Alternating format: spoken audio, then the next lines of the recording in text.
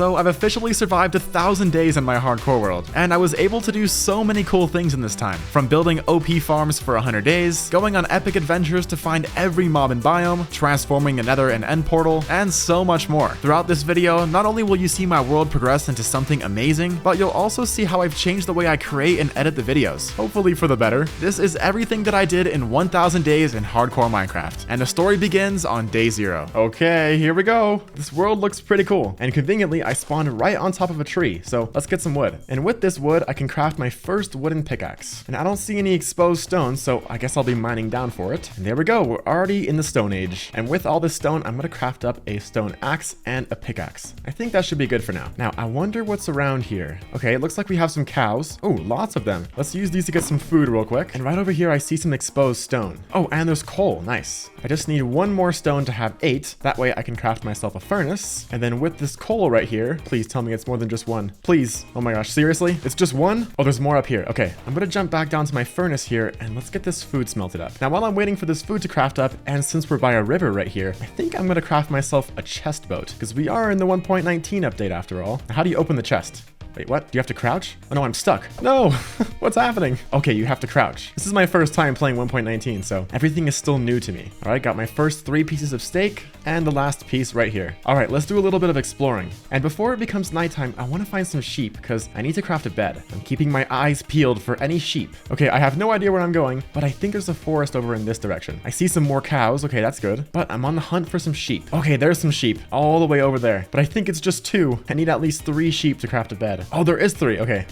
And 3. Okay, let's not wait any longer, and I can craft myself a bed. Hardcore Minecraft just got way easier because now we don't have to deal with the nights. Oh, I see a village over here. All right, we have some chickens right here. I could use these for food, but chickens have to be respected in this world, so there's not going to be any killing of chickens at all. Wait a second, let me explain something real quick. In a video I posted before episode 1, I did a 100 days in 1 chunk challenge, and there was 1 chicken in the chunk when I spawned in. I tried my best to keep it safe and was waiting for it to lay eggs so I could get even more chickens. But tragically, an Azelart spawned in and went straight to kill my only chicken. So I spent the rest of the 100 days, along with doing a lot of other things, trying to get another chicken. And finally, by the end of it, I managed to get one, and I named it E. So in memory of this chicken, I decided not to kill any chickens in this world. Plus, I killed way too many chickens in the last hardcore series. I'm gonna try to go this entire series without killing a single chicken. Okay, so here's the village. I'm definitely gonna grab these hay bales, because that's gonna be a great source of food. And right now, since I don't have any emeralds, what I'm looking for is a blacksmith or a toolsmith villager, because normally in their houses they have chests with pretty good loot. Okay, it doesn't look like we have any toolsmiths or weaponsmiths, but what I do want from this village is some iron from this guy. I went away, and once again I feel like I'm speedrunning. And done. How much iron did you drop me? 4 pieces of iron. It's not too bad. I don't know what I'm gonna do with that just yet, so I'm gonna hold on to it for now, but I think that's kind of all there is in this village. Since we are in 1.19, I think I want to find myself a mangrove swamp, because I want to get some of the new blocks and use those to make a house. And since we're in a savanna right here, there's probably not going to be any mangrove swamps nearby. They're probably going to be closer to the jungle, so I'm going to head back in that direction. I'm looking for 2 things right now. 1, a mangrove swamp, and 2, a place to build a house. Hopefully we can find both at the same time. Oh, I just passed over this, and there's usually chests down here. Oh god, a trident guy. Oh god. Okay, I need to leave. These are too strong. As much as I would want to try for a trident right now, I don't want to die. All right, let's see. Buried treasure. Let's do a quick side quest. Should I try to kill the drowned? Okay, hold on. I have an idea. Using that iron I got from that iron golem, I'm going to make a shield, and I'm also going to make an iron sword. That might be a waste of my iron, but it's going to be my best chance to fight this drowned. All right, let's jump down. Okay, blocking. I'm trying to be extra careful. These tridents do an insane amount of damage. Okay, I killed it, but no trident. It was worth a try. All right, back to the side quest to finding the buried treasure. Oh, look at that. Another side quest. A ruined portal. I'm getting too distracted. Ooh, a golden apple. And the chest plate. I'll definitely use that. Okay, the dot's not getting any bigger. We are going in the right direction. The map is finally filling in. This buried treasure better be worth it, because I had to go so far to find this thing. All right, I'm going to use my speedrunning tricks, and using the chunk border, it should be right here. Okay, here it is. Ooh, a diamond. Wait, I'm going to drown. Okay, hold on. I need to empty out my inventory. I guess I'll just store some things in my chest boat real quick. Oh, and loads of iron. Ah, there was an iron sword, so I crafted that one for nothing. That's actually not too bad for a buried treasure. Okay, with the side quest out of the way, I need to find myself a mangrove swamp now, since I think it's about time that I build myself a house. Is that an exposed lush cave? Yeah, look at that. That's so cool. Wow, it like comes all the way up to the surface right here. I'm totally running out of space in my inventory. I need to make a house as soon as possible. Wait, is that one right there? No. Wait, is it? Check it out. That wasn't too bad to find. Maybe we did have to go quite a ways. Wait, I wonder if I can find some frogs. Oh yeah, look at this. This is really cool. I didn't know they could spawn in savanna biomes like this. I thought they would totally be closer to the jungle. A frog. I found it. It's so funny looking. Okay, I think you need slime balls to tame these, and I don't have that right now, so we'll have to come back for these guys. But we are in a mangrove swamp, and that means I can gather up all the blocks I need for my house. But since my inventory is all full, I think I'm gonna have to find a place to build my house first, empty all my stuff out, and then come back here. But at least we know where it is now. Now, since the jungle is my favorite biome, I think I'm gonna be building my house there. You know what? I think right here would be a cool place to build a house. All right, let's place down a chest, empty out all of my stuff, and now I have to find the mangrove swamp again. I wasn't really keeping track of where I was going, so this might be a challenge. Wait a minute. This mountain looks really cool. I'm gonna check it out real quick. I think I might want to build my house here instead. Whoa, look at this. There's lots of iron down there. Wait, there's actually so much iron. Time for another side quest. And this is great because I forgot to bring all of my iron with me, so I can use this to craft an axe. And if I have any extra, I can also use it to craft some armor too. This is actually amazing. I cannot believe how much iron there is. I've already gotten 28 pieces. I'm totally gonna have enough for full iron armor and a full set of iron tools. There's a dark cave over here. Whoa, there's already deep slate? I'm really that low? That's crazy. And I gotta gather up some stone to make a few furnaces. Here we go. Enough for 2. And there we go. It's all smelting. And while that's all smelting, I'm gonna go find all the other areas that have iron. Look at that. Already 22 iron. Let's craft some armor. And there we go. We're a lot safer now. All right, we have just one more side quest before I go find the mangrove swamp. And that's to check out that big mountain up there. It seems pretty cool, and I might actually want to relocate my house. Now, if this is a better view than where my house is currently, I'm gonna build it up here instead. Wait, there's more mountains over here too. Oh my gosh, this seed is just too good. I'm so indecisive of where to build my house. I want to build it in a cool place, but there's just too many cool places in this world. Oh, there's even more mountains over there. This is actually really cool right here. I think I might want to make my house down in this meadow, because then I'll have 2 giant mountains on either side. I think I found my new home. I'm gonna mark these coordinates, and I'm gonna come back to it. All right, with that exploration out of the way, I'm gonna head over to the mangrove swamp now and get the materials I need to build my house. Okay, I lied. I'm checking out one more mountain. I just had to. It looked really cool. Okay, there's nothing really that cool. Whoa, just kidding. Look at this. There's a floating piece of gravel. Wait, what? That's so sick. I'm gonna mark these coordinates, and I think later I should build something around this. Now I'm actually going to the mangrove swamp. I finally found it. That took a long time, but the detour was totally worth it because I found an even better spot to build my house. And I also got all this iron stuff too. And now that I'm here, I'm gonna gather up all these propagules. That way I can grow some more mangrove trees at home. 7 should be good for now. And I'm gonna get to work collecting up a bunch of this mangrove wood. Oh, but I think it's gonna be kind of a pain to gather up. Kind of just generates randomly, kind of like the azalea trees. And I'm also gonna gather up a bunch of mud. Okay, this stuff makes a really weird sound. I don't know if I like it. All right, I've gone through an entire iron shovel, and I managed to get myself just about 4 stacks of mud. And for my house, I'm also gonna need to get some of these leaves. All right, now I think this is actually all I need. So it's time to head home. Now my first stop is gonna be back to the meadow where I'm gonna build my house. I'll drop all my stuff off there, and then I'll go back to where I was gonna build my house before, grab all my stuff, and bring it back. Oh, I forgot, there's one more thing I need to get for my house, and that's some jungle wood.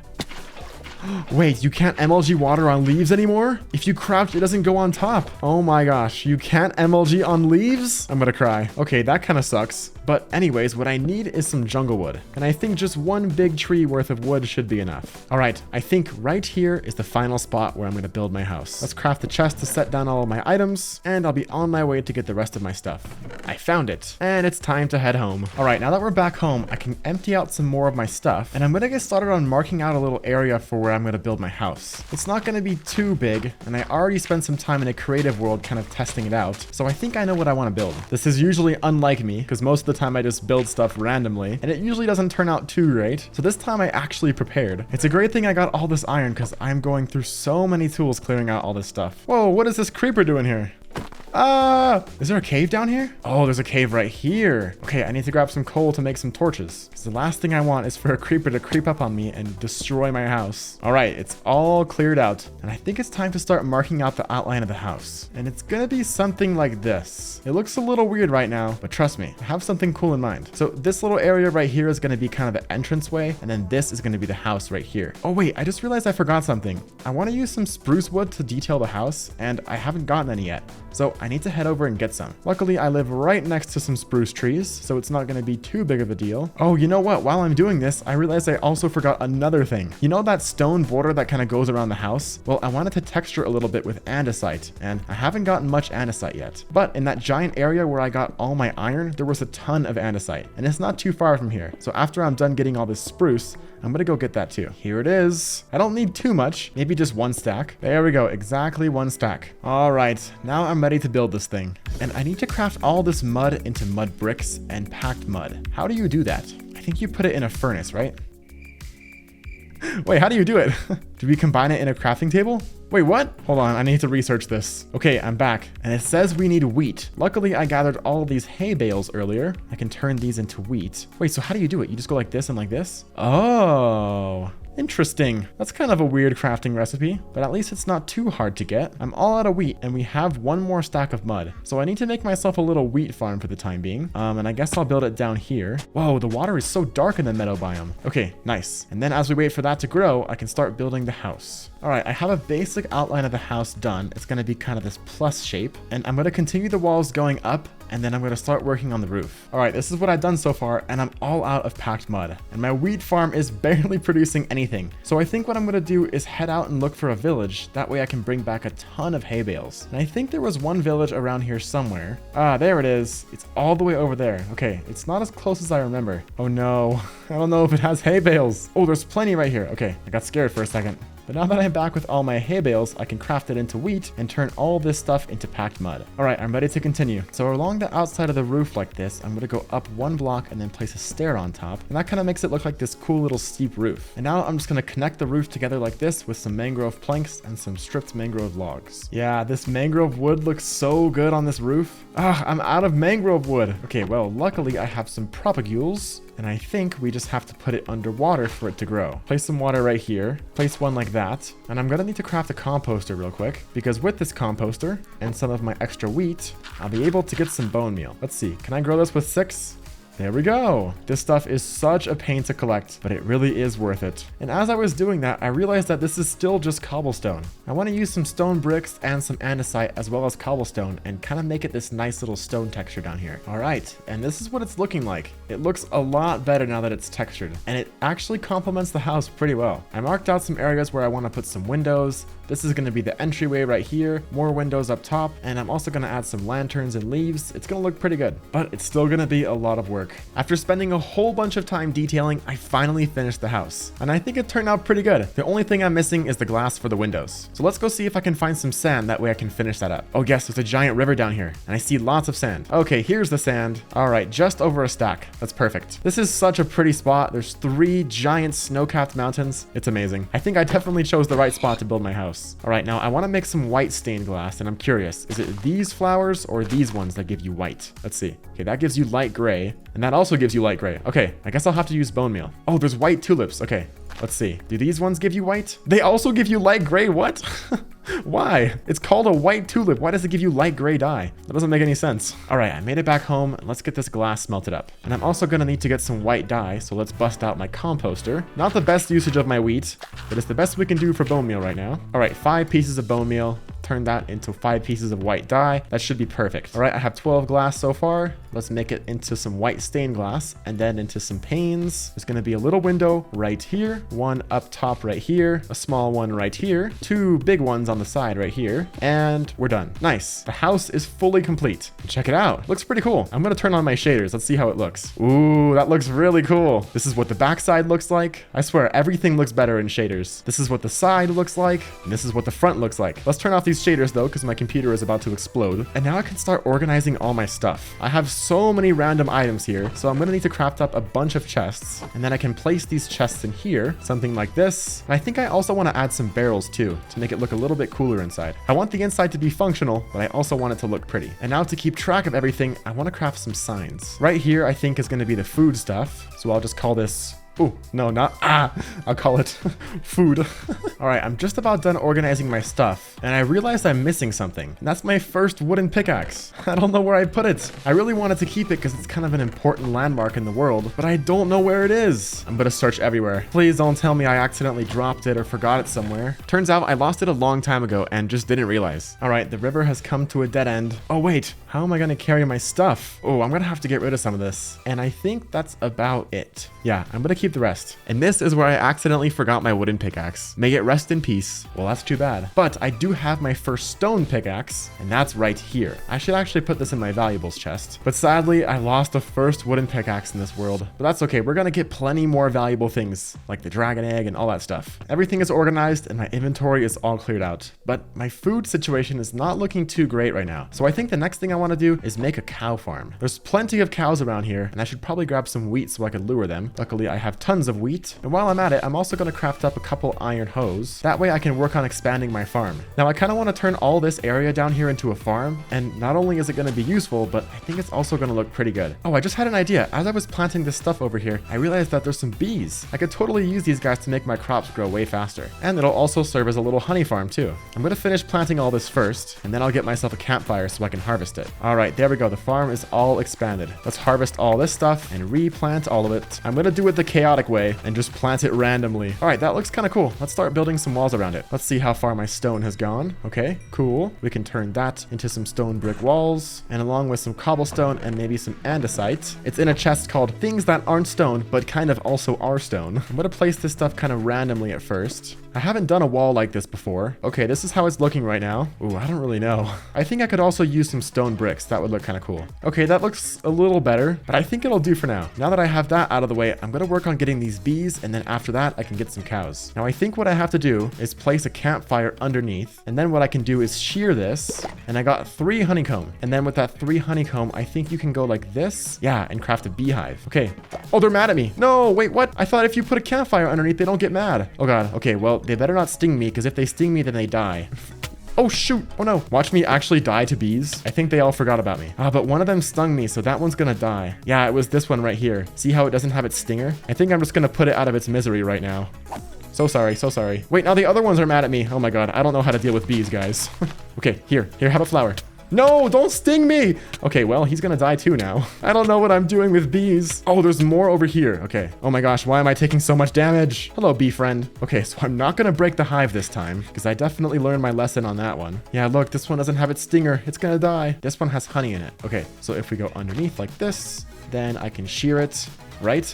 They're not gonna kill me? Oh, there's 2 of them. Okay, perfect. Come here, friends. I'm gonna bring them over here, and then I'll also have my beehive in my hand too. And I guess this area out here will be my little bee sanctuary. I'm gonna place a campfire down like this, and then a beehive on top. And then let's also breed these guys. Yay! Oh, it's so cute. I just have to make sure not to make them mad again. All right, I think there's one lone bee all the way over here that doesn't have a home. So I'm gonna bring him over to where I am. Oh, it has pollen on its face? That's so cute. I feel so bad I murdered all those bees on accident. But at least we didn't kill any chickens. Chickens are the real sacred animal in this world.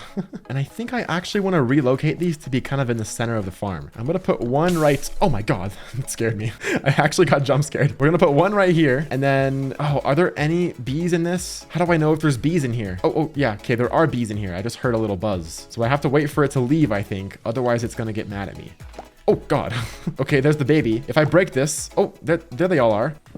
Why are they getting mad at me? Why? I don't know how to work with bees, guys. Oh no. Maybe if I just run really far away, they'll forget about me. Oh, looks like 2 of them already forgot. Okay, they all forgot. Yay. It's one big happy family now. Okay, it looks like the bees are happy. And once I get these last 2 bees, I'm gonna work on getting some cows. Guys, how do you deal with bees? I literally have no idea. Like, can you just not break the hives ever? How does it work? All right, it's time to get some cows. But before I do that though, I wanna mark out a little area for a cow farm. I think right off to the side right here is gonna be a good place. There we go. That's kind of a nice shape. Okay, let's go find some cows. Okay, where are the cows? I don't want to have to go too far to get some. Oh, there's some emeralds. Ooh, look at the house from up here. It's so pretty. Here's a cow. Okay, it's just one for now. Come here, friend. And now I have to find at least one more. Here we go. And we just have to make it all the way back to my house. All right, I just made it home, and it looks like my bees are still here. They haven't just mysteriously disappeared yet. Come on, guys. Please, one at a time. All right, come on, friends. All right, we have 2 cows, and now we're about to have 3.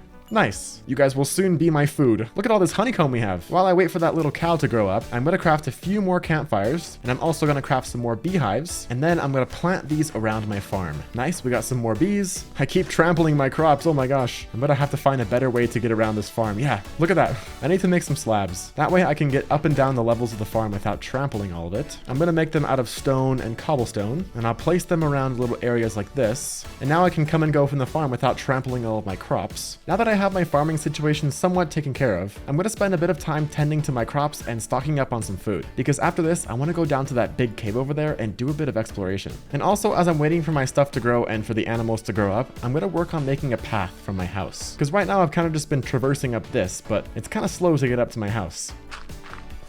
Alright, here's the path. Definitely much easier to get up here now. And eventually, once we have more stuff in this valley, this path is going to connect to everything. And this area is really coming together. I'm really liking how it's turning out. And then on all the exposed bits of water, I'm going to add some trapdoors and some spruce slabs. And since we're about to go down into the caves and I've kind of just been waiting around for all this stuff to grow, I'm going to go up to the mountain right here and see if I can mine some coal. Because I'm completely out of coal and we're going to need some to make some torches. Usually you can find lots of coal up here in the mountains. Yep, here's some. I got to be careful that these goats don't ram me.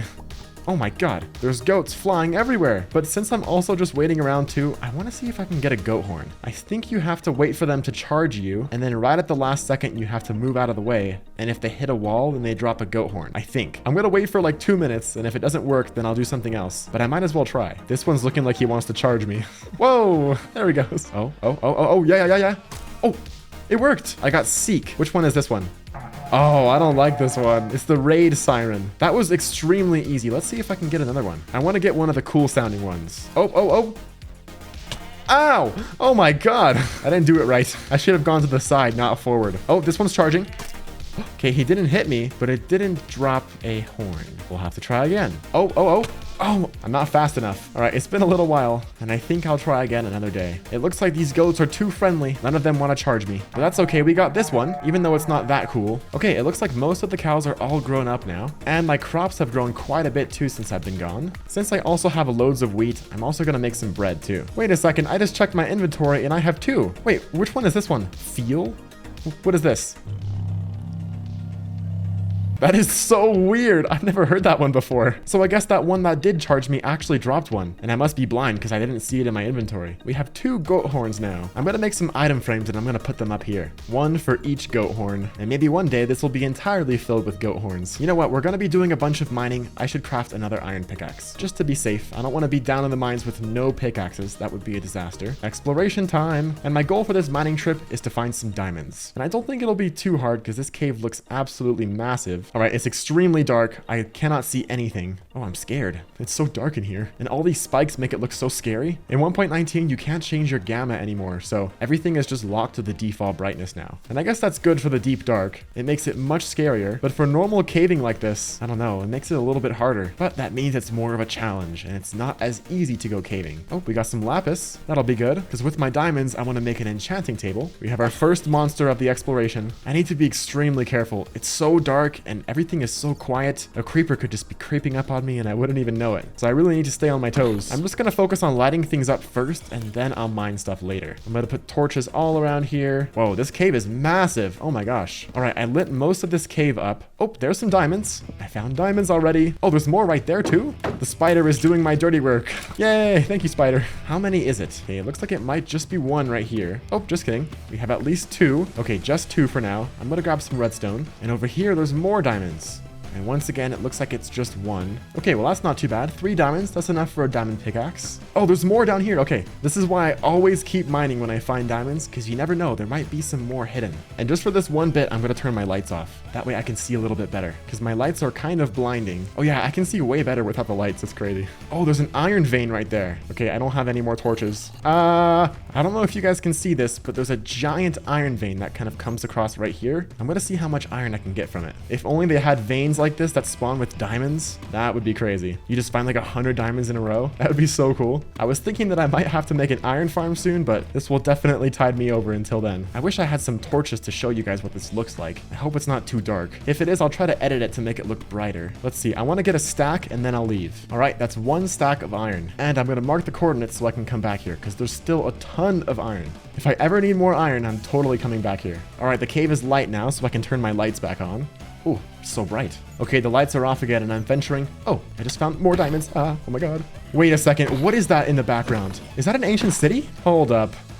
It is. That was extremely easy to find one. I'm not even that far from home. That's crazy. All right, let's gather out the rest of these diamonds real quick, and then I'm gonna go check it out. I'm definitely not ready to encounter the warden right now, so I'm gonna have to be extremely quiet. Oh my gosh, here it is. Whoa, okay, this is really big. We are officially in the deep dark. All right, I gotta be extremely careful. Sneak 100, we got the advancement. Okay, since this is wool, I think I can just normally sprint on this. Let's see, there might be some easy chests. I wanna see if I can find just maybe 1 or 2 chests. I really need swift sneak right now. Oh, there's a chest. It's next to a shrieker though.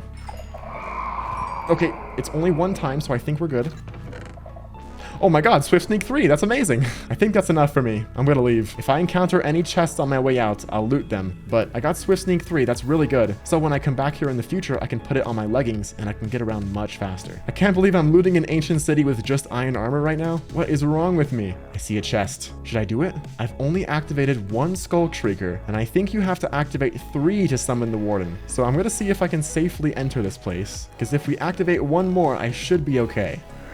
Oh god, okay, well, there's 2. That's 2 Skull Shriekers. I am out of here. I'm not gonna risk it. It's too dangerous. I only have iron armor right now. Okay, I'm definitely gonna mark down these coordinates so I can come back here in the future. All right, there we go. Coordinates marked. I've been writing down quite a bit of coordinates, so I think I'm gonna have to find a way to keep track of all them. And I think that was a pretty successful mining trip. I got 8 diamonds, loads of lapis, and a Swift Sneak 3 book. Now I just have to find my way out of here. Okay, I'm definitely lost. This cave is just so big. I can't believe it. No wonder I was able to find an ancient city so easily. I've probably traveled hundreds of blocks underground. Wait, is this another one? Oh my, are you serious? Wait, oh no. Please, skeleton, don't activate the shrieker, please. Oh my god, I can't see anything, it's so dark. Oh my god. Shrieker again? Oh my god. Okay, the warden's spawning. I'm just gonna run away, I think. Oh my god. This is so bad. There's a creeper right here. Oh, this is a disaster. There's creepers everywhere. Oh my god. I'm gonna dig into the wall. Guys, what am I doing? I kind of want to mark the coordinates of that ancient city though. So I'm gonna carefully make my way back. I still hear the warden. Oh god. Okay, it's close. My heart is actually racing, guys. Oh, this is terrible. I'm gonna turn my lights off. I really need to see what's happening. If I crouch, everything should be okay though. Okay, it smells me. I'm gonna write down the coordinates and I'm gonna leave. Okay, I'm out of here. It's definitely below me right now. Oh, there it is. Okay, I gotta go. No, please no, please no, please no. I don't want to die. I have to be extremely quiet. All right, I think I'm safe from the warden, finally. I need to get out of here. I'm actually traumatized. I still hear it. What? Why? I've mined so far. Why? What's happening? Okay, cool. And I'm all the way over here. There's my house. That was quite a big cave. And the lights can finally come back on. All right. I made it home. That was way too intense for what was supposed to be a casual mining trip. But hey, at least we got some good stuff. The first diamond thing that I'm gonna craft is a diamond pickaxe. And then I need to find a lava pool to make some obsidian. Here's the lava. Let's get 14 pieces. 4 for an enchanting table and 10 for a portal. All right, just 1 more piece of obsidian. And there we go, 14 pieces. Oh, to make an enchanting table, I also need a book. And I haven't set up a sugarcane farm yet. But luckily I did grab some sugarcane earlier. And I think I'll plant it right here in front of the wall. That'll look kind of cool. All right, let's see. There we go. I can grow my sugarcane. We're also going to be needing some leather to craft these books, so let's breed up the cows, and I'll wait for this to grow. All right, it's been a little while. This stuff is still not growing. Maybe I need to go on a little expedition to find some. There is a giant river over here, so I'd imagine I could find quite a bit of sugarcane next to it. Whoa, look at this over here. This is so pretty. It's just all this water drains into this river. This is so cool right here. Maybe I should have built my house here instead. I'll grab this last piece right here, and then I'll head home. Okay, I'm back. Paper, and in this chest, there's some leather. Then I can go like this and make 2 books. Now with my obsidian, my diamonds, and my book, I can craft an enchanting table. And for now, I think I'm just gonna put it right here. I'm gonna build something around this later, but for now this will do. Now I definitely have to expand my sugarcane farm, because if that enchanting table is to be of any use, it needs bookshelves. But since I have an extra book, I actually have an idea. If you remember, I was trying to keep track of all those coordinates down in the caves, and using a book and quill is gonna be a great way to do that. But to craft a book and quill, I need feathers. And I said I was was never gonna kill a chicken in this world, so we're gonna have to get creative with how we get feathers. Wait, is there any other way to get feathers besides killing chickens? Okay, I just did some research, and it looks like there are other places to get feathers. We can get it from a shipwreck chest, or we can kill parrots. The second one sounds a bit cruel, so I think I'm gonna search for shipwrecks instead. It looks like this might connect to an ocean right here, so I'm gonna craft a quick boat. And then while I'm here, I can also get some ink sacs, since you need those to craft a book and quill. Let's craft a boat. You know what? Let's make it a chest boat, just for fun. All right, first step is to kill a squid.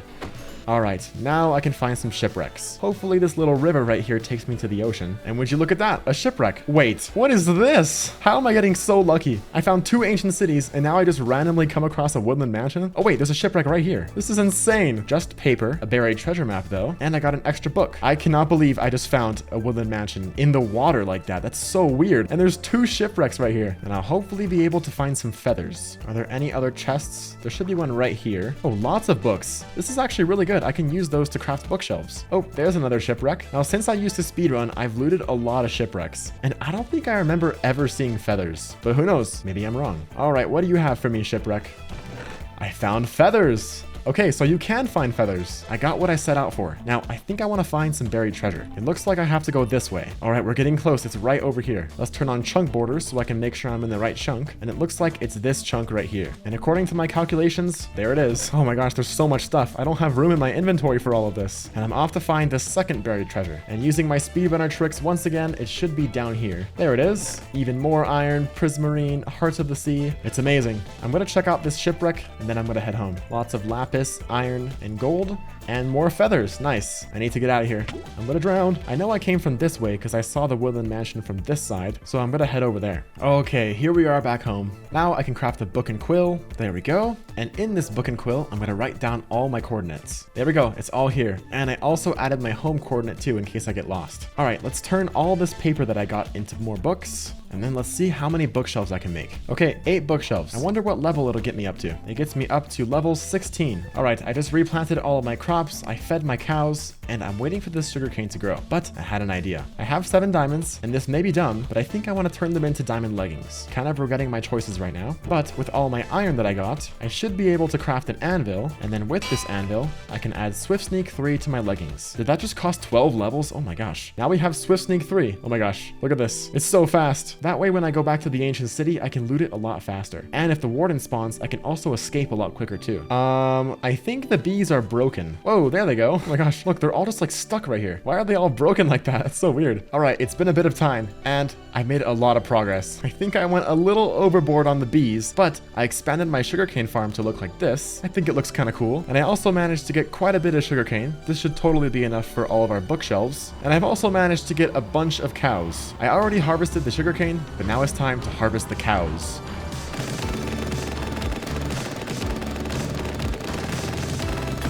Wow, that was intense. I managed to break my sword doing that, and we still have so many cows. I got over a stack of raw beef though. That's great, because I'm down to just 8 pieces of bread. All right, let's turn all these materials into bookshelves. That's enough for 27 more books. That was only enough for 9 bookshelves. I thought I did the calculations. Wait, maybe 9 bookshelves is enough. It is. Okay, we have level 30 enchantments. I only have 22 levels, so I'm gonna try to get some more levels by breeding all of these cows, and I'll be back once I have 30. Give me XP. Oh, I just heard a wandering trader. Oh, here he is. He's selling nothing really useful. I think it's looking like 2 free leads right now. Thank you for the leads. I've come to realize that cows are a terrible source of XP. I've been doing this for so long, and I only got 3 levels. I might have to find a better way. I think my bees are broken. They just stay right next to the hive, and they get all stacked up like this, and I have to push them out of the way for them to do anything. Do you guys know why that's happening? I have no idea how bees work, so if you know, please tell me. All right, I haven't had much luck with the cows,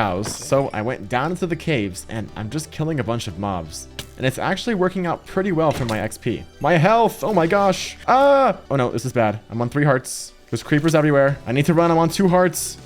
Oh my god, that was not smart at all. Okay, I'm pretty close to level 30. I think my cows will be able to get me there. I'm gonna get out of here. Okay, here we go. There we go. Level 30. All right, it's kind of scary in here. I hope I don't die. Can I get out, please? Let's test our luck and see what I can get on my diamond pickaxe. Please be fortune 3. Unbreaking 3. Oh, fortune 2. Okay, should I test my luck with unbreaking 3 or should I go with a guaranteed fortune 2? I'm gonna do the level 30.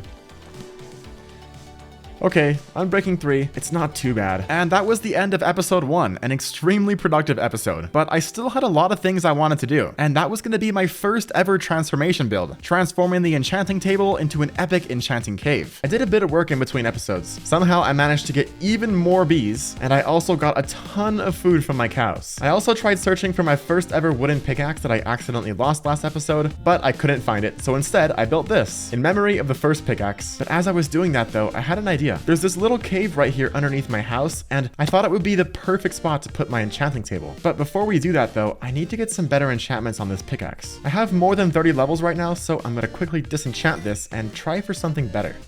Oh my gosh, I keep getting unlucky. Let's try again. Ooh, that's pretty good. Unbreaking 3, Efficiency 4, and Silk Touch. Now I can finally start working on this cave. I was thinking that right here would be kind of the entranceway, and then as we go further into the cave, it would branch off into something else. And this right here is going to be a good spot for the cave to branch off. I'm so glad I got Efficiency 4 on my pickaxe, because this is going to make things go way faster. Oh, and I have Silk Touch, so I can actually get stone now. Wow, I cannot believe how fast Efficiency 4 is. It's crazy. This cave's going to be done in no time.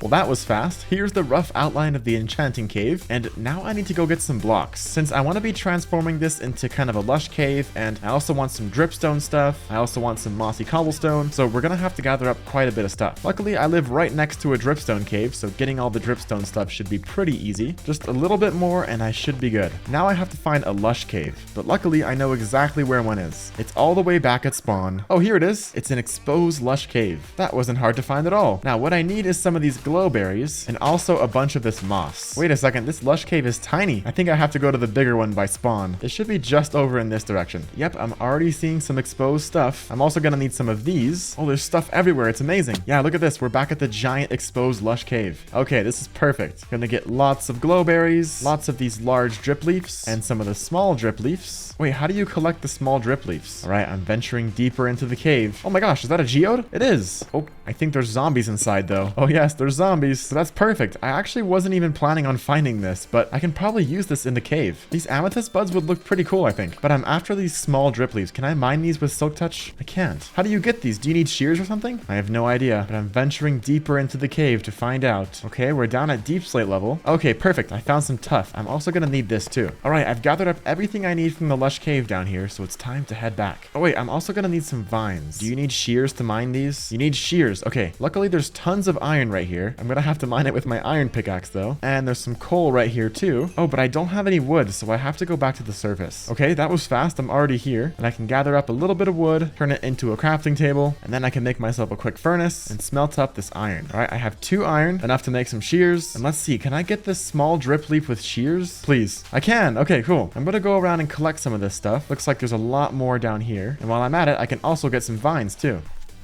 Oh God, a creeper. Oh my gosh, that was close. I need to pay more attention. I hate being down here in the caves with just iron armor. It's so scary. And plus everything down here in the caves is already green, so the creepers really blend in. I thought the lush caves were supposed to be peaceful. Why is it so scary down here? Okay, I can't really find much more, so I think 8 small drip leaf is gonna have to do. Oh, another creeper, and there's more creepers. Oh my God.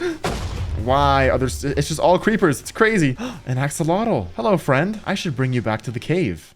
Boop. The cutest predator. That's a cool advancement. And I'm gonna make my way home real quick and drop off all my stuff. Wait a second. I think I just saw some more small drip leaf. Looks like it's being guarded by a ton of mobs though. Let's see. I might be able to just grab it and run away. Okay, run away, run away, run away.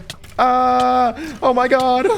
I did it. I got the small drip leaf. All right, I'm back home. Time to drop off all of my stuff. After all that, I only got 10 small drip leaf. That's crazy. But I did get a bunch of cool amethyst stuff though. Now the next thing I'm gonna need is a bunch of andesite, because I'm gonna use it for texturing. Luckily, I live pretty close to that giant open cave, and there should be a ton of andesite there, coupled with my efficiency 4 pickaxe, and it should be really easy to gather up. I just tried to MLG water on leaves with my axolotl, and this happened. It just went inside of the leaves. It's so weird. Luckily, it didn't die though. All right, I'm down here in the giant cave, and I already see a ton of andesite. Nice. Gathering this stuff up is going to be a breeze. And there we go, 4.5 stacks of andesite. It really was that easy. And I think that should be the last ingredient that I need. All right, now that I'm back, I'm going to grab my stone cutter real quick, as well as all of my stone and my deep slate. And the first thing that I'm going to do is start texturing the walls of the cave. I'm going to start at the top with stone bricks, then I'm going to move into stone and andesite, then I'm going to transition into some tough and deep slate. That way we can make it go from a light to dark gradient. I think it'll look kind of cool. All right, here's the progress so far. I'm starting to blend some of the darker blocks up into some lighter colors, but I realized I want to use some mossy cobblestone. I got all of these vines right here, but it's not going to be enough. So real quick, I'm going to have to make a vine farm. It's not going to be anything too fancy, and I think I'm just going to tower up here with some dirt and then go across like this. Then I'll just drape the vines going down like this, and there's our quick and easy vine farm. Should I MLG Axolotl? Back to work texturing this. All right, here's the progress, and I think it's turning out really good. Now, I'm not sure if I'm gonna do this yet, but I might eventually add some water down here because I feel like that would make it look a little bit cooler. But now I just have the roof left to detail, and then after that, we can add some dripstone and some lush cave stuff. I think this build's gonna turn out really cool. But let's go check on that makeshift vine farm. Oh, it looks like it's producing a little bit, and instead of using them right away, I think I'm just gonna go ahead and replant them. That way the farm can hopefully start to go a lot faster. But it's back to detailing, and here it is with all the stone texturing done. But it does look quite empty right now. It definitely needs some dripstone and it needs some moss, so that's the next step. Luckily, I have all this stuff right here with me, and also it looks pretty blocky too, so I'm definitely gonna need to make some slabs. A bunch of andesite slabs, a bunch of stone slabs, some stone brick slabs. Can you make dripstone block slabs? No. And some cobbled deep slate slabs. So that way when I'm working on the moss and the dripstone stuff, I can also kind of place these around too. And also as I'm working on this, I can go ahead and gather up all the vines that my vine farm has been making. Let's see, can I vine clutch? But let's get back to work texturing. I cleared out all the areas that I want to put the moss, and it's going to go all around here. On second thought, I'm actually not going to have enough moss. So I'm going to head down into the caves here, and I'm going to place my moss like this, and I'm going to bone meal it so I can... Oh my god, that actually...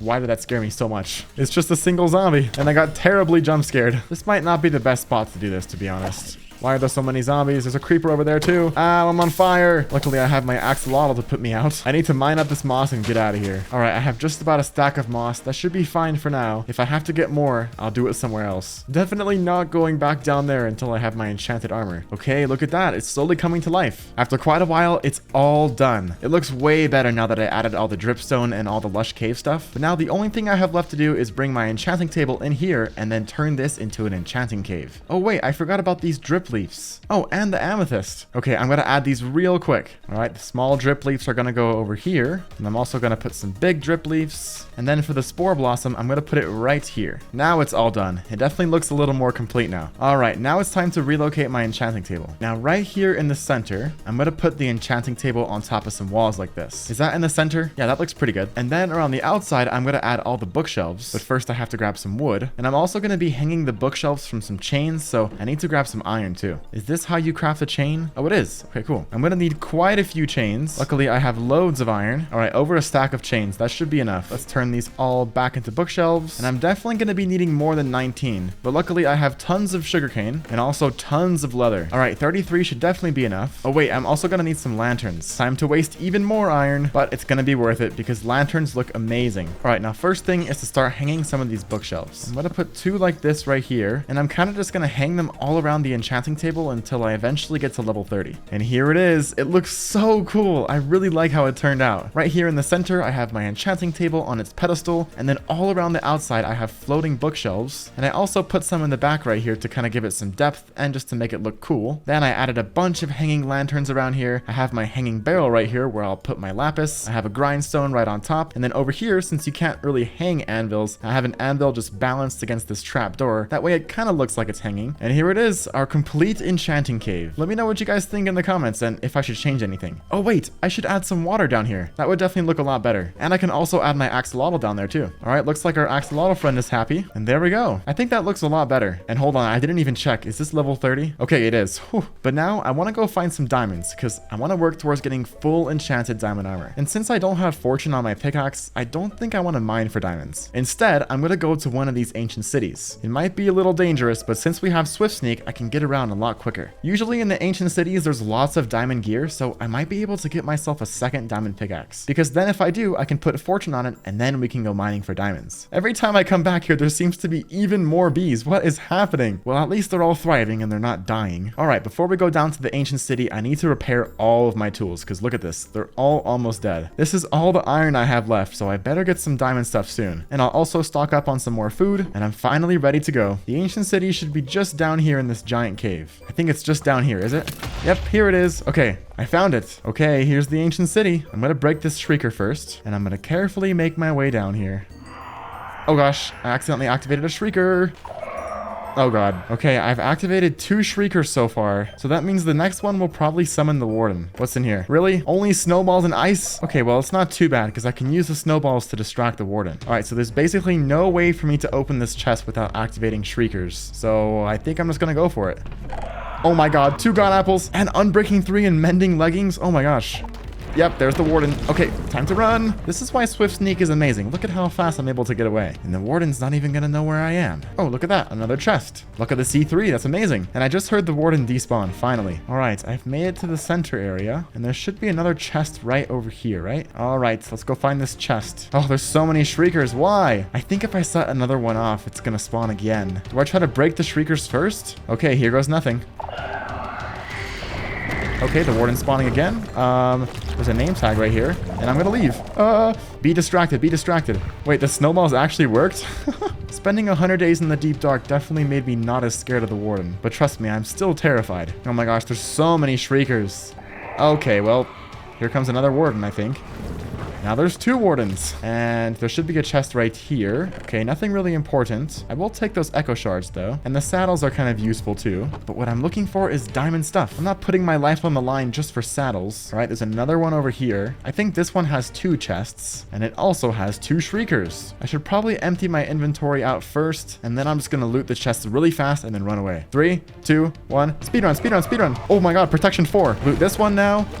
Curse of binding. I'll take the fortune 3, and now I run away. Be distracted, be distracted. Oh no, oh no, oh no, it's chasing me. No, no, no, no, no, no, no, no, no. This is so bad. I messed up really bad, guys. The warden's actually chasing me, and there's more shriekers going off. What am I doing? All right, I'm mining into here as fast as I can. I'm actually gonna place water, and I'm gonna mine a 1x1 to go even faster, because these things can shoot you from super far away. Okay, I think I'm safe. That was, whoa, no way. Another ancient city? Wait, what? How? This is terrible. Okay, well, I guess I'll go check this one out, because the other one is littered with wardens. I'm totally gonna die doing this. What am I thinking? I just really want some diamond stuff. This is really dumb, but I'm also having a lot of fun.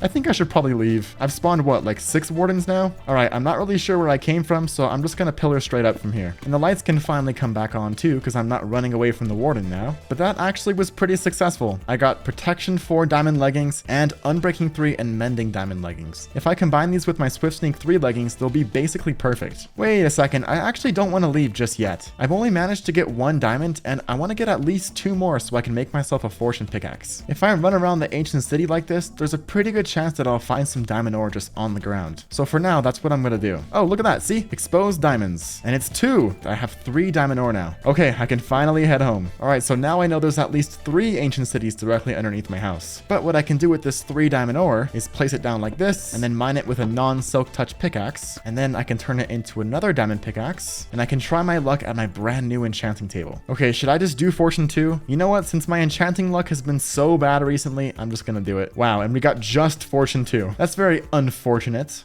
I'm so sorry for the pun. But I guess with my Fortune 2 pickaxe now, I can go down and get some more diamonds. And once I have 3 more diamonds, I'm going to try to come back to the surface and try to get another Fortune 2 pickaxe. And then I can combine them together and get Fortune 3. I don't know if I even want to go back to that ancient city. That was kind of scary. But then again, I also didn't really check on the floor of this one. So there might be some exposed diamonds. I'm going to try to be extremely careful this time and not spawn a single warden. Wait a second, are these diamonds? They are, look at that.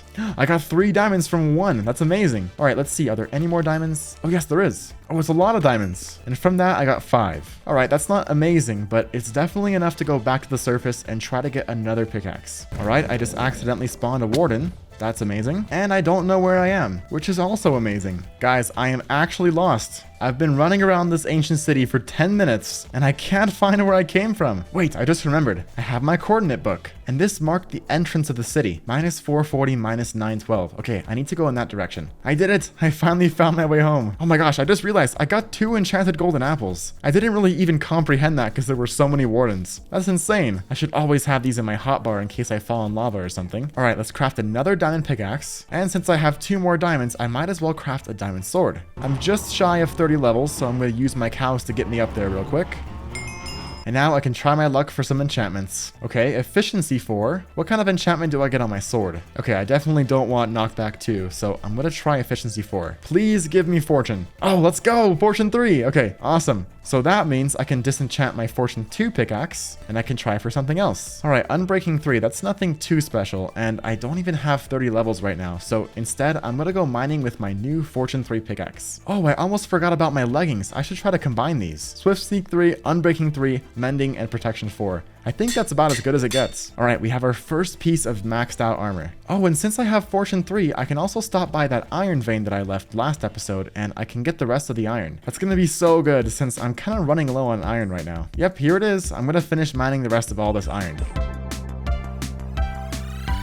Okay, there's still a bunch more iron, but honestly, I got over a stack and my inventory is already full. So I think I'm gonna have to come back for the rest of it, which is actually insane. But it's time to start mining for the stuff that I came down here for in the first place, and that's diamonds. So I'm gonna find a deep cave and I'm gonna start mining down from there. I want diamonds, not ancient cities. Okay, here's another ancient city. There's 4 ancient cities under my base. How? That's crazy. Oh, I already found some. All right, here's the bedrock. I'm gonna go 1 block higher and then I'm gonna start mining from there. I found some, finally. Wait a second, I'm in the deep dark right now. And, oh, yep, okay, well, okay, there's a warden spawning. I think I should definitely leave. This is terrible. I'm probably underneath an ancient city or something. I should definitely find a safer place to mine. This is way too scary. I don't know what it is, but there's just way too many ancient cities over here. I guess I'll go in this direction. All right, I've had a pretty successful mining trip, but I've accidentally spawned another warden. I think the warden's over here somewhere. Here it is. And I want to try to lure a mob towards it so it can kill it. I want to see if it works. I just have to try my best to not alert the warden to me. Okay, this is bad. This is so bad. There's so many zombies. All right, is it gonna attack? This is so dangerous. Okay, okay, okay. It noticed something. Hopefully not me. I want to see it attack. Oh god, nope. Okay, I'm gonna leave. That experiment is too dangerous. Oh, there's diamonds down there. I think I'm gonna place some water down and go check it out. I still hear the warden though. Hopefully it can't get to me down here. Yep, only 1 diamond. Okay, let's leave. Oh my god, more diamonds. Oh! That was so dangerous. I'm having a very chaotic mining trip right now, so I think I need to leave. I finally made it back to the surface. Oh my gosh. And I managed to get 16 deep slate diamond ore and 2 diamonds. I'm not sure if that's going to be enough for a full set of armor, but since we don't have to craft any leggings, I think it should be. And I really hope it is, because I do not want to have to go back down in those caves. All right, let's see how many diamonds I can get from 16 diamond ore. I hope it's good. Okay, 28. That's not too bad. That's definitely enough for a full set of diamond armor. And there we go. I'm all kitted out. Full diamond armor. But now I have to enchant this stuff. I only have 13 levels right now, and unfortunately, I know a good place to get XP. And the reason why I say unfortunately is because it's an ancient city. You see all the skulk blocks in the ancient city? You can mine those and it gives you XP. So I'm gonna go back down to the ancient city one more time and see if getting XP from skulk blocks is worth it. Before I do that though, look at this. I have a ton of coal ore. If I mine all this stuff up, I should be able to get a bunch of XP. So I'm gonna make a big tower going all the way up, and I'm gonna mine all of it. I wonder how much XP this will give me. I only got up to level 17. That was not as much as I was expecting, to be honest. But I did get a ton of coal. I still have a bunch of iron ore to mine up. This stuff doesn't give you XP when you mine it, but it does when you smelt it. Just over 3 stacks of iron. That's pretty good. Let's get this all smelting. And you know what? I should probably craft a blast furnace. All right, and I think you craft it like this. Blast furnace acquired. Oh yeah, look at it go. It's crazy fast. And while that's all smelting, I can go ahead and mine up the rest of my ore. Now let's mine up all the lapis. And finally, I'll mine up all my gold. While I'm waiting for that to all smelt up, I'm gonna go ahead and craft the rest of my diamond tools. I have 11 diamonds. That's enough for a diamond axe and a diamond shovel. I already have a diamond hoe from the ancient city, and that's the diamond hoe I'm gonna have to use to get some XP down in the ancient city. I hope it doesn't turn into a disaster down there. All right, everything is all smelted, and I managed to get over 4 stacks of iron. That's insane, but it still wasn't enough to get me to level 30. So I'm gonna have to head back down to the mines and into the deep dark so I can get some more XP. All right, deep dark, here I come. This time I have full diamond armor. All right, here it is. And this is what I'm talking about. If you mine this stuff, it gives you actually quite a bit of XP. I just have to be careful to not activate any shriekers. All right, I'm already at level 25. I'm basically almost there. All right, almost to level 30.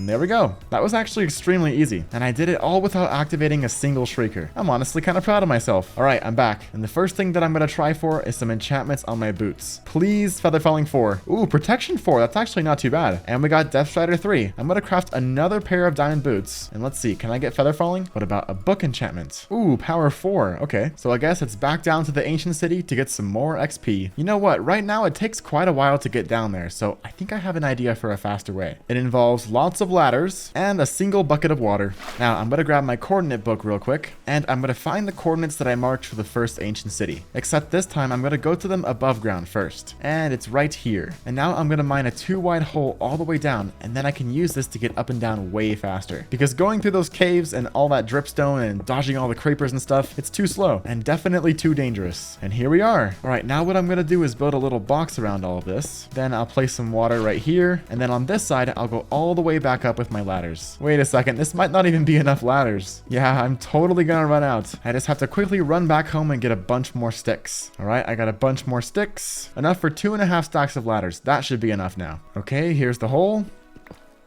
Oh gosh, okay, this better work. Oh my god, okay. I wasn't really ready to test it out right now, but I guess it works. All right, I'm almost to the top, and there we go. Oh my god, that scares me every time. All right, let's get some more XP. And this can also be a convenient escape route in case I accidentally summon the warden again. All right, I'm almost there. There we go. I'm actually going to get a little bit more than 30. That way I can do at least 2 enchantments. Oh, my diamond hoe's looking pretty low. That's not good. I might have to loot the ancient city again to find another one. All right, I'm back again. And let's get that power 4 enchantment. This will be useful for a bow in the future. And let's try for some feather falling now. Oh my gosh, it's amazing. No other enchantments, but I'll take it. Feather falling 4, finally. All right, it looks like it costs 10 to combine them, and I'm gonna do it. Now, what can I get on my other pieces? Looting 2. That's actually not bad. Let's go back down to the ancient city and get some more XP. And since my hoe is so low, I'm gonna have to loot the ancient city just a bit more. Oh my gosh, efficiency 4. Nice. All right, I'm gonna check around for some shriekers, and then I'm gonna mine for some skulk. Okay, there's 3 shriekers right here and a chest. I think I'm just gonna do it. Ah, the warning spawning. Wait, okay, I can't open the chest because it spawned right in front of the chest. Okay, I'm running away. It spawned right in front of the chest. What the heck? I was trying to open it, but the warden was just like, okay, I just heard it despawn. Let's go check out the chest. Hopefully it's not empty. Oh my god, it is. Seriously? I did all that work for just an empty chest? Okay, level 30. I'm gonna go for 3 more levels and then I'm gonna head home. Oh, hello. What are you selling, sir? Ooh, cactuses. Do I need that? I don't think I do, but I know what I do need, and that's 2 free leads. All right, let's see what I can get on my stuff. Looting 2 on my sword. Oh my gosh, and I got smite 3. Okay, well, definitely disenchanting that. Let's try again. Sharpness 3 this time, and I got respiration 3 on my helmet. That might actually be good. Respiration 3, please be other stuff, and protection 3. Okay, that's not too bad. Looks like I need to do 1 more trip down to the ancient city, and I should have full enchanted diamond armor. I'm gonna try my luck with unbreaking 3 on my chest plate. Fire protection, come on. Let's try unbreaking 3 on my axe. Okay, that's actually not bad. Okay, unbreaking 3, I'm just gonna try it. Why? I don't want blast protection. I want regular protection. I had high hopes, but I was disappointed. I'm gonna go down to the ancient city 1 more time. All right, I see 2 more chests over here. Oh my gosh, there are so many shriekers. Look at this. I'm just gonna have to loot the chests and then run away. I really need another hoe because mine accidentally broke. So first, I'm gonna empty out my inventory.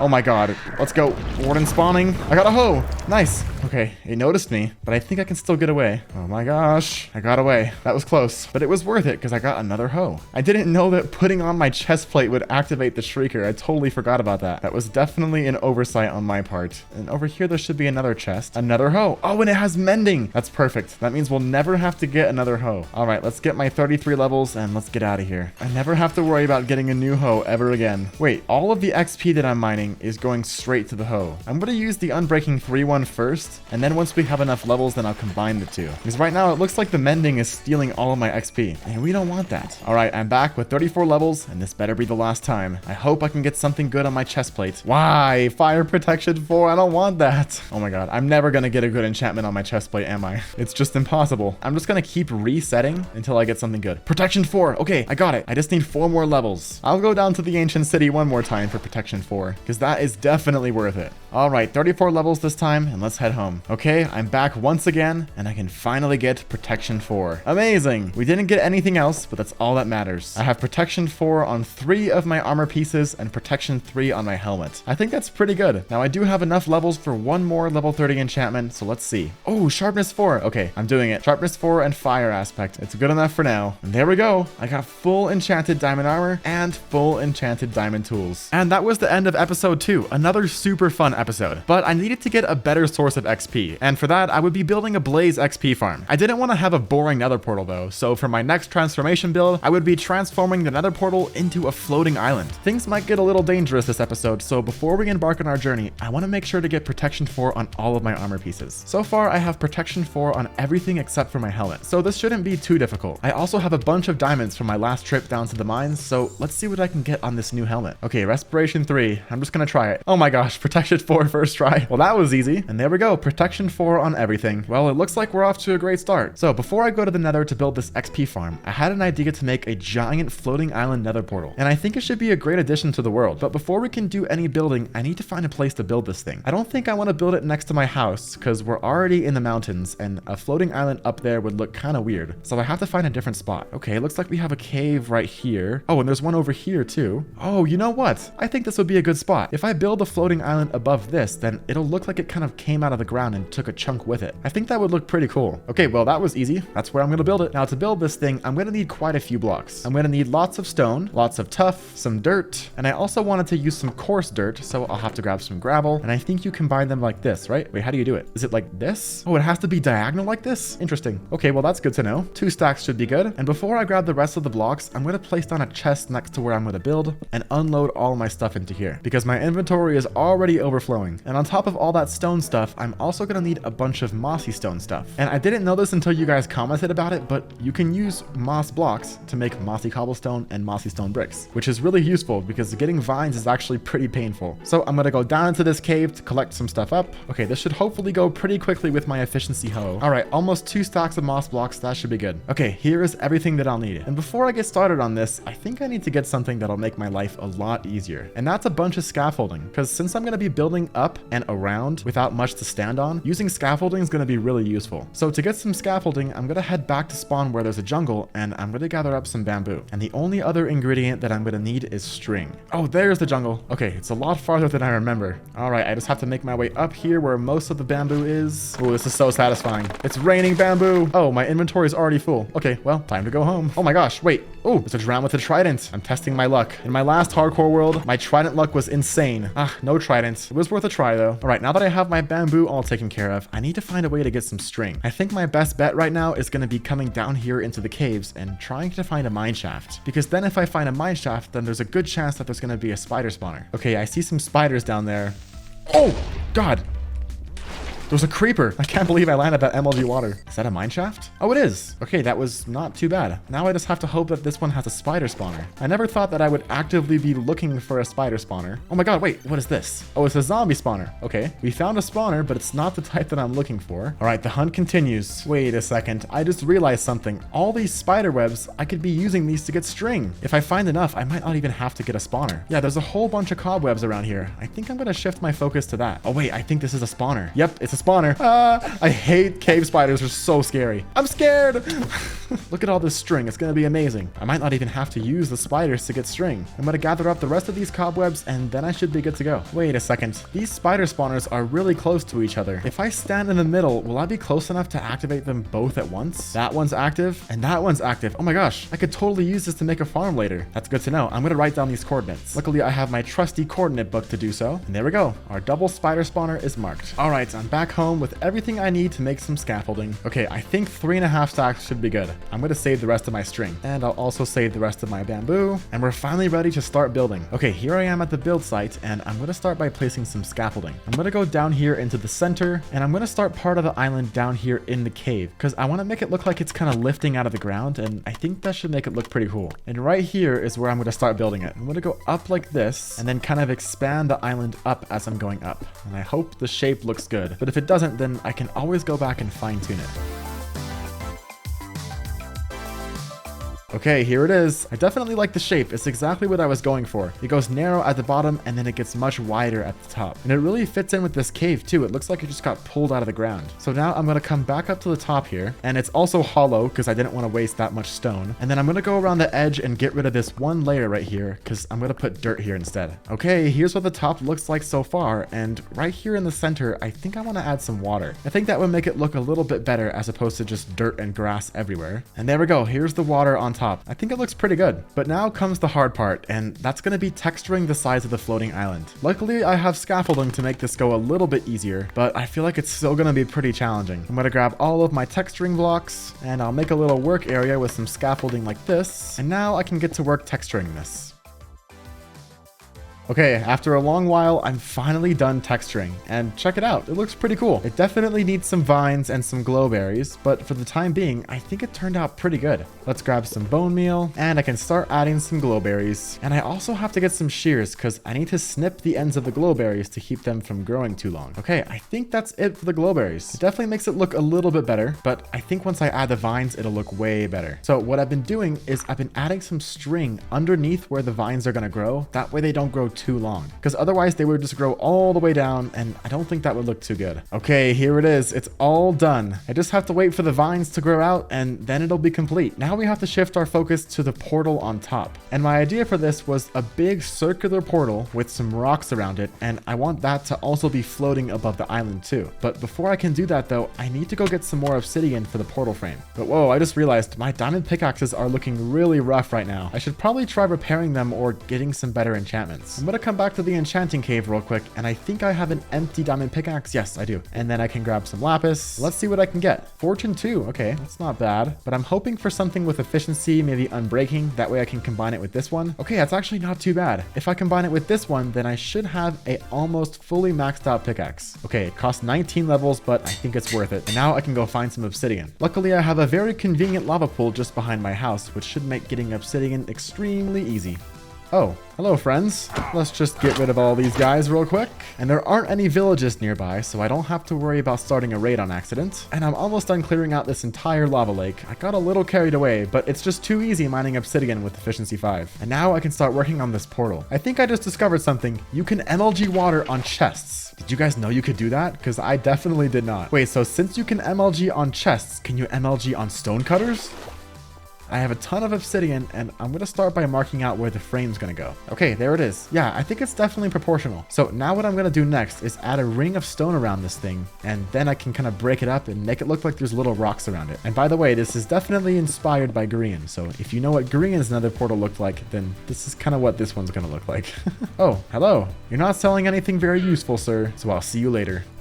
It looks really weird right now, but trust me, I think this is gonna look good. So I'm gonna go grab the rest of my items down here, and then I can get to detailing. Okay, I think it's done. This is what it looks like. This is exactly what I had in mind, and I think it turned out pretty good. But now we have to do the honors and light it for the first time. And after quite a while, that's the entire floating island nether portal complete. Let's look at it with some shaders. Oh my gosh. Yeah, I really like how this turned out. What do you guys think? Should I change anything? Let me know in the comments. But now that I have the portal all done, I can finally go to the nether and make that XP farm. Because my XP is looking a little low right now, and I need to get some better enchantments on my tools. Oh, and I should also turn off these shaders before my computer explodes. To build the farm, I'll be needing 2 stacks of building blocks, some vines, hoppers, chests, 4 buckets, some slabs, trapdoors, and the last ingredient is 9 stacks of glass. I haven't really found a desert yet, but since I'm next to a savanna, it shouldn't be too hard to find one. And you know what? Instead of going by foot, I think I should get a horse. I got a bunch of saddles from the ancient city, so I might as well use them. And I'm also gonna bring a lead. Okay, it looks like there's a bunch of horses over here. Now, which one of you is gonna be the fastest? Let's try you first.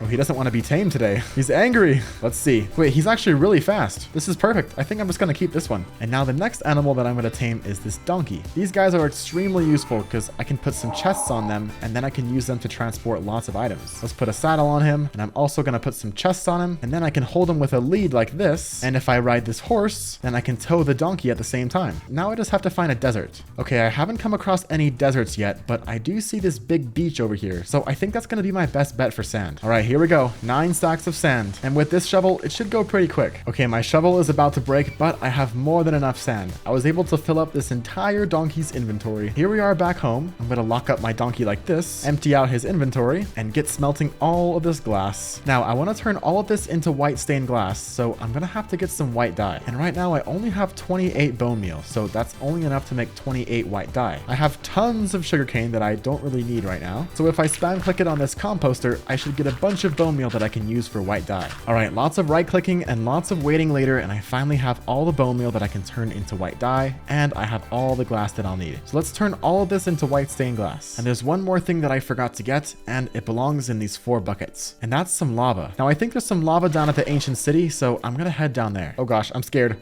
Now, where is the lava? Ah, here it is. There's a nice little lava pool down here. 1, 2, 3, and 4. And with those last ingredients gathered up, I finally have everything I need to build the farm. So now I'm going to make my way over to the portal and use it for the first time. Wait a second, how am I going to get up there? Okay, well, I guess until I get an elytra, I'm going to use some ladders. Let's see if I can make it look good. I'm going to do ladders, and then I'm going to put them on trapdoors. And here we go, all the way up with trapdoors, and then all the way back down. Ladders going all the way up, and here we are. That's how we're going to access it for now. It looks a little weird, but again, it's temporary. Okay, now I don't have a way to get up here. Oh god, this was really a design oversight. Okay, I'm also gonna need some trapdoors up to here too. I can finally use the portal. I wonder what's gonna be on the other side. Please, no basalt deltas. Okay, we're in a soul sand valley. Oh my gosh, seriously? There's a fortress right there. Wait a minute, it's amazing. These ghasts are not amazing though. Let's see, can I get return to sender? There we go.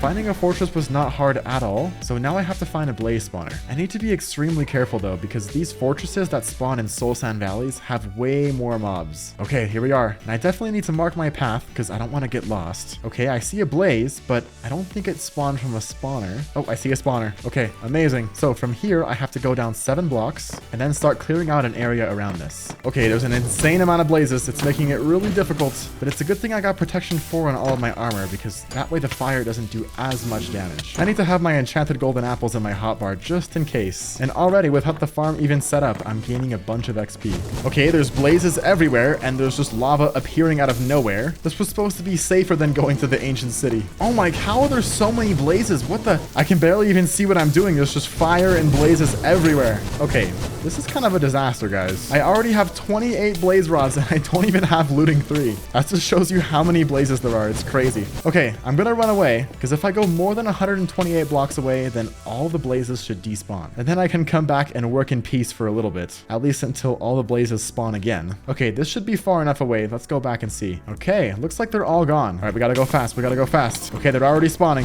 All I ask is to be left alone. Okay, I just have a little bit left to clear out, and then I can start building the farm. This is insane. This reminds me of all the blazes in the One Chunk world. Please don't kill me. Oh, my shield just broke. I would 100% be dead if I didn't have this armor. Okay, it's all done. I can start building the farm. I ran away once again to let the blazes despawn, and now I'm working on the frame of the farm. Oh, okay, here they are. I can't believe how fast they spawn. It's insane. I'm so close to being done. Once I get the glass on the sides, then I'll be safe from all the blazes. Oh my gosh, this is just insane. Before I approach the spawner, I need to get everything sorted. I have my enchanted golden apple in my inventory, and I have all the glass. Okay, placing the glass. Go, go, go, go, go. Okay, I have 1 wall done. Wall number 3 of 6 is done. I'm halfway done. And look at that. It's already a lot safer. All the blazes are stuck inside this box, and it's making it quite a bit safer for me to work. Oh god, this is bad. I need to get out of here.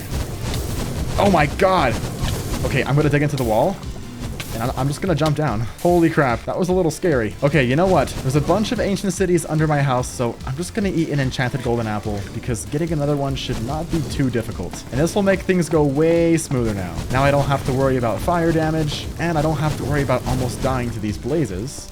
Yeah, look at that. It's already way more peaceful.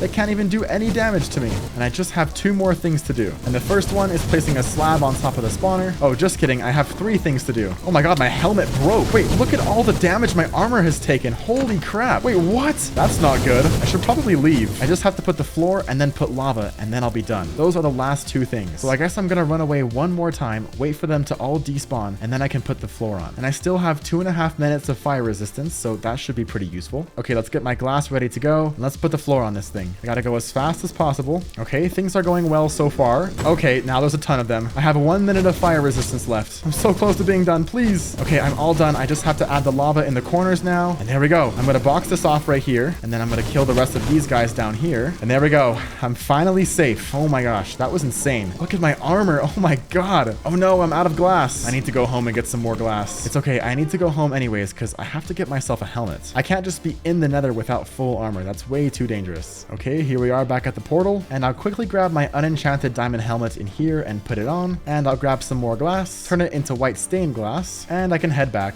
Then I can add all the glass around here. Then I can break this, add some vines around the sides. Okay, here they are. It's so loud. Oh my god. And for the final touches, I have to add the slabs on top. And there we go. It's all done. It's been a little bit longer than 10 minutes, and I got a bunch of XP. But my sword is right about to break, so I think I should head back and see if I can get some better enchantments on my tools. I'm back in the enchanting cave, and I'm going to start with my sword. I really don't like fire aspect, so I'm going to disenchant this sword and see what I can get on it. Oh, sharpness 4 and looting 3. Oh my god, that's amazing. And let's see what I can get on this instead. Okay, just efficiency 4, but if I combine it with this one, then I'll have a perfect pickaxe minus mending. Okay, unbreaking 3 on my boots. Let's see. And I got protection 4. Okay, let's try a book enchantment. Feather falling 4. Okay, that's amazing. Now I can add these to these boots, and then I can disenchant these ones. Okay, I made some pretty good progress, so it's time to go back to the nether and keep getting some more XP. Okay, 36 more levels, and it's time to head back home. Okay, looting 3 again. If I can get looting 3 and sharpness 4 again, that would be amazing. I got looting 3 and unbreaking 3. That's not terrible. Okay, I made a little more progress, but now it's time to go back and get some more XP. This is already going way faster than if I was using the ancient city. I decided to AFK for much longer this time because I didn't want to have to keep going back and forth to the nether. And in that time, I managed to get 69 levels. Nice. So let's head back home and do some enchanting. All that time I spent AFKing, I used up an entire diamond sword. That's crazy. Okay, let's see what I can do for enchanting. First, we're going to try my sword. It looks like I can get unbreaking 3. Oh no, it has everything good except for knockback. I don't want knockback. So I'm going to have to disenchant it and try again. Okay, sharpness 4. Please no knockback or fire aspect. Okay, just sharpness 4, but if I combine it with this one, then I'll have sharpness 5 and looting 3, but I still have a ton of levels, so before I start combining this stuff, I want to see what I can get on the rest of my stuff. Okay, I got depth strider on my boots. That's amazing. Now I'm going to try for some better axe enchantments. Okay, I got efficiency 4, so I can combine it with this one and get efficiency 5, and I also need to try for some better enchantments on my shovel. And there we go. That was really fast, but I'm already down to 29 levels. I'm trying to find the cheapest way to do this. Okay, this only costs 6 levels. Then we'll combine these two together, and there we go. But I'm down to 3 levels, so I have to go back to the nether and get some more XP. And since we're not going to be doing any more enchanting, just combining, I'm going to bring an anvil with me. That way I don't have to keep running back home whenever I want to combine something. Oh, hello. I can try out my new sword on you. 2 hits. That works really good. Wait, why are there so many of them down there? What? Did I accidentally make a wither skeleton farm? There's even more? What? There's like 5 wither skeletons down here. That's kind of weird. Also, check out all these blaze rods I got when I was AFKing. The sword that I was using didn't even have looting 3 on it, and I still managed to get this much. All right, I got 8 levels. Let's place down my anvil, and I think I can combine these 2 pickaxes now. And there we go. I have a perfect silk touch pickaxe minus mending. All right, now we have an efficiency 5, fortune 3, unbreaking 3 axe. And here we go. I can finally add feather falling 4 to my perfect boots. Awesome. Our armor's looking pretty good now, except I don't really have any enchantments on my helmet. I'm going to sit here till I get about 30-ish levels, and then I'm going to go back home and enchant my helmet. All right, 37 levels. And also while I was AFK, I realized that I'm missing 1 enchantment on my sword, and that's Sweeping Edge 3. So as we try for some enchantments on my helmet, I'm also going to see if I can get Sweeping Edge 3. And I'm also all out of food, and my health is not looking very good, so I really need to head home. Oh my gosh, protection 4. And these are my last 2 diamonds, so I'm going to use them to craft a sword, and hopefully I can get Sweeping Edge 3. Okay, only smite and other things for now. Let's reset, and still nothing good. And I want to get some better enchantments on my helmet, but I'm all out of diamonds, so I'm going to head back down to the ancient city and see if I can find some more diamonds. And while I'm down there, I can also mine some skulk to get some XP too. All right, so my strategy for mining for diamonds is clearing out all the skulk on the floor right here, and then hoping that there's going to be diamonds underneath. It's worked pretty good in the past, so I think I can find some diamonds this way. Oh my gosh. All right, let's use my silk touch. Oh, it's a lot of diamonds too. And it looks like it was just 4, but that's really good. I found those super quick, so hopefully my good luck continues. I still haven't found any more diamonds, but I'm all the way up at 43 levels. This is actually working really well. Maybe I didn't need that Blaze XP farm after all. Well, at least the Blaze XP farm is much safer because, oh, look at this. There's some more diamonds. Let's see. Oh my god, it's a lot. It's an 8 vein. Wait, what? There's 9? Wait a minute. I didn't know you could get 9 diamonds in 1 vein. No way. What? There's more? Wait, I've never seen this before. What? How many diamonds was that? I have 28 diamonds now? That means I found 24 diamonds diamonds in those 2 veins. Okay, well, I think I have enough diamonds now, and I definitely have enough XP too. And now I just have to find my way out of here. Okay, that's where I came from. That was extremely easy. 45 levels and 28 diamonds, and it only took me about 10 minutes. Maybe I should come down here more often. All right, now it's time to pillar up and see how many diamonds I can get from 28 diamond ore. Switching to my Fortune 3 pickaxe, and here we go. Okay, we've already gotten more than 28, and I still have this much left. Oh my gosh, is it gonna be more than a stack? It is. It's more than a stack of diamonds. Oh my gosh. I got a stack and 2 diamonds. 66 diamonds from 28 ore. That's pretty good. And I also got 3 lapis ore. Let's see how much I can get from that. 61 lapis from 3 ore. All right, let's do some enchanting. And hopefully I can get some aqua affinity or some respiration. Okay, respiration 3. Oh no, but it has fire protection. Wait a second. Can you combine these to get rid of the fire protection? Oh yeah, you can. It costs 13 levels. I'll do it later. Oh, aqua affinity. Okay, I just need 3 more levels. So it's back to the Blaze XP farm to get 3 more levels. Hello, friends. Okay, I knocked him off on accident. Sorry. Oh, you know what? While I'm here, I might as well combine my stuff. 13 levels for a perfect silk touch pickaxe. I mean shovel. And is there anything else I have to combine? 13 levels for a protection 4, unbreaking 3, respiration 3 helmets. But now I'm back down to 4 levels, so I need to get 26 more so I can enchant my helmets again. All right, I'm back with 40 levels, and I can finally get some aqua affinity on my helmet. Oh no, but it has fire protection. Okay, so I'm gonna have to combine it to get rid of it, I think. Okay, it only costs 8. That's not bad. But before we do that though, I'm gonna try out some more enchantments on my sword. Smite, definitely don't want that. Oh, but I got a Sweeping Edge 3 book enchantment. That's perfect. So now I can combine it with my existing sword and I'll be all good to go. I'll have a perfect sword. And now that I have this book, I think I got everything that I need. So I can start combining this stuff. There we go. Protection 4, Unbreaking 3, Respiration 3, and Aqua Affinity. All right, now my helmet is perfect. And then I can add Sweeping Edge 3 to my sword. And my sword will also be perfect. And I think I have all the enchantments that I need. At the end of episode 3, I got some pretty good enchantments on my armor and tools. But it wasn't good enough. So I needed to get villagers to get some better enchantments. The goal for today is to get even more OP. I already have some pretty good armor, but considering that I almost broke all of my armor in the nether last episode, I'm gonna need mending if I want to stay alive. So today we're getting villagers. There's a village right past that hill over there, but it's separated by a massive river. So I'm gonna have to bring a bunch of blocks as well as a couple of boats. That way I can make a bridge to safely get my villagers across the river. All right, we're on our way to the village. Yeah, see, this is the giant river that I was talking about. There's no way that I'll be able to get villagers across that safely. Hello, villagers. Wait, where are they? Are there no villagers left here? Oh no, please don't tell me they're all gone. Okay, we have one right here. Please, I need 2. I hope there's at least 1 more alive. And we have 2. Okay, perfect. But it's getting nighttime, so it's time to sleep. Sorry, villager. I'm gonna need your bed. Okay, it looks like we actually have a bunch more villagers. I got scared for a second. All right, now which one of you guys wants to go for a ride in a boat? Doesn't look like any of them do. How about you? Okay, he wants to go for a ride. Hold on. I'm going to leave this guy in the boat right here. And I think this is his house right here. So I'm going to take his brewing stand. And then I'm going to place the brewing stand up here. And then if I let him out of the boat... Okay, well... he runs away. Oh wait, I think he's going. Let's go. Now we have 1 villager up here, and now I have to get a second one. It looks like these farmers are going to be pretty easy to get. I'm just going to have to put one of these guys in a boat. Then I'm going to steal his job, and then right up on top of this hill right here, I'm going to place his job back. I'm going to place a boat right here, and he should just walk right into it. It's amazing. Okay, let's get both of these villagers close to the cliff over here now. And there we go, our 2 villagers. Now I'm just going to have to build a long path going all the way across this river, and we should be good to go. Luckily, having Swift Sneak 3 makes this extremely fast. I can basically speed bridge if I just spam click. And here we are. Ooh, I don't know how I'm gonna get them above this, but we'll figure it out later. Just me and my friend going for a ride. Okay, this is getting a little scary. I need to be careful not to fall off this bridge. And here we are. All right, now to go get his friend. Look at those chickens down. Oh gosh. Okay. All right, time to bring our farmer friend over. This is so slow. Wait, why is it doing that? It's like... All right, I have both of my villager friends over here now, and I need to go grab their job site blocks, and then I'm going to use that to lure them up the hill. All right, and let's see how this goes. I'm going to place both of their jobs up here, and then I'm going to let them out of the boats. Hello? Can we go, please? Oh my gosh, they're so annoying. Where'd the cleric villager go? He's down here now? Oh my, where are you going? Is he really about to walk all the way home? No, there's no way. There's no way. He actually is. He's going all the way home. What are you doing? Seriously?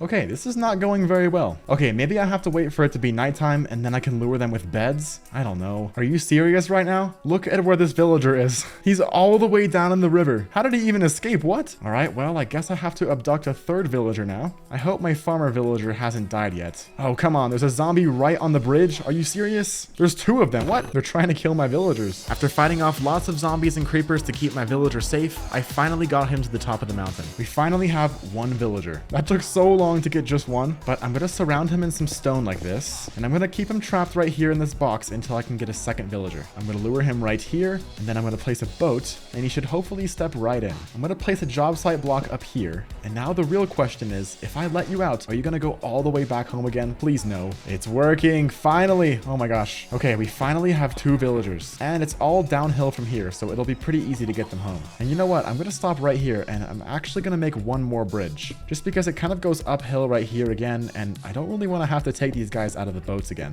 All right, we're coming up to the end of it. Okay, here we are. Let's see, can I push this guy off at the same time? Okay, that's not how it works. Oh gosh.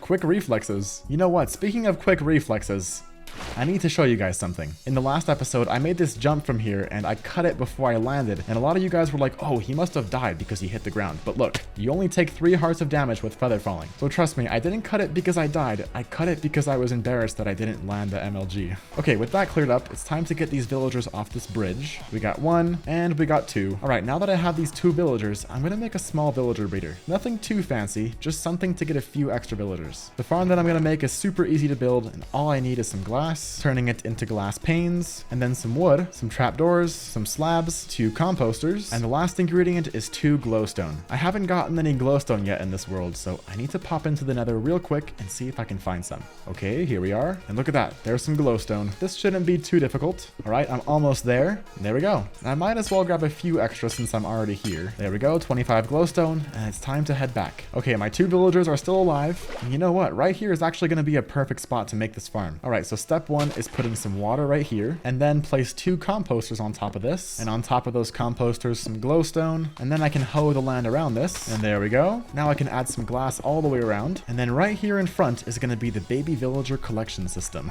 That definitely does not sound right. All right, that's the outline of the collection system, and then right here I have to dig down. This is where all the baby villagers are going to get trapped, and there we go, it's done. That must have taken me like 5 minutes to build. This villager breeder is so easy to build. Wait a second, I forgot one thing. Oh wait, I forgot 2 things. One is the 4 beds that go right here, and 2 is the carrots or potatoes that power the whole farm. I haven't gotten carrots or potatoes in this world yet, so I'm gonna go back to the village to see if there's any over there. I'm on the hunt for carrots or potatoes. Looks like all of this is wheat over here. Oh no, there might not be any carrots or potatoes. I think you can only find those in plains villages. All right, well, I'm gonna have to find a different way to get them now. I think killing zombies is gonna be way too time consuming, so I'm gonna have to find a plains village instead. Wait a second, that's that one farmer villager. Oh, they're both right here? Wait, what? Look at that. There's one right here and one right here. Okay, well, I guess they just live there now. Wait a second. These guys picked up seeds. Oh no. Oh gosh, they keep planting all these seeds. All right, so before we start the farm up, I'm gonna have to wait for these guys to get rid of all the seeds in their inventory, because I want them to be planting carrots or potatoes only. No seeds. But hopefully my little expedition coming up here gives them plenty of time to empty out their inventories. And would you look at that? A plains village. Please tell me these are carrots. Oh my gosh, I think these are carrots. It is. I finally got some carrots. And there we go. I got what I came for. I can finally head back home and finish this villager breeder. Here we are back home, and it looks like these villagers don't have any more seeds, which is good. So what I'm gonna do now is give them a bunch of carrots, and then hopefully they'll start planting them. All right, we'll let these guys do their work, but there's one thing I have left to do, and that's adding 4 beds to the villager breeder. Eventually, these guys will start harvesting up their crops, and then once they have enough, they'll start making some more villagers. But as we wait for this farm to start working, I need to do something about my storage system. Right now, it's just this jumbled mess of poorly labeled chests in my starter house. I mean, look at this. Things that aren't stone, but kind of also are stone. What does that even mean? And also, since we're about to get some villagers, that means we're gonna get access to a lot more items. So we're definitely gonna need a storage system to store all of it. Over here next to my starter house, there's this cave, but I'm not really sure if it's big enough to build anything in. Let's see, where does it go? Okay, it kind of just ends right down here. Right now it's kind of small, but I think it should be pretty easy to expand it. All right, let's start by getting rid of all the dirt and grass. That definitely cleared up a bunch more space. And for some reason, there's a little donkey in here. I should probably tame this guy. This is taking forever. Wait, did it work? Oh, it worked. Okay. I need to quickly go grab a saddle and then I'll bring him back home. Wait, why did this just turn into a mob spawner? What? Wait, I want to try something. I'm going to hit the creeper once. Let's see. Can I get a music disc? Let's go! It's stall. Oh, that's actually a good one. I'll add it to my collection. All right, is the donkey still here? Let's bring this guy back home real quick. And I have to grab 1 lead to tie him up. And now we have 3 friends, 2 donkeys and a horse. But now that I got rid of all the dirt and grass in this cave, I'm gonna work on expanding it some more. And also while I'm doing that, I'm gonna add some branches off to the sides. Because right now it's just one big room, and I think it would look better if it had some branches. All right, here we go. This might take a while. After a long while, I finally have the cave cleared out. The entrance was super big, so I tried to make it a bit smaller, but I'm not really sure if I like how it looks. And inside here, I cleared it out even more, and I added some branches. In each of these branches, there's going to be some chests, and the idea is that each branch is going to be organized by the type of item that it stores. So, for example, this would be the wood branch, or this would be the redstone branch. But now that this is all done, I can finally start moving in my stuff. First, I'm going to grab a whole bunch of wood and turn it all into chests. Then I can come back here to the storage cave and start adding all the chests. And instead of using signs to organize all this stuff, I'm going to be using item frames, because I think it looks way better than a bunch of signs. And here go the item frames. One thing that I didn't realize is how much wood this would take. Not only do I have to craft a bunch of chests, but I also have to craft a bunch of sticks to make item frames too. So I'm going to need to gather up a lot of wood. And on top of having to get a bunch of wood, I just ran out of bone meal too. But luckily my nether spawn is in a soul sand valley, so I can just gather up all these bone blocks. And then these you can turn into bone meal. Look at that, already 4 stacks. That's amazing. Oh my gosh, look at this. Look at all those villagers. The villager breeder's actually working. I'll definitely have to get those guys once I'm done with this. From chopping down all those trees, I managed to get just under 4 stacks of chests. I'm not sure if that's going to be enough, but I'm going to go place the ones that I have and see if it is. All right, I have one section done. Now I can start placing in the other sections. And I almost finished the second section, but I ran out of chests. So it's time to get even more wood. Wow, that took a long time, but it's all done. Check it out. I have all the chests and all the item frames in all of the branches. And in this branch over here, if you go around the corner,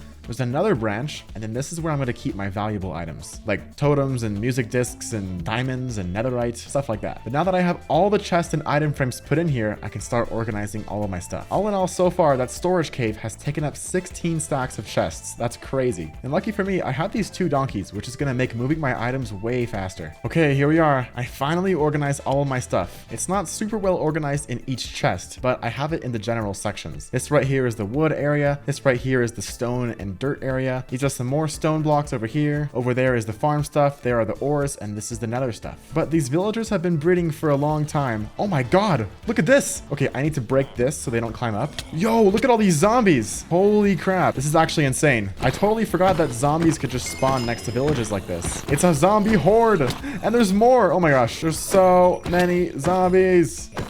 Wow. Okay, let's sleep real quick so no more zombies spawn. And here we go. I saved the villagers. Oh my gosh, look at how many there are in there. So now that we have the storage cave somewhat squared away, I can finally start taking care of these villagers. First things first, I'm going to get all these villagers into boats. You know what? I'm not sure where I'm going to put these villagers yet, so I think I might just trade with them right here. So the next step is to go grab some job site blocks, with the most important job block being a lectern. And then I also want to have some fletchers, so we'll make 3 fletching tables, and I grab the grindstone, smithing table, and composter. I should hopefully cover the basic jobs for now, but what I'm really looking for is mending. So hopefully one of these villagers will give me mending. Okay, I'm actually gonna have to let them out of their boats, that way they can pathfind to their jobs. Oh, look, we have a new baby. All right, who wants to become a librarian? You do. All right, I'm gonna keep resetting these trades until I can get something good. Infinity? Wait a minute. That's actually pretty good. I think I might keep that one villager. I'm gonna go grab all the emeralds that I currently have, and I'm also gonna get some sticks. That way I can get even more emeralds. Here we go, 21 emeralds, and I also have 7 emerald ore. Let's see how many more emeralds I can get from that. We started with 21, and I ended with 34. That's pretty good. And now to grab my sticks so I can generate even more emeralds, and I can head back and lock in that villager's trade. Because since we're gonna be looting a woodland mansion today, I also want to get a really good bow. Thank you very much. My first time trading with the villager, and it's day 179. All right, let's reset the rest of these guys' trades, and I'm gonna get myself a fletcher real quick, and I can trade for some emeralds. And let's see if I can get some more librarians. This is so chaotic. This is like the worst way to do it. Oh, I got silk touch. Only 9 emeralds. Should I get it? I'm gonna lock in his trade. All right, we got an infinity villager and a silk touch villager so far. Now the only thing that we're missing is a mending villager. You know what? I'm gonna try to get just 1 villager alone. That way I can focus on the trades with just that single villager. Okay, I guess we'll do 2. Yeah, this is way more straightforward, because before there were just too many villagers. Come on, guys, give me the good trades. No, don't escape. Oh no, please go back in. No, please. Yay, okay. Oh my god, mending. It costs 28 emeralds though. That's really expensive, and I only have 28 emeralds. I think I'm gonna try for a lower price. Ooh, sharpness 5 for 19. That's kind of good. I think I'm gonna do it. Sharpness 5 for 19 is pretty good. I'm literally speed running this. I need mending, and I need it now. Oh my god.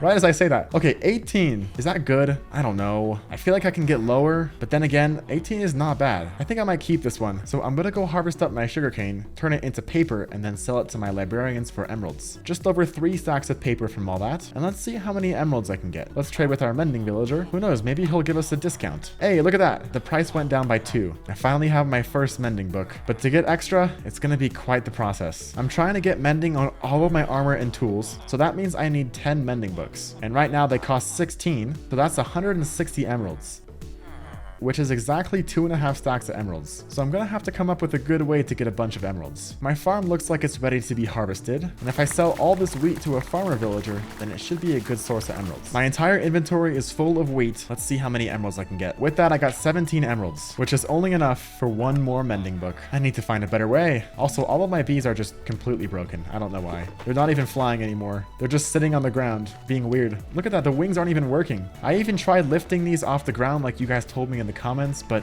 I'm not sure if it helped. I really don't know what's wrong with my bees. Oh, I just had an idea. I think a good way to get some more emeralds is by selling stone to some masons. I have a bunch of stone, so hopefully that's a good way to get some emeralds. All right, let's get a quick stone cutter, and let's see if I can trade with some masons. Hold on, I have to do some research. I'm not sure at what level they can buy stone. Okay, it looks like it's unlocked at the next level. So unfortunately, I have to trade away a bunch of emeralds to get him leveled up. Let's see. Please buy stone. He does. Okay, nice. And I just made back all of my emeralds, which is not too bad. I think this is gonna work out pretty good. I'm becoming rich. I already have 42 emeralds. And with that, I can buy 2 more mending books. This guy is sold out, so I think I'm gonna get another mason. Wait a minute, I just realized something. These guys will buy clay balls. There's a massive lush cave back at spawn, so if I go back there and get a bunch of clay, I can then come back here and sell these guys my clay. So far, I'm up to 5, which means I'm halfway there. This is actually going really fast. All right, both of my masons haven't yet reset their trades, so while I wait for them to do that, I can go back to the lush cave and get a bunch of clay. Wait a second, is that a drown with a trident? It is. And this time I have looting 3, so I can try my luck. Come on. No way. I got one. Oh my gosh. I told you guys, my trident luck is insane. Check this out. I've only killed 3 drowned, and I still managed to get a trident. That is crazy. And even in my last hardcore world, my trident luck was still really good. Maybe I'm just blessed with tridents. Who knows? Here we are. This is the giant exposed lush cave. I can get so much clay from this. Oh my gosh. Look at this. I'm going to be so rich. And there we go. My inventory is completely full. Let's get out of here. There's too many creepers and zombies. I'm scared. Oh no, I just realized something. I've left my villagers out in the open with no light around them. I really hope there's no zombies attacking them right now. They look like they're okay for the most part. Scary stuff. I need to sleep right away. But now that I have all this clay, I'm gonna have to get a non-silk touch shovel to turn it all into clay balls. Because these masons buy clay balls, not clay blocks. Luckily, I have plenty of diamonds here, and I also have more than 30 levels, so let's see what I can get. Okay, efficiency 4 and fortune 3. Okay, that's perfect. That's basically exactly what I wanted. All right, I'm gonna make a pillar going all the way up to the sky, and I'm gonna turn this all into clay balls. I wonder how high this is gonna go. All right, here's the last block, and there we go. Whoa, look at the world from up here. You could see all the way to the village and all the way past the mountain behind my house. But now the real question is, how many clay balls am I gonna get from all this? Let's find out. My inventory is already overflowing. This is going to be an insane amount, I can already tell. I'm down at the ground, and there's clay everywhere. I'm definitely going to need some more chests to store all this stuff, but I have to hurry up because after 5 minutes, it despawns. All right, I got my chests. Let's run back. Okay, so far I have a single chest worth, and after collecting the rest of it, this is how much I have. Honestly, not as much as I thought it was going to be. Let's see how many emeralds I can get from these guys. I got 40 emeralds so far, and they've also discounted their stone trades too. Thank you very much. 56 emeralds, and now I have over a stack. It's amazing. All right, now how many more mending books can I get? 1, 2, 3, 4. Okay, I just need 1 more. Oh, wait a second. I just got an extra shovel and a trident, which means I need 2 more books. While I wait for them to reset their trades, I'm going to see if I can get some good enchantments on my trident. I have more than 30 levels, so let's see if I can get lucky. Okay, I got channeling. I don't think I really want that though. I'd rather have Riptide 3. Let's try again on my trident. This time I got impaling 4. I also got loyalty 3. Okay, that's pretty good. Still no Riptide, but I'll take it. Those are some pretty good enchantments. But now the first thing that I'm going to add mending to is my trident. And my villagers haven't reset their trades yet, so I'm gonna go to my XP farm and heal up my trident. Oh my gosh, look at this. It has durability 0. That means if I use it even once, it's gonna break. But now that I'm here at the XP farm, I'm gonna kill some blazes. And there we go. Now we have 20 durability on it. So now I'm gonna put it into my offhand and heal it up even more. And there we go. My trident is fully healed. Let's try it out on something. There's a couple wither skeletons over here. Let's see. Oh, it looks like it takes 3 hits. That's not the best. I'll have to get Impaling 5 later. But now I finally have a ranged weapon, which is really gonna come in handy once we loot that woodland mansion later on. But now let's see. Have my villagers reset their trades? They have. Awesome. Let's do some more trading. And with that, I got 56 more emeralds. And that means I can get even more mending books. And finally, I have all the mending books I need. My inventory is entirely filled with mending books. Let's go add it to all my tools and armor. Starting with my sword, then my axe, then my fortune pickaxe, my silk touch pickaxe, my silk touch shovel, my fortune shovel, and my hoe already has mending on it, so now I can do my armor. First comes the helmet. Oh, and I'm all out of levels. I need to go back to the XP farm and get just a few more. All right, time to add mending to my chest plate. And there we go. I have mending on everything. Before we go loot that woodland mansion, there is one more thing that I want to do, and that's get myself an OP bow. I actually miscalculated the amount of mending books that I would need, and I have 2 extra. So one of those could be used for my bow. I have plenty of string and plenty of sticks, and I can use this to craft a couple bows. Right now I have a punch 2 book, I have a power 4 book, and I have a flame book. And then I think back at the villagers, I also have an infinity book. So I don't think I'm gonna have to do much enchanting, just combining books. Yeah, here's my infinity book. Oh wait, I just realized you can't put infinity and mending together. All right, well, I'll just keep infinity instead. But I'm also all out of levels, so I need to go back to the nether, hopefully this one last time, and get some more XP. Luckily, I have an anvil in the nether, so I'm not gonna have to do any back and forth. I have these 2 extra mending books, and there's one thing that I haven't added mending to, and that's my shield. I don't know if that's a waste of a mending book, but at least we won't have to get any more shields. All right, let's put the flame on first, and now I can add power 4, and then I can add punch 2. Now I can add infinity to my bow, and it's almost perfect. The only thing that's missing is power 5, but power 4 will do for now. And now that I have all of that done, it's finally time to go find that woodland mansion and loot it. I'm just gonna empty out my inventory real quick, and I'm ready to go. I'm kind of scared. I hope I don't die. If my memory is correct, the woodland mansion that I accidentally found is just over here. Okay, here we go. Oh, you can take fall damage from that? Oh my gosh, I gotta be more careful. And there it is. I see it off in the distance, the woodland mansion. I still can't believe I accidentally found this thing. That's so weird. All right, let's find the entrance, and then I'll start from the bottom and go up. Wait a second, where's the entrance? Is it down here? I'm already lost. Maybe it's on the other side. Yeah, here it is. The entrance is just in the water. That's so weird. Oh, and I already see some vindicators. I'm gonna bring my boat with me just in case. Oh gosh, I hear the vindicators and the evokers. This is so terrifying. Oh, here's one, here's one. I'm actually terrified right now. I really hope I don't die. I know there's some secret rooms in here, but I don't know where to find them. What is this? Oh my god, those allays. I totally forgot about those. Wait a second. Okay, I'm gonna have to come back for those. That's the one thing that I completely forgot about in this update. I'm scared. I also didn't bring any torches too, so everything is dark and scary. Okay, I think I got all the rooms on the ground floor, so I'm gonna go upstairs now. And this is where it gets terrifying. Hello. Oh my god. Okay, they only do 1 heart of damage. That's not too bad. Protection 4 really helps. I think the evokers are on the 3rd floor, right? Oh no, there's one. Okay, I spoke too soon. Oh god, there's Vexes. Oh my god. I'm taking my boat and I'm escaping. Okay, I really did not expect there to be an evoker right there. And for some reason, all these zombies want to say hello. All right, let's go take on that evoker. The Vexes just despawned. I killed them. Let's go. I got my first totem. Let's see if I can find some more evokers. All right, I think that's it for the 2nd floor. Time to go to the 3rd floor, and I think the 3rd floor is the one that has the most evokers. So I need to be extremely careful. Now, how do I get up to the 3rd floor? I need to find the staircase. Okay, here's the staircase to the 3rd floor. Let's do it. Are there any evokers up here? Okay, I have 1 vindicator. There's an evoker. Let's snipe him. But now I have 2 totems. Let's see if I can find any more. Oh my god, look! It's a chicken statue. That's amazing.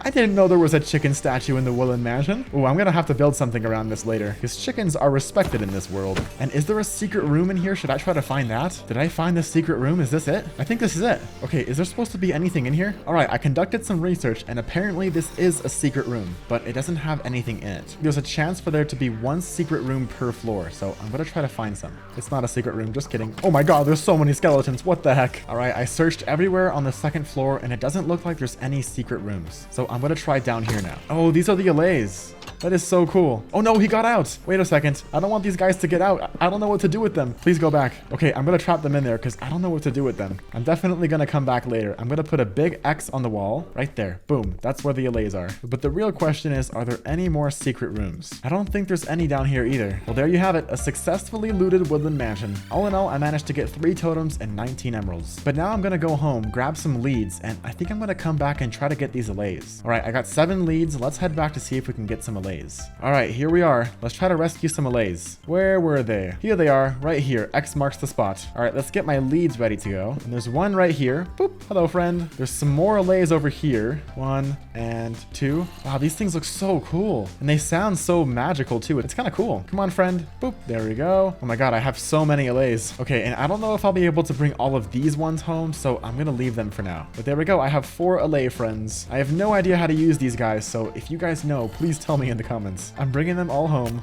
Oh God. Oh no, a trident guy. Okay, please, please, please don't kill my allays. Oh no! It hit one of them. Okay, it didn't die though. It's still chasing me. There's so many drowns with tridents. It might not have been the best idea to do this at night. All right, I'm approaching shore. This is bad. This is bad. This is bad. This is bad. No, don't hit the allays, please. Okay, I think I'm gonna come out here on the water and wait until daytime. It's just too dangerous. I really don't want these allays to die. It looks like the moon is just about to set, so we should be good in a few minutes. All right, it's becoming daytime. I think I'm safe to go home now. I didn't know you could find so many allays in a woodland mansion. I thought there was only gonna be like 1 or something. These things are so cute. Come on, guys, we're almost there. It's a good thing I didn't try to bring back 7 at once. That would have been way too difficult. All right, now what I think I'm gonna do is put these guys right next to the portal. So real quick, I'm gonna craft a fence, and then I think they should be good right here. There we go. Welcome home, friends. After rescuing the allays at the end of episode 4, I left a lot of projects unfinished. My storage cave was still not done, and my villagers were just out in the open. So I set out to fix all of this. Now what we need to do first is make a villager trading hall. Right now, all my villagers are out in the open here, which isn't very safe. All it takes is 1 zombie, and they're gone. So this trading hall needs to get done. I already scouted an area to build this thing, and it's gonna go right here. Eventually, I'm gonna turn this entire meadow into a little village, and this is going to be the first building that we add to it. But now we can start collecting up the blocks that I'll need for this building. I'm going to need lots of oak wood, lots of spruce wood, and some deep slate. Creepers! And that's it. We're ready to start building. Now, since this is a trading hall, it has to be this long rectangle shape, but boxes never look good, so I added this little part that sticks out right here, and this is going to be the entrance. The bottom is going to be lined with deep slate, and the walls with stripped oak logs. And I'm also going to mix it up with some oak planks to give it some texture. After a little bit of building and texturing, this is what it's looking like so far without the roof. I'm not sure if I like how this is turning out right now because I've never built anything in this shape before, but hopefully when I add the roof it'll look a lot better. And there we go, the roof is done. It definitely looks a lot better than it did before. I still have to add some details to the outsides and put some windows in here, but it's almost complete. And there we go, all the windows are added, and then I'm going to use some trapdoors on the sides to look like shutters. And there we go, the outside of the trading hall is done.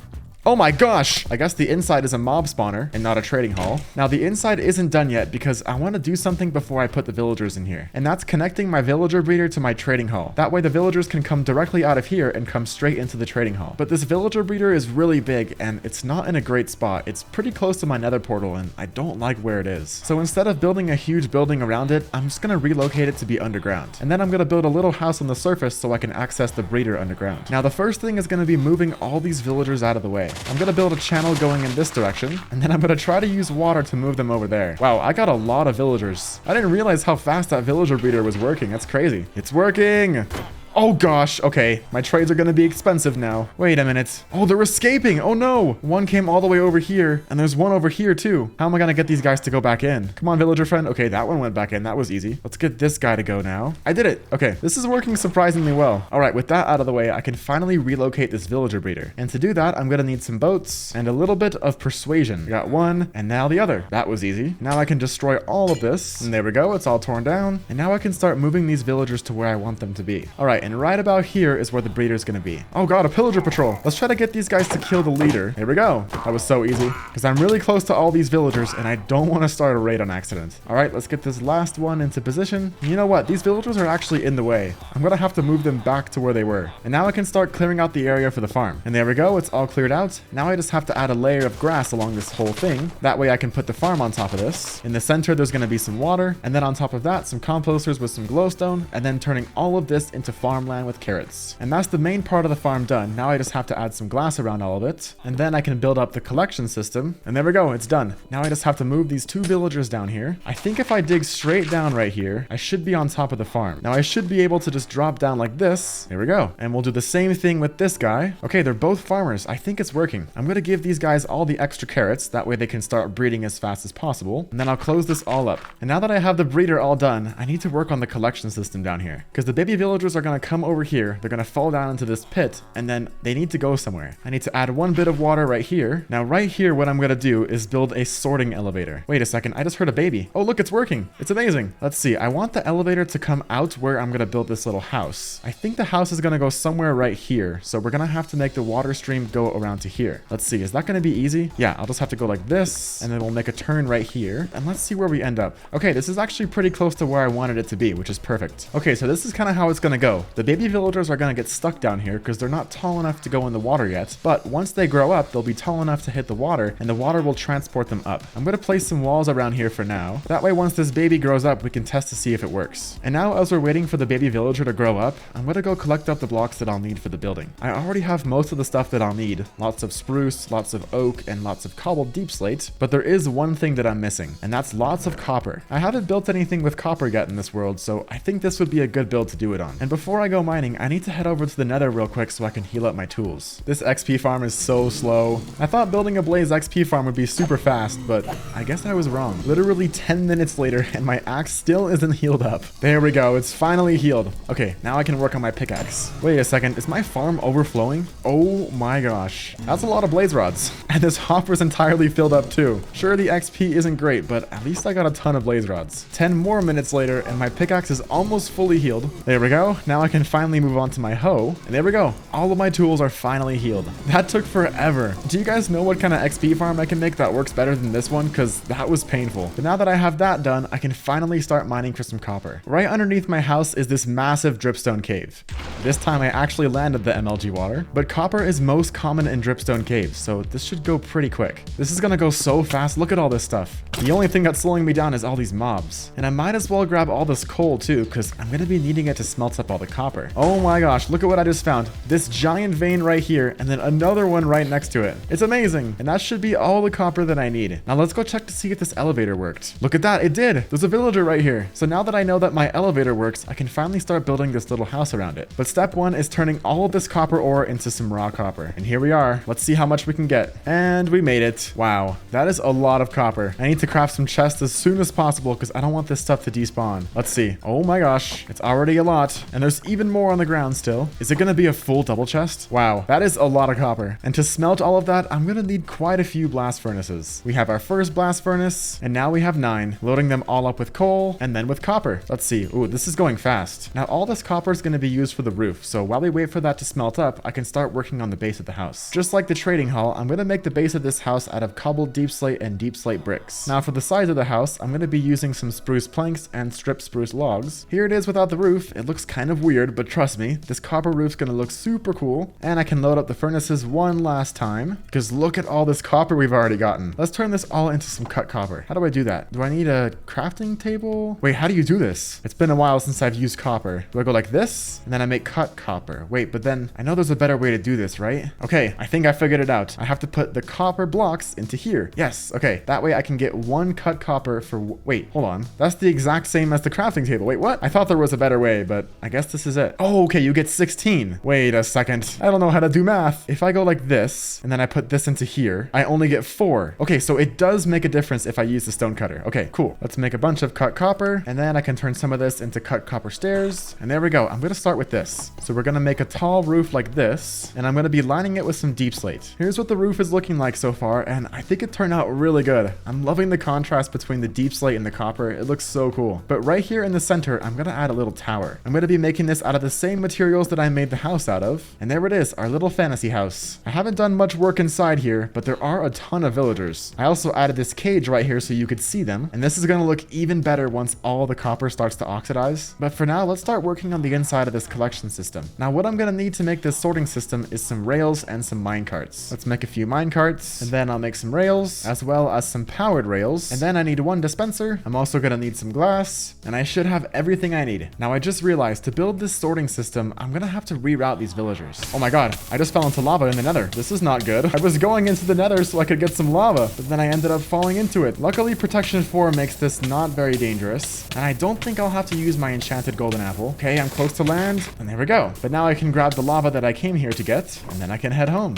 Now, what I was gonna say before I got rudely interrupted by the lava is by reroute, I mean burn to death. They're escaping. No! Don't escape. Okay, there we go. Now, the reason that I'm killing them with lava is so they don't get angry and raise their prices. Since if a villager drowns in lava, it doesn't count as a player kill. All right, I'm gonna have to move this elevator to go behind here. This is proving to be a lot more difficult than I expected. After quite a bit of trial and error, I finally ended up with this. Before, the villagers were coming out right here and they were coming to the top, but instead I had to make them come this way, go around this turn, and then I'm gonna place some water up here, then they go up another elevator and come out right here into the building. It's kind of a weird way to do it, but it's the best that I could come up with. So now that I have the elevators done, I can work on the sorting system, and it's gonna go a little something like this, and then I can place some glass around this, and we should be good to go. The last thing I have to add is a dispenser right here, and inside this dispenser I'm gonna add some minecarts. All right, let's test it. Here we go. It works. Okay, perfect. And now I have to make a path out here for the rails to go, and this is gonna link up with the trading hall. Oh, look at that. We have our first villager. It's working. Wait a minute. I just realized I forgot something pretty important. For this trading hall to be useful, we're gonna need to get some villagers with very cheap trades. And the best way to do that is to cure zombie villagers. So before I link these rails with the trading hall, I'm gonna make a little villager conversion area. Instead of making it underground like I normally would, I wanna make another little building to put it in. It's gonna go right next to this build, so I want it to be in kind of a similar style. Okay, here's the build without the roof so far, and it's looking pretty good. It matches this building pretty nicely. Now, since I have tons of copper left over, I'm also gonna be putting a copper roof on this one too. All right, I have the whole roof framed in deep slate, and now I just have to fill it in with copper.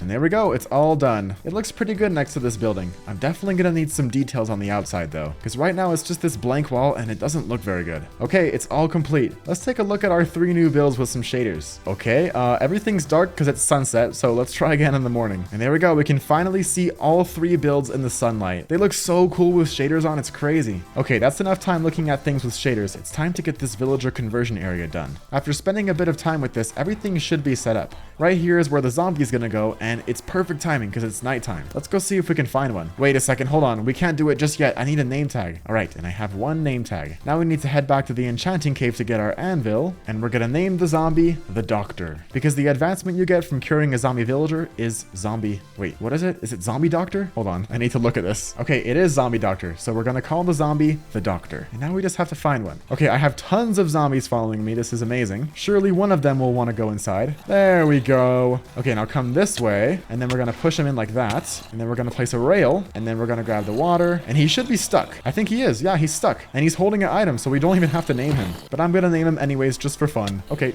this guy wants to be the Doctor too, I guess. And there we go. We have the Doctor. Let's sleep real quick, because things are getting a little chaotic. Oh no, this has to be a powered rail. Oh god, I need to place water real quick, and then I can break this. We'll go powered rail, and then we're good. Let's see if this works. All right, we're grabbing one. He's coming over here, and I think I have to leave the room for the Doctor to do his magic. Looks like it's working. And there we go. Okay, that is not hard at all. But now I can kill this guy because he's no longer a villager. Now that I have this conversion station done, I can work on linking it to my trading hall. All right, I've successfully linked the zombie conversion area to my trading hall. And since my trading hall is not big enough for all my villagers, I decided to dig down, and I'm gonna add 2 levels. The most important villagers will go on top, and then everybody else will go downstairs. After spending a bit more time clearing all this out, I finally have the design of the underground and above ground rooms all done. Now the only thing we have left to do is build the villager pods, and then we can start moving them in. I was thinking for these that I would use some oak for the pillars on the sides, and then on top I would use some smooth stone and stone bricks. And to finish it off, I'm gonna add some item frames on top, that way we can keep track of their trades. Now I finished all the trading pods along the wall right here, but there's a lot of dead space in the center of this room. So I'm gonna try to add some trading stations right here in the center too. And there we go, the downstairs trading hall is all done. And now I'm just gonna repeat the same thing upstairs. And there we go, it's all done. Now we can start moving in the villagers. If I remember correctly, they should all be underground over here. Oh my gosh, here they are. It's chaos down there. Okay, that's a lot more villagers than I remember. I'm gonna need to find a way to separate the ones that have jobs from the ones that don't. So I'm gonna expand this dirt pit just a little bit. All right, let's let them all out. And I guess I can try using workstations to lure these guys. Let's see, I'm gonna grab some lecterns, and I wonder if this is gonna do anything to separate them. Okay, it didn't work at all. It's still a mess in here. So we have to resort to plan B. And plan B is putting everyone in boats. Let's get these guys out of the way. Oh my god, they're all dying. Oh no, they're all dying. No, no, no, no, no. These guys all have jobs. Okay, this is a disaster. Go in a boat, go in a boat. I need more boats. And now that all the villagers are contained, I can start sorting them by the ones that have jobs versus the ones that don't. The ones that have jobs I'm going to keep in the boats like this. And the ones that don't, well, lava. These 2 don't have jobs, so I'm gonna box them in like this and give them some lava. I feel so evil. Oh great, that's bad. I just killed my mending villager. There's a few more that don't have jobs, like this one. Okay, they're both dying now. That's great. Okay.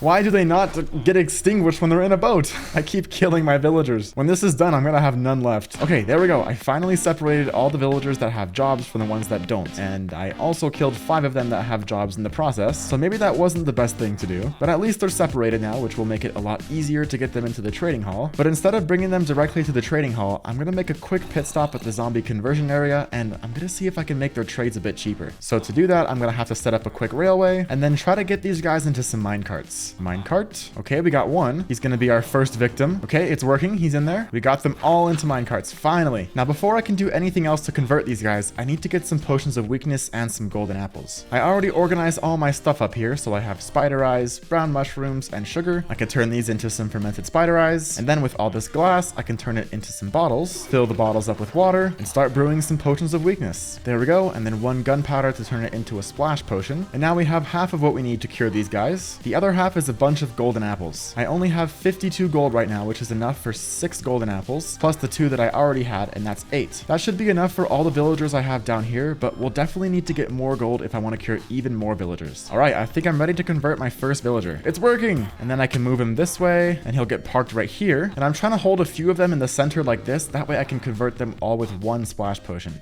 I can splash these guys all at once, and then feed them each a golden apple. There we go. We have 3 curing at once. As I'm waiting for that to go, I'm going to do these other villagers now. This is actually working pretty good. Then I can splash these 2 now. You know what? I don't really like how close these guys are together, so I'm actually going to start moving them down to the trading hall. This guy with the shovel does so much damage. I'm going to put my totem in my offhand just in case. The reason why I'm trying to separate them is if they cure at different times, then they can convert each other back into zombie villagers, and I don't want that to happen. Oh, look at that. It worked. I'm officially a zombie doctor.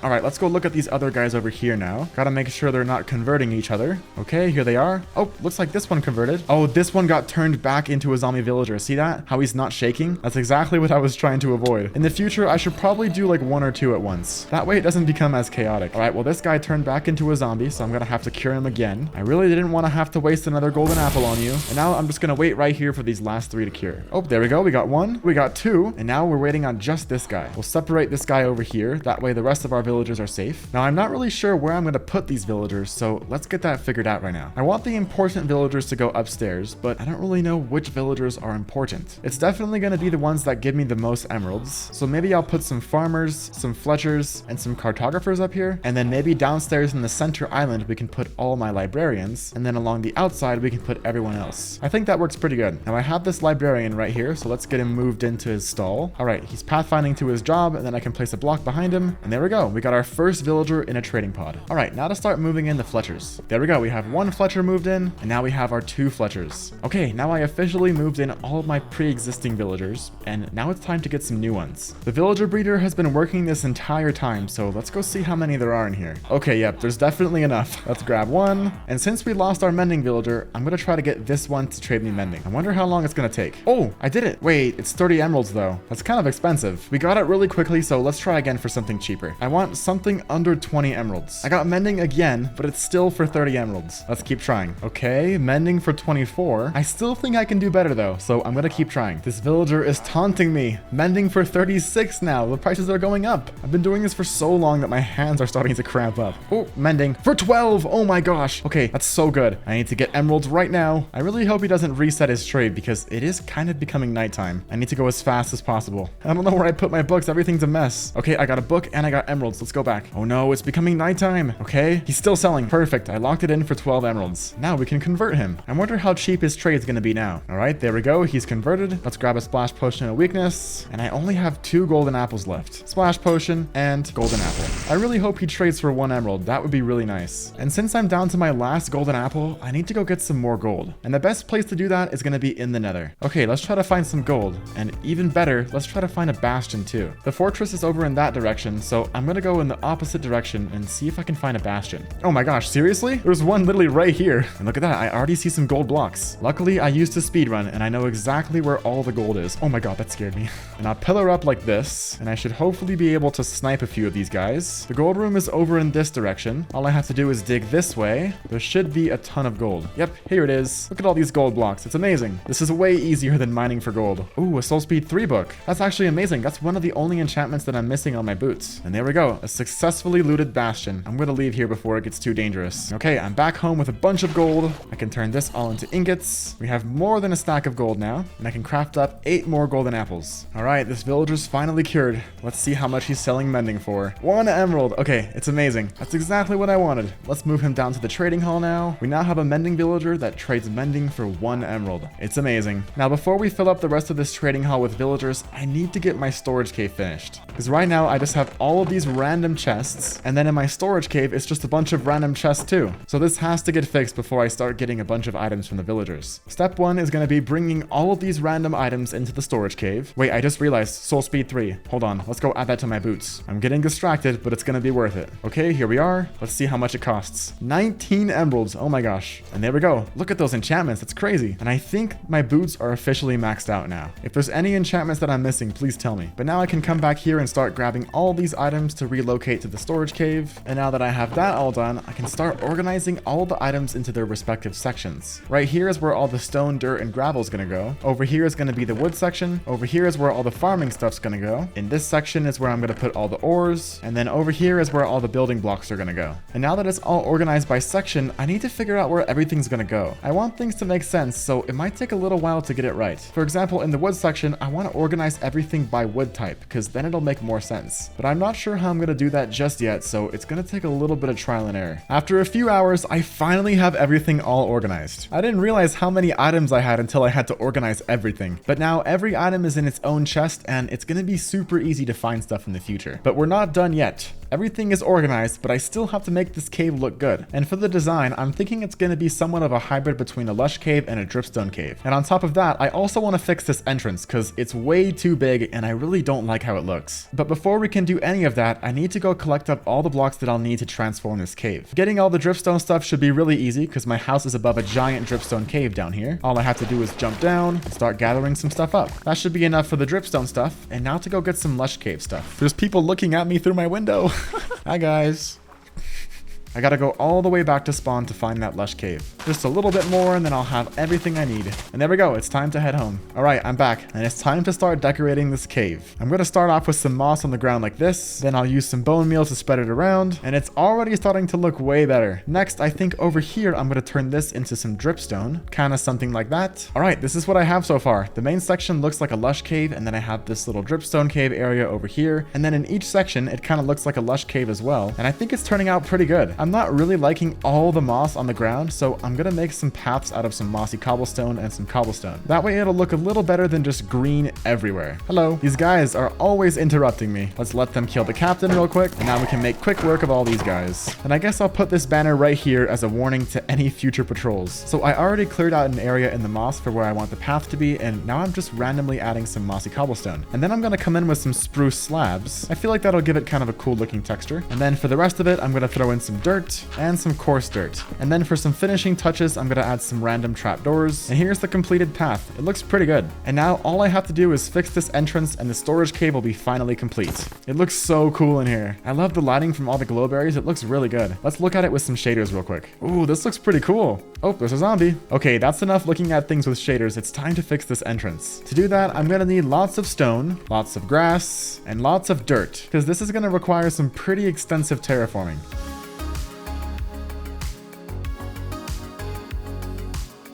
And there we go, the entrance to the cave is done. I made this little bridge right here, and there's a river that kind of goes underneath it. And then once we get in here, the cave is all done as well. And I think it turned out really good. Once I had the storage cave complete at the end of episode 5, I still had a bunch of things I wanted to do, with the main one being killing the ender dragon and getting the elytra. But I didn't want to do it like everyone else, since killing the ender dragon is pretty easy with maxed out armor and tools. So for episode 6, I would be leaving all of my OP armor and tools at home and fighting the ender dragon with basically nothing. Now to do this, we have to track down a stronghold. I'm gonna need some blaze rods. I have plenty of those, and some ender pearls. Oh, I definitely don't have enough. It shouldn't be too hard to get more though. I'm gonna wait until it's nighttime and see if I can find some endermen to kill. Okay, it's becoming nighttime. Things should start spawning any second now. Oh, we have our first enderman. Wait, he didn't drop any pearls? He didn't, what? Let's see if I can find any more endermen. Oh, there's 2 right here. It's amazing. Okay, that one dropped some pearls. What about this one? That one didn't drop any pearls either? Okay, I only got 1 pearl from those 2. Something is wrong. Can I find any more Endermen? Oh god, there's a ton of zombies spawning next to my villagers. Okay, if only it was a ton of Endermen. I wonder where all the Endermen are hiding. Oh my gosh, look what just happened. A zombie broke in and converted my villagers. I forgot zombies could break doors in hard mode. I now have 12 ender pearls. I just need a little bit more. I now have 16. Okay, awesome. Now I can turn these into some eyes of ender. And as I was collecting up all those ender pearls, I was also getting some gunpowder too. That way I can turn it into some rockets for when I get the elytra. Now the only thing that I'm going to bring to the end with me is saplings, bone meal, dirt, a bow, arrows, and food. Because it would be impossible to kill the dragon with literally 0 items. Now I really didn't want to have to bring a bow and arrows with me, but I tried this same thing out in a testing world and the crystals instantly killed me. So I'm only going to bring the bare minimum to do this without dying. And with that, we're finally ready to go. I have my eyes of ender here, and let's see where it takes us. Okay, it's in this direction. My house is pretty far away from spawn, so finding the stronghold should be easy. All right, I've run for a bit longer, and it looks like the eye is still taking me in the same direction. Okay, some more time has passed. Let's see where it takes us now. Okay, it's off in this direction now. I think we're getting close. I'm gonna throw one more time right here. Oh, it's going down. Okay, it's right here. And there's a giant cave down here. Oh, there's the stronghold. Whoa, wait a second. The stronghold's like exposed. Oh my gosh, look at this. That is so weird. I've never seen a stronghold like this before. Okay, well, I guess we made it. Let's see what's inside this chest. Sleeping edge 3, piercing 4. Oh, that's pretty good. What about in this chest? Oh my gosh, look at all these books. Oh, Frostwalker 2. I actually got some pretty good books. But now it's time to find the portal. I'm already getting lost down here. I hear a zombie breaking a door. Oh my god, it's so loud. Oh, here it is. I found it. Let's break this real quick. Then I'll hang out in the center and I can kill these guys. All right, we made it to the portal room. I'm going to place down a couple chests right here and empty out everything in my inventory. And I'm also going to set my respawn point right here for when I come back. And it's time to leave all of my OP tools because this is the only thing I'm bringing. Oh wait, I forgot my armor. Got to put that in here too. And here we go. I'm so scared. Let's fill all of this in and... All right, here goes nothing. Okay, we spawned kind of high up here, so I'm going to jump down real quick. And the first thing that I'm going to do is start growing some trees. Okay, there we go. We have our first tree, and it's a big one. Ooh, nice. I'm kind of shaking right now. My heart is pounding. I'm really glad the first tree that spawned was a big one, because then we'll have even more chances of getting saplings. Because the last thing I want is to have no saplings or wood. That would be terrible. All right, looks like we already got a sapling. And there's one more down there. Okay, this is going good so far. All I need to do is not look at the Enderman, and I should be fine. What is it doing? It's coming above me. Oh god. Okay, I gotta run. It's already shooting fireballs at me. Let's turn this wood into some planks and then a crafting table. And I'm gonna make some basic wooden tools. All right, let's chop down the rest of this tree. And I'm gonna grow a few more trees so I can have some blocks. Oh, here comes the dragon again. Oh, another fireball. Now, something really important that I'll be needing is some ender pearls. That way, if I get launched up into the air, I can ender pearl down to not die. So to get one, I'm gonna look at some of these endermen. And then I'm gonna run in here. Oh god, I'm scared. And then I'm gonna try to kill them for some ender pearls. I can't forget that I have no armor. Okay, we killed one. Doesn't look like he dropped anything. What about this one? Okay, I got a pearl. That's definitely gonna come in handy. Okay, the dragon's perching. This is actually a good time to get things set up. The first thing I'm gonna do is set up a little safe spot right here. That way, if I accidentally look at any enderman, I can run right here and stay safe. And now I'm ready to start sniping some of these towers. Let's get the first one. Now for the second one. The third one's in a cage right here. Then I can try this one over here. There's one more up on this tower. Ooh, that was a good shot. And to get the rest of them, I think I'm gonna have to pillar up. There's one right here, and I think there's just 2 left. Now I just gotta make my way down here safely. Oh, it's perching. Okay, I'm gonna go for it. Let's do it. Ooh, I'm scared. Oh, this is terrifying. Okay. We're doing some damage.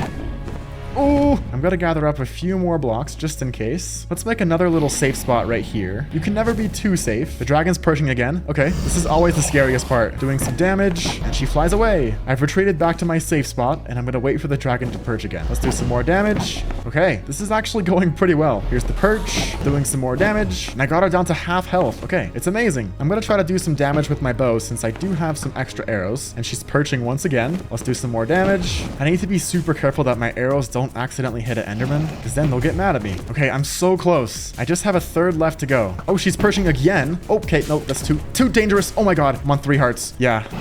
That was scary. I'm not gonna try to run when she's perching from that low, because I almost just died right there. This is getting really dangerous. I don't know why she's perching so low. It doesn't give me enough time to go back there safely. This time I'm gonna wait right here, and I should be close enough. Okay, she's perching again. Ooh, this is so scary. Is that Enderman mad at me? Oh no, it's mad at me, isn't it? This is why I have my safe spot. I totally would have died if I didn't have this little spot right here. And my sword is right about to break, so I need to craft a new one just in case. All right, my safe spot is no longer safe again. Okay, she's perching, she's perching. This might be the last one. Okay, here we go.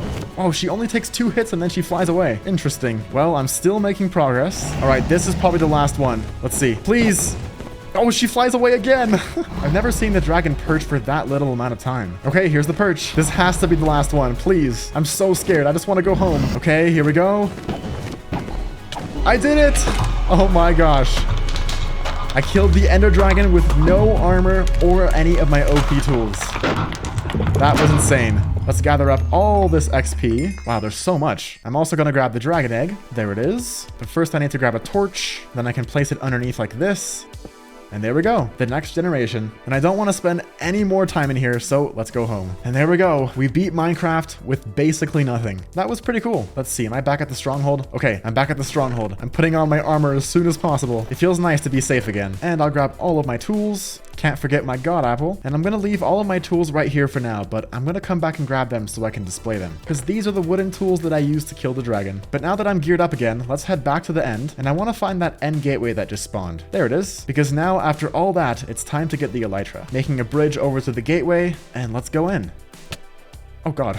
Oh, there's an end city right there. Oh, there's 2 end cities, both of them with ships. Wait a minute. That's amazing. Let's pearl over here, and I'm going to make my way to those end cities. After that extremely difficult challenge of killing the ender dragon, this is definitely a nice reward. Wait a minute. Is that a 3rd one off in the distance? It is. Look at that. There's 3 end ships right here. That's pretty cool. I'm not going to waste any time. I'm going straight for the ship first, because then once we have the elytra, we can loot the rest of the 3 cities way easier. Okay, well, I have levitation now, so I can just glide over. All right, let's go straight for the elytra, and there we go. We finally got it. Oh, and there's some diamonds too. It's a good thing I brought these rockets because it's going to be a lot easier to fly around. Let's try it out. It feels good to have the elytra. Let's check this top area right here. There should be some chests. Okay, got some emeralds. Nothing else very special. And I really want some shulker shells, so I'm going to try to kill these guys. All right, let's jump back down. Kill some more of these guys. There we go. Kill some more. Come on, looting 3. I'm trying to kill as many as possible. Okay, there's a lot of them. All right, we got some more of these guys. Let's jump down real quick. Let's gather up all these shulker shells. I only have 2 so far. What the heck? I feel like I've killed more. There's a few more over here. There's one right here. Oh, it feels so weird having the elytra. I'm not used to it. I gotta be careful not to die to fall damage. It's gonna be pretty easy with the elytra. Just to be safe, I'm gonna put my totem on. And I think I finally killed all the shulkers in this room. Let's see how many shulker shells I got. 8. Okay, that's enough for 4 shulker boxes. I don't think there's any more loot in this one, so let's go check out these other end cities. Hello. We can get a second elytra. Let's go see what's over here. I think this room has some loot. Yeah, it does. Oh, it also has an ender chest, so I can empty out all this stuff too. That's super useful. I totally forgot that ender chest existed. And I think there should be one more room now. Here we go. It also has an ender chest. End city number 2 is done. Let's go loot the 3rd one. Looks like there's 1, 2, 3 rooms that have loot. Oh my gosh, another end city and another one? Guys, what's happening?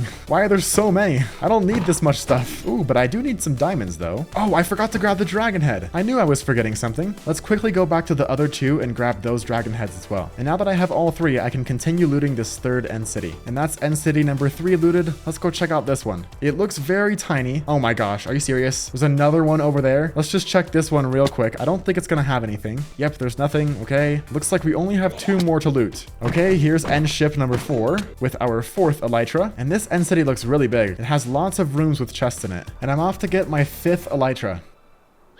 That was so perfect. My elytra skills are already getting better. All right, here we go. Elytra number 5. Oh my gosh, look at this. It has cursive binding and cursive vanishing. Is that rare? And there we go. I'm all done. I think I've already been to this one, but I'm going to check just to make sure. Oh, I haven't. Okay, well, time for my 6th elytra. My inventory and ender chest are completely maxed out, so I think it's time to head home. Ooh, my elytra's looking a little low. Just to be safe, I'm going to land real quick, and I'm going to swap it for one that has full durability. Now I just have to go back to where I was and find an end gateway. And there's the end gateway. Let's see if I can fly into it.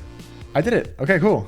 Let's head back here now. And I ended up back here. I'm going to break my bed real quick, and I'm going to head back, and then I'm going to fly back into the portal, and this should put me back at spawn. Here we go.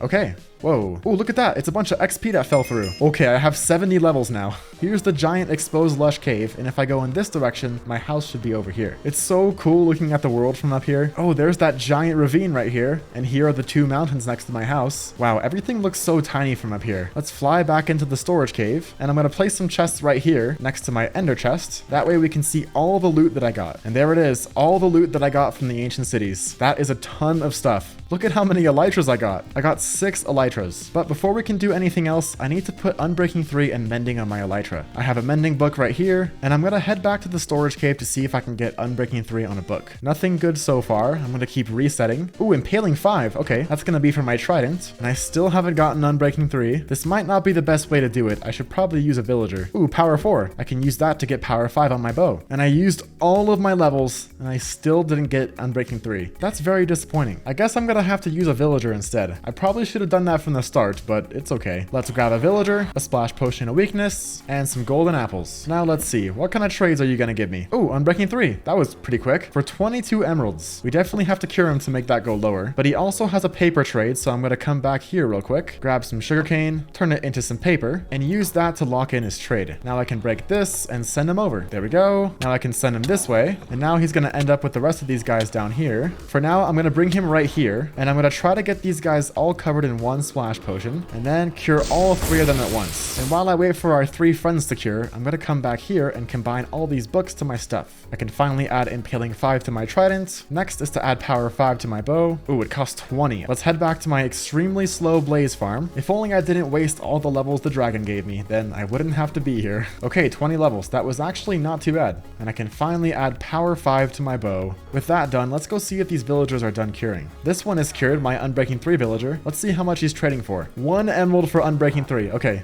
it's amazing. And there we go. I have all my villagers moved in. But now that I have that done, I can finally add Mending and Unbreaking 3 to my elytra. Wait, I don't have enough levels. Okay, back to the nether one more time. First, we'll add Unbreaking 3, and then we'll add Mending. And there we go. I finally have Unbreaking 3 and Mending on my elytra. And you know what? That actually won't be my last time going to the nether today, because now we're gonna get full netherite armor and tools. To do that, I'm gonna have to get a bunch of gunpowder. To get a bunch of gunpowder, I'm gonna be making a ghast farm. Now, the first item that I'm gonna need for this farm is a bunch of obsidian. Luckily, I just beat the ender dragon, so we can go to the end to get some obsidian. But now I just have to find where the stronghold was. Wait, is it this right here? Oh god!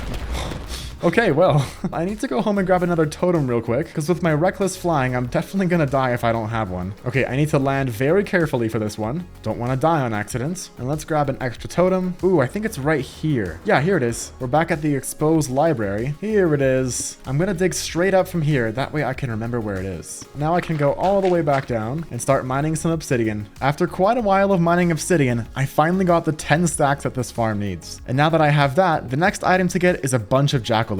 And by a bunch, I mean 18 stacks. In between when I was mining for obsidian, I made this giant pumpkin farm, and I also managed to get all the pumpkins that I'll need. But now we just have to turn all of these into jack-o'-lanterns, which luckily is pretty easy. The only thing I need is a ton of coal, which luckily I've been stockpiling, and then I can make a big tower going all the way to the sky and mine it up with Fortune 3. Here's the tower, and then here's all the coal. Now I just need a bunch of sticks, so I can turn these all into torches. And then with all of these torches, wait a minute. Oh, do they have to be carved pumpkins? Carved pumpkin plus torch equals jack-o'-lantern. Okay, I'm gonna have to carve all of these pumpkins. That's gonna take a long time. I'm not really sure the best way to do this, but I'm gonna try making a tower first. And then in my offhand, I'll have shears, and in my main hand, I'll have an axe. This is actually working pretty good. Look at that. I went through that whole stack in basically no time. And I also got a ton of pumpkin seeds. Not sure what I'll do with that, but I'll stick it in my chest for now. And then I can get to carving the rest of these. Just gotta make a super tall tower, and then spam click going down. And there we go. Everything is turned into carved pumpkins, and I have way more pumpkin seeds than I know what to do with now. But I can start turning all of these into jack-o'-lanterns, which lucky for me is a very easy crafting recipe. And then with the rest of my pumpkin seeds, I'm going to turn this into a bone meal farm. But now that I've gathered the 2 largest items for this farm, I can start getting everything else. And I almost forgot that I have access to shulker boxes now. This is going to make things a lot easier. And instead of cramming everything into my ender chest, I can put it in my shulker boxes. Alright, I've gotten just about everything, but there's a few items that we're missing. The main ones being sticky pistons and comparators. But instead of mining for quartz and finding slime balls, I'm gonna go down to the ancient city, and inside the redstone room, there should be everything I need. The redstone room should be right here. There's a couple of sticky pistons. Let's steal those. And I'm also looking for a few comparators. There's a comparator right here, and I need 2 comparators. Can I find one? Okay, it looks like there's only 1 comparator in this ancient city, but I know that somewhere along these walls, I dug a hole to another ancient city. Here it is. All right, now I have to fly to the center of this ancient city. Let's see if I can carefully grab this comparator. Here it is. Oh, there's tons of comparators. And there we go. I have everything I need. Oh, there's one thing that I forgot, and that's a bunch of iron. I need to craft up loads of hoppers, so I'm back here at the iron vein, and I'm gonna keep mining. And now that I'm back home, I can smelt it all up. And with that all done, I've managed to gather up everything except for one item, and that's some observers. Surprisingly, I haven't yet mined up any quartz in this world yet, so I need to pop into the nether real quick and mine some up. And now I can craft up those last 2 items. Oh, you know what? Now that I have an elytra, I can get rid of these ugly ladders. And now the floating island actually is a floating island. Okay, I forgot to press record for some reason, but here's what happened. I made my way up onto the roof, and I tried to break the bedrock, but it didn't work. I still have enough obsidian for a portal and a flint and steel with me so I can go home, but once I get some more gunpowder from my farm, I'm gonna try this again. But now that we're up here, I can finally start building this farm. Step 1 is gonna be making all the portals and the jack-o'-lantern spawning platforms. And here are all the portals, but before I start working on the spawning platforms, I'm gonna head up here and work on the collection system. Here's what the overworld collection system looks like. The gas gets sent to one of these 2 portals, then they get to cool down, and then once the portals reactivate, they get sent back to the nether, and then I can kill them. It's a little complicated, and it took me a super long time to make this, but it works. Okay, I ended up back here. That means everything's working. And then I can continue building this. And now the last thing I have to do is light up all these portals, and then build out all of the jack-o'-lantern spawning areas. And there we go. It should be all done, which is perfect timing because I just ran out of rockets. Let's go test it out and see if it works. I really hope it does, because this took a long time. Okay, the gas should be popping out any second now. There it is. Okay, it's working. This is gonna be a horrible sound. I'm gonna sit here for about 15 minutes and let's see how much stuff we get. All right, it's been only 10 minutes and look at all the stuff I've gotten so far. Almost 5 stacks of gunpowder in just 10 minutes. And even more gas tiers. That's crazy. Now I can finally craft some rockets. But most importantly, I can finally make a bunch of TNT to go mining for netherite. But now the only other ingredient I need to make a bunch of TNT is sand. And my allays are gonna help me out with this. A few episodes ago, I asked you guys what I should use my allays for, and a lot of you suggested mining sand. So that's exactly what I'm gonna do. I think you just give them an item like this. Yeah, and then if you drop it on the ground, then they give it back to you. Oh, look at that. There's an advancement for it. That's cool. Okay, I'm gonna give all of these guys some sand, and then I think if I let them off their leads, they'll follow me around. Okay, they do. Oh, look at that. That's so cute.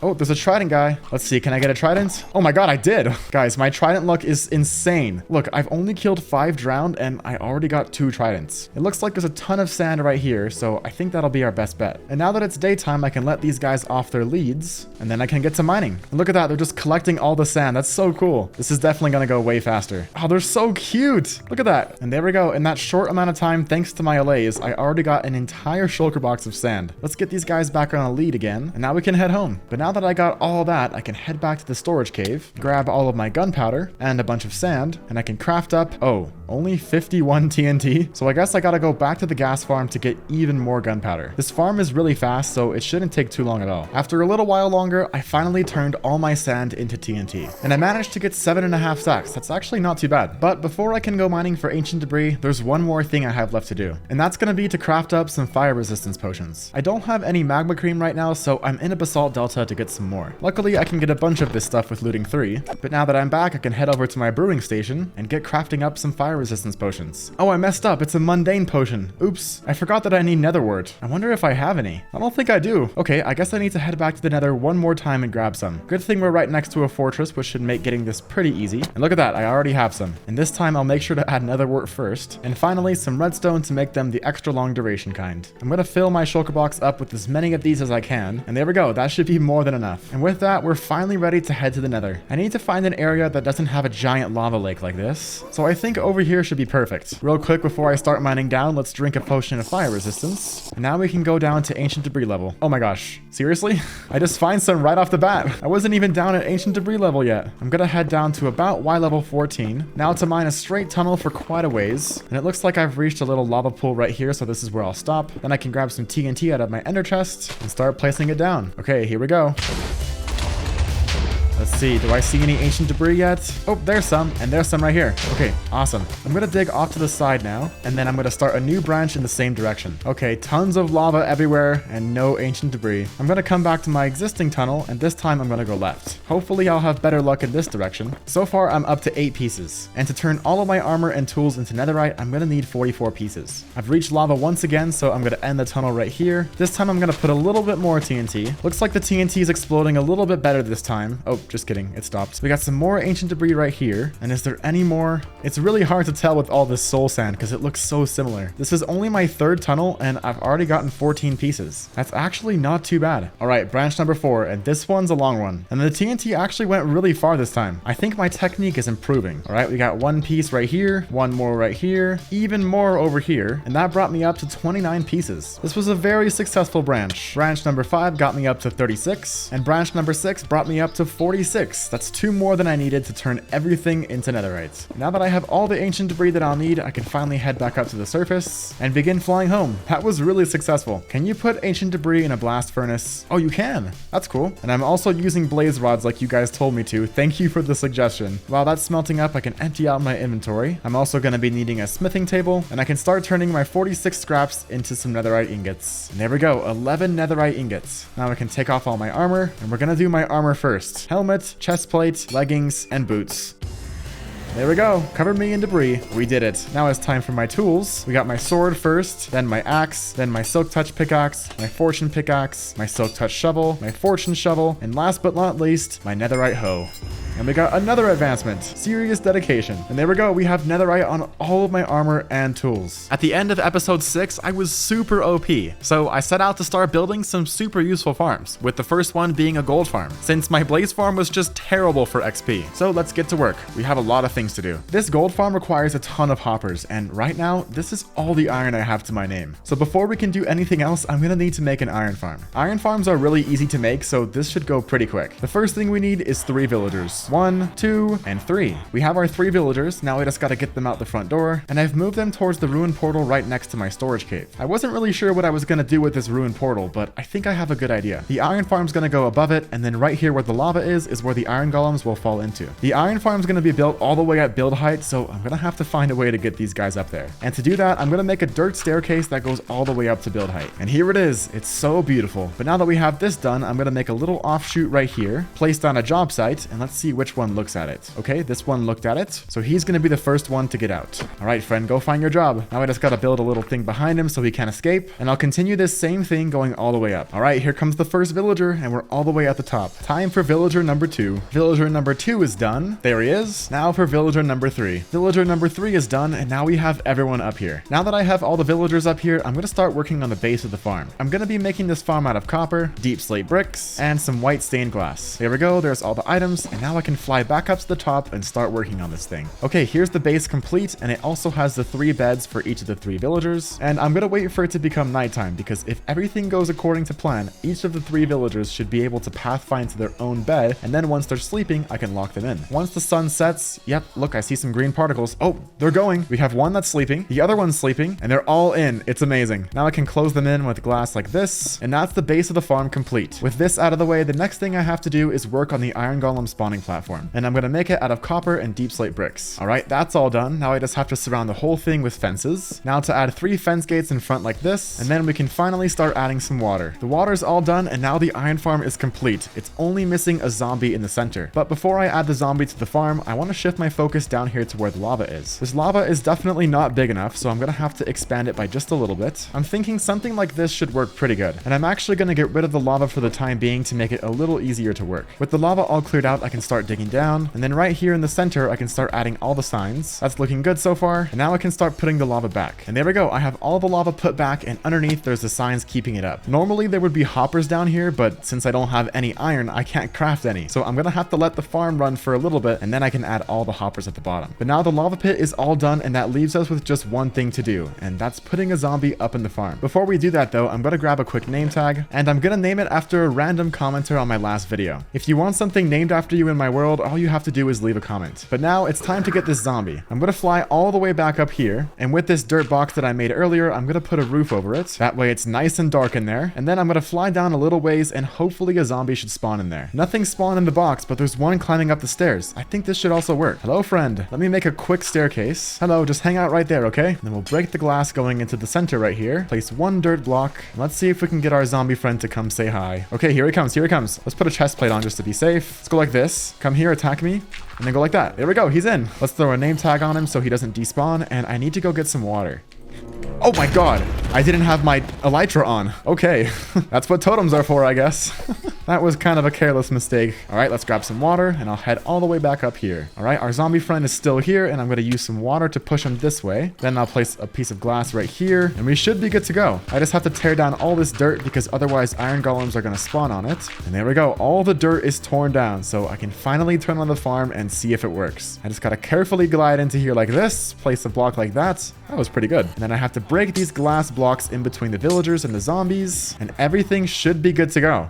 Oh, look at that. We already have an iron golem. Let's see if he goes into the lava. Oh, he is. Okay, let's see if the iron drops. And there we go. We got our first iron from our iron farm. And I'm going to sit here for just a little bit until I have enough iron to add the hoppers underneath. This farm has been working super fast, and I only have 4 hoppers left to go. Here goes the last hopper, and the iron farm is done. So now, before I start getting the items that I need for the gold farm, there's one thing that I have to do first. I'm going to be dealing with a lot of magma for the rest of the episode, and I don't want to have to chug fire resistance potions all the time or take damage constantly. So instead, I'm going to be making some Frostwalker 2 boots. I already got Frostwalker 2 from the stronghold, so this should be easy. I still want these boots to be just as good as my current ones though, so they're going to need Protection 4 and Feather Falling 4. I think I have Feather Falling 4 in here somewhere. Yep, here it is. And I also have a villager that sells Protection 3, so I can combine 2 books into Protection 4. And we'll also be needing Unbreaking 3 and Mending. And that's basically all the enchantments taken care of. First, let's combine this into Protection 4. And I also need to craft a pair of boots. Let's add Frostwalker first, then we'll add Protection 4, then we'll add Feather Falling 4, then we'll add Unbreaking 3. Oh, just kidding. Don't have enough levels. Hopefully this is the last time I have to use this extremely slow Blaze XP farm, because the gold farm we're about to build also gives you a ton of XP. All right, I have my first 10 levels. Let's add Unbreaking 3 first. And how much is it going to cost for Mending? 17. Okay, that's kind of expensive, but we can do it. Okay, 17 levels. We can finally add Mending, and now I have maxed out Frostwalker 2 boots. But they look kind of cringe being diamond, so let's get netherite on these. I just need 1 netherite ingot, so this should go pretty quick. I'm not even going to use TNT. All I gotta do is find a chunk border and mine all the way down. Oh, I'm standing on magma. I should probably wear my Frostwalker boots. That makes it so much nicer. If only Frostwalker prevented you from taking lava damage, then that would be amazing. All right, I'm on a chunk border. Let's start mining. Hopefully this doesn't take too long.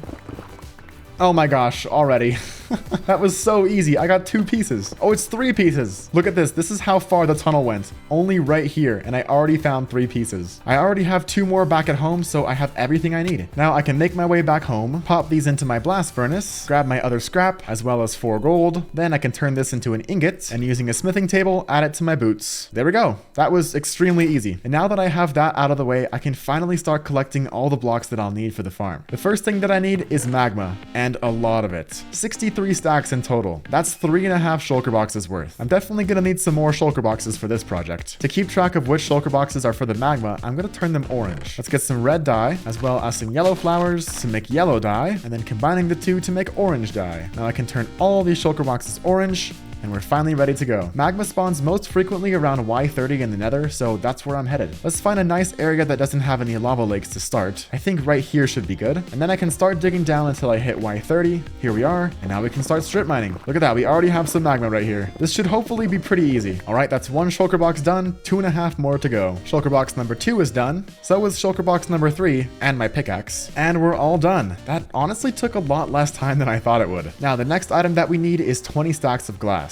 I haven't yet found a desert in this world, so I think this is the perfect time to find one, because just using beaches like this is not going to be enough to give me 20 stacks of glass. So I'm on a mission to find a desert. I see an acacia biome, so hopefully that means there's a desert next to it. Oh, look at that. It is. Let's bust out some shulker boxes and get to collecting up 20 stacks of sand. The sand has been acquired, and I ended up getting way more than 20 stacks. I also accidentally broke my silk touch pickaxe. My shovel is about to break, and I'm out of food, so I think it's time to head home and turn this all into glass. Let's make a little furnace area right here, load all the furnaces up with some fuel, and then empty out all of my sand into it. All right, the glass is all done, and while that was smelting, I also went ahead and got some more blocks that I need for the farm. Now, the item I'm having the most trouble with right now is redstone. I'm all out of it, and I need a ton of comparators, pistons, sticky pistons, and all that stuff. So I have to go back down to the mines real quick and gather up some more redstone. A quick trip down to the mines later, and I have all the redstone that I'll need. Now I just need to make a bunch of repeaters, a bunch of comparators, and the next item on the list is sticky pistons. I only have 7 right now, so I need to get just a few more. And since I don't have any slime balls, I'm off to find a swamp. There's a swamp! Let's go! I think you have to wait until nighttime for these slimes to spawn though. Luckily the sun is just about to set, so I'll wait for just a few minutes. Oh, I see a slime. There are a ton of creepers though, I don't know why. Okay, I have 36 slime balls so far. Let's try to get at least a stack or 2. Okay, there's a lot of mobs, I don't know why. Ooh, okay, my health is getting a little low. There's so many mobs. I just want slime balls. Look at all the arrows in my face. Oh my gosh. I'm covered in arrows. Okay. Oh my god. Oopsies. All right, we're up to a stack and 13. I wonder if I can get 2 stacks before it becomes daytime. Oh my god. Look at this.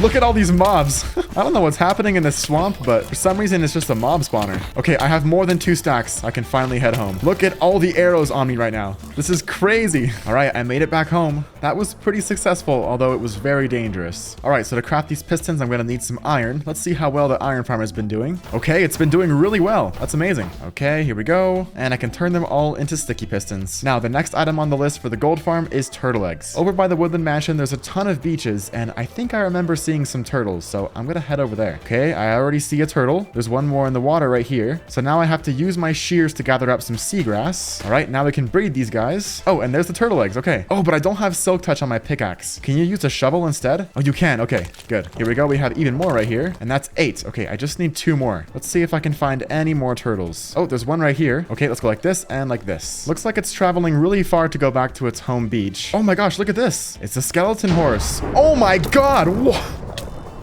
They spawned all right in front of me. I was not expecting that. Okay, ooh, I need a chest plate. Oh god, I'm taking a lot of damage. Let's put on my chest plate real quick. I'm gonna snipe these guys too. There we go. I killed one. Oh, I killed the horse on accident. Oopsies. Well, we still have 2 horses. That's kind of cool. I guess I'll have to come back for these later. The turtle's still doing its thing, and there we go. Let's grab all the rest of these. And now I have 11. That's 1 more than I need. I'm gonna mark the coordinates for these skeleton horses. There we go. And I'll come back for you guys later. And now that I'm back, the next item that I have to get is 33 melons. Kind of a random item, but we do have some melon seeds, and I guess we'll have to plant up a little farm. The farm's gonna go right here, then I can fill it all up with water and plant up the melon seeds. And while I wait for these to grow, the next item on the list is 11 honey blocks. Thankfully, I have all my bees back at my starter house, so this should be pretty easy. First, I'm gonna grab some glass, turn it into some glass bottles, and then I can go harvest up all this honey. Be our guest. Wow, I didn't know there was an advancement for that. Oh, they're mad at me. What? Wait, why are they mad? It was over a campfire. That doesn't make any sense. Guys, why did that happen? Let me do a little experiment. So this one has a campfire on it. If I do this, then they're not mad at me. I guess there must not have been a campfire underneath that one, because it looks like it's going fine for all the other ones. Okay, I got 2 stacks of bottles. That should be enough for 8 honey blocks, and I just need a few more. All right, I have 8 more, which is enough for 2 more honey blocks, and there we go. That's the last honey block. Now, besides the melons, the only 2 interesting items that are left are cobwebs and a cactus. I know where to find some cactus, because I was just at a desert, so let's head over there first. Okay, here's the desert, and I see lots of cactuses. Oh, we're also next to a badlands. That's actually going to be perfect for the cobwebs. All right, cactus. Just gonna grab a few of these, might as well. All right, now in badland biomes, there's usually lots of exposed mine shafts, and inside mine shafts, there's lots of cobwebs. Oh, here's one. Let's see what's inside. I need some cobwebs, and I already see some right here. Nice. Oh, there's a spider spawner. Okay, let's grab all these and go. No, go away. And there we go. 40 cobwebs. That's definitely more than enough. And now that I have that done, the rest of the items that I have to craft are a bunch of hoppers, a bunch of grindstones, and a few other random things. Let's see how much iron the iron farm has made me. Okay, quite a lot. So I can turn these all into hoppers. And now the next item is going to be a ton of grindstones. And there we go. That's the 3 stacks of grindstones. All I have left to do is a few random items and I'll finally be done. And here it all is. Everything I'll need to make this insane gold farm. Honestly, it was quite a mission collecting all this stuff, but it'll all be worth it once the farm is built. Step 1 to building this farm is to find a good place to build it. It needs to be built in a nether waste biome, but also not close to my spawn. And I want to find an area that has a massive lava lake just like this, because this farm also needs some spawn proofing below the nether roof. proof. So the more lava there is, the less work I have to do. So I'm gonna fly around a little bit until I find a good spot. Ooh, it looks like here would be really good. This is the biggest lava lake that I've come across so far. I think this is gonna be perfect. I'm gonna write down these coordinates and fly back to spawn. And instead I'm gonna fly up to the roof. And in between episodes, I broke some bedrock on stream to make it a little bit easier to get up here. And now I just have to fly to the same area where I marked down those coordinates. And here we are. I can start placing down all my shulker boxes. And then I'm gonna pillar up to where the farm's gonna be built. And the first thing that I'm gonna start working on is the sorting system. Here are all the chests, and now I have to build the item sorter. And there it is, the item sorter is all done, and now it's time to start working on the base of the farm. Oh, I just got an advancement trying to get up this honey block. How do I get up this? Ah, wait, can I not jump? Oh, it's so sticky, it's crazy. All right, here's this little redstone contraption done, and there's gonna be so many items coming through this farm that it's actually pretty complex. A simple row of hoppers would get overwhelmed instantly, so there's this design right here that pushes the items into the center, and then they get sent down this way to be sorted. And now that I have this done, I can start working on the collection system and the killing chamber up on top. All right, the base of the farm is all done, complete with the collection system and the killing chamber, but now all I have to do is extend this drop chute going all the way out to the top with a bunch of grindstones and glass. All right, here's the drop chute progress so far, and once I make it to here, I need to start adding turtle eggs. And there's the fully completed drop chute. The only thing I have left to do is add all the spawning platforms out of magma. And right up here is where the first platform starts. And now I just gotta build out all the platforms. And there we go, it's all done. And I also accidentally popped my totem when I was working on this, so I need to be a bit more careful because that was my last one. But now I want to go down here and test it out to see how fast it is even without spawn proofing. And whoa, okay, it's already going pretty quick. Let's see. This is kind of scaring me because I don't have a totem, but the farm seems to be working just a little bit. It can go way faster than this, so we definitely have to spawn proof. I already added all the items to the item sorters, and let's see if it's working. Okay, yeah, it definitely is. Okay, yeah, it's working pretty good. The only thing is that it's working very slowly. To spawn proof this farm, I'm going to be using a mod called Mini HUD. It shows you the despawn sphere with this circle, that way I can know exactly where to spawn proof. Before we start spawn proofing though, I need to head back home real quick, gather up some cobblestone, and turn them into a ton of slabs. These are what I'm going to use for spawn proofing. And now we can head back to the nether. Just kidding, I need to get some food. There we go. And this time, instead of going above the roof, I'm going to go to the same spot but underneath. And here we are. This is what it looks like when I turn on Mini HUD underneath the roof. You see all the areas that are inside the circle? That's what we have to spawn proof. Thankfully, there's this giant lava lake right here, and I really don't have to spawn proof that much. Let's grab all my slabs, and we can start placing them down. Those 10 stacks of slabs ended up not being nearly enough, so I had to go back home and mine up this massive area for cobblestone. Most of the nether was easy to spawn proof, but what I didn't realize is that there were a ton of caves right under the roof that I also had to spawn proof. The islands and everything underneath were easy, but it was the caves that took the longest. And after about 5 hours of work, it's finally done. I can't wait to test out how fast this farm is. I broke some bedrock right up here to make it easier to go up to the farm, and let's test it out. Oh, they're already falling. Okay, here they come. Oh my gosh. Okay, that's way faster than before. Let's put the farm onto manual killing mode and see how much XP I can get. This is insane. It's so loud. Look at how fast I'm getting XP. Oh my gosh. Healing up all my tools should be extremely easy. This is so much better for XP than that terrible blaze farm I built. I wonder if I can hit level 100. A short while later, and I'm already at level 50. We're halfway there. All right, I just hit level 60. We're making progress. And now I'm at level 70. I just hit level 80, level 90, and level 100. That was insanely fast. And I'm still gaining XP. Oh my gosh. Wow, that's a lot of XP. It just keeps coming. It's crazy. I set a timer when I started, and it took me exactly 11 minutes to get 100 levels, which is insane. Once all this XP stops, I'm going to fly down and look at the chests. I'm curious to see how many items we've gotten. Okay, it's almost done, and there we go. I got 105 levels. That's crazy. Let's go down here and see how many items we have. Okay. Wow, we already have 1, 2, basically 3 double chests of gold nuggets. That's insane. Oh my gosh, look at all these gold ingots. And we also have 1, 2, almost 4 double chests of rotten flesh. That's insane. I'm saving all the rotten flesh because I want to sell it to a cleric villager. But you know what? I should use these 105 levels for something. I need to get another silk touch pickaxe because I broke mine during this episode. I'm going to fly back down to the nether and to a place that I haven't spawn proofed yet. And I'm going to mine all the way down to ancient debris level. I need to get just 3 more ancient debris so I can get netherite on my new pickaxe. So hopefully this doesn't take too long. long. Okay, I don't know why I thought this was going to be easy, but so far it's taking me longer to find a single piece of ancient debris than it did for me to get 105 levels. I don't know why, but I'm getting so unlucky right now. You know what? I think I'm going to go home and grab some TNT because this is taking way too long. And now that I'm back, I can fly home to grab some TNT. First, we need to grab some gunpowder and then some sand, turning this all into TNT. And one stack of TNT should be enough. I only need 3 pieces of ancient debris, so I hope I'm not that unlucky. First, we'll find an area that I haven't been to yet, and then I'll start mining down to ancient debris level. Now we can make a long tunnel and start placing down my TNT. I don't have a totem on me, so I'm going to be extra careful. I'm going to run all the way up here. Please don't kill me. Any ancient debris? Yes, there's 2 right there, and it's 3. Okay, amazing. Right off the bat, I already got what I came for. And now I can head back home and start working on getting my new pickaxe. Step 1 is to get a new diamond pickaxe. I think I have some from when I went to those end cities. Okay, I do, and it has Unbreaking 3 and Efficiency 4 already. Let's grab a few more diamonds just in case I have to craft some more pickaxes, and then we'll head over to the enchanting cave. Let's craft a new diamond pickaxe. This one has Unbreaking 3, Efficiency 4, and Silk Touch, and if I combine it with this one, I'll have Efficiency 5. And there we go, the only thing I need is mending. I'm going to steal 1 book from the enchanting cave and make a quick stop at my villagers to get mending. Hello, mending villager.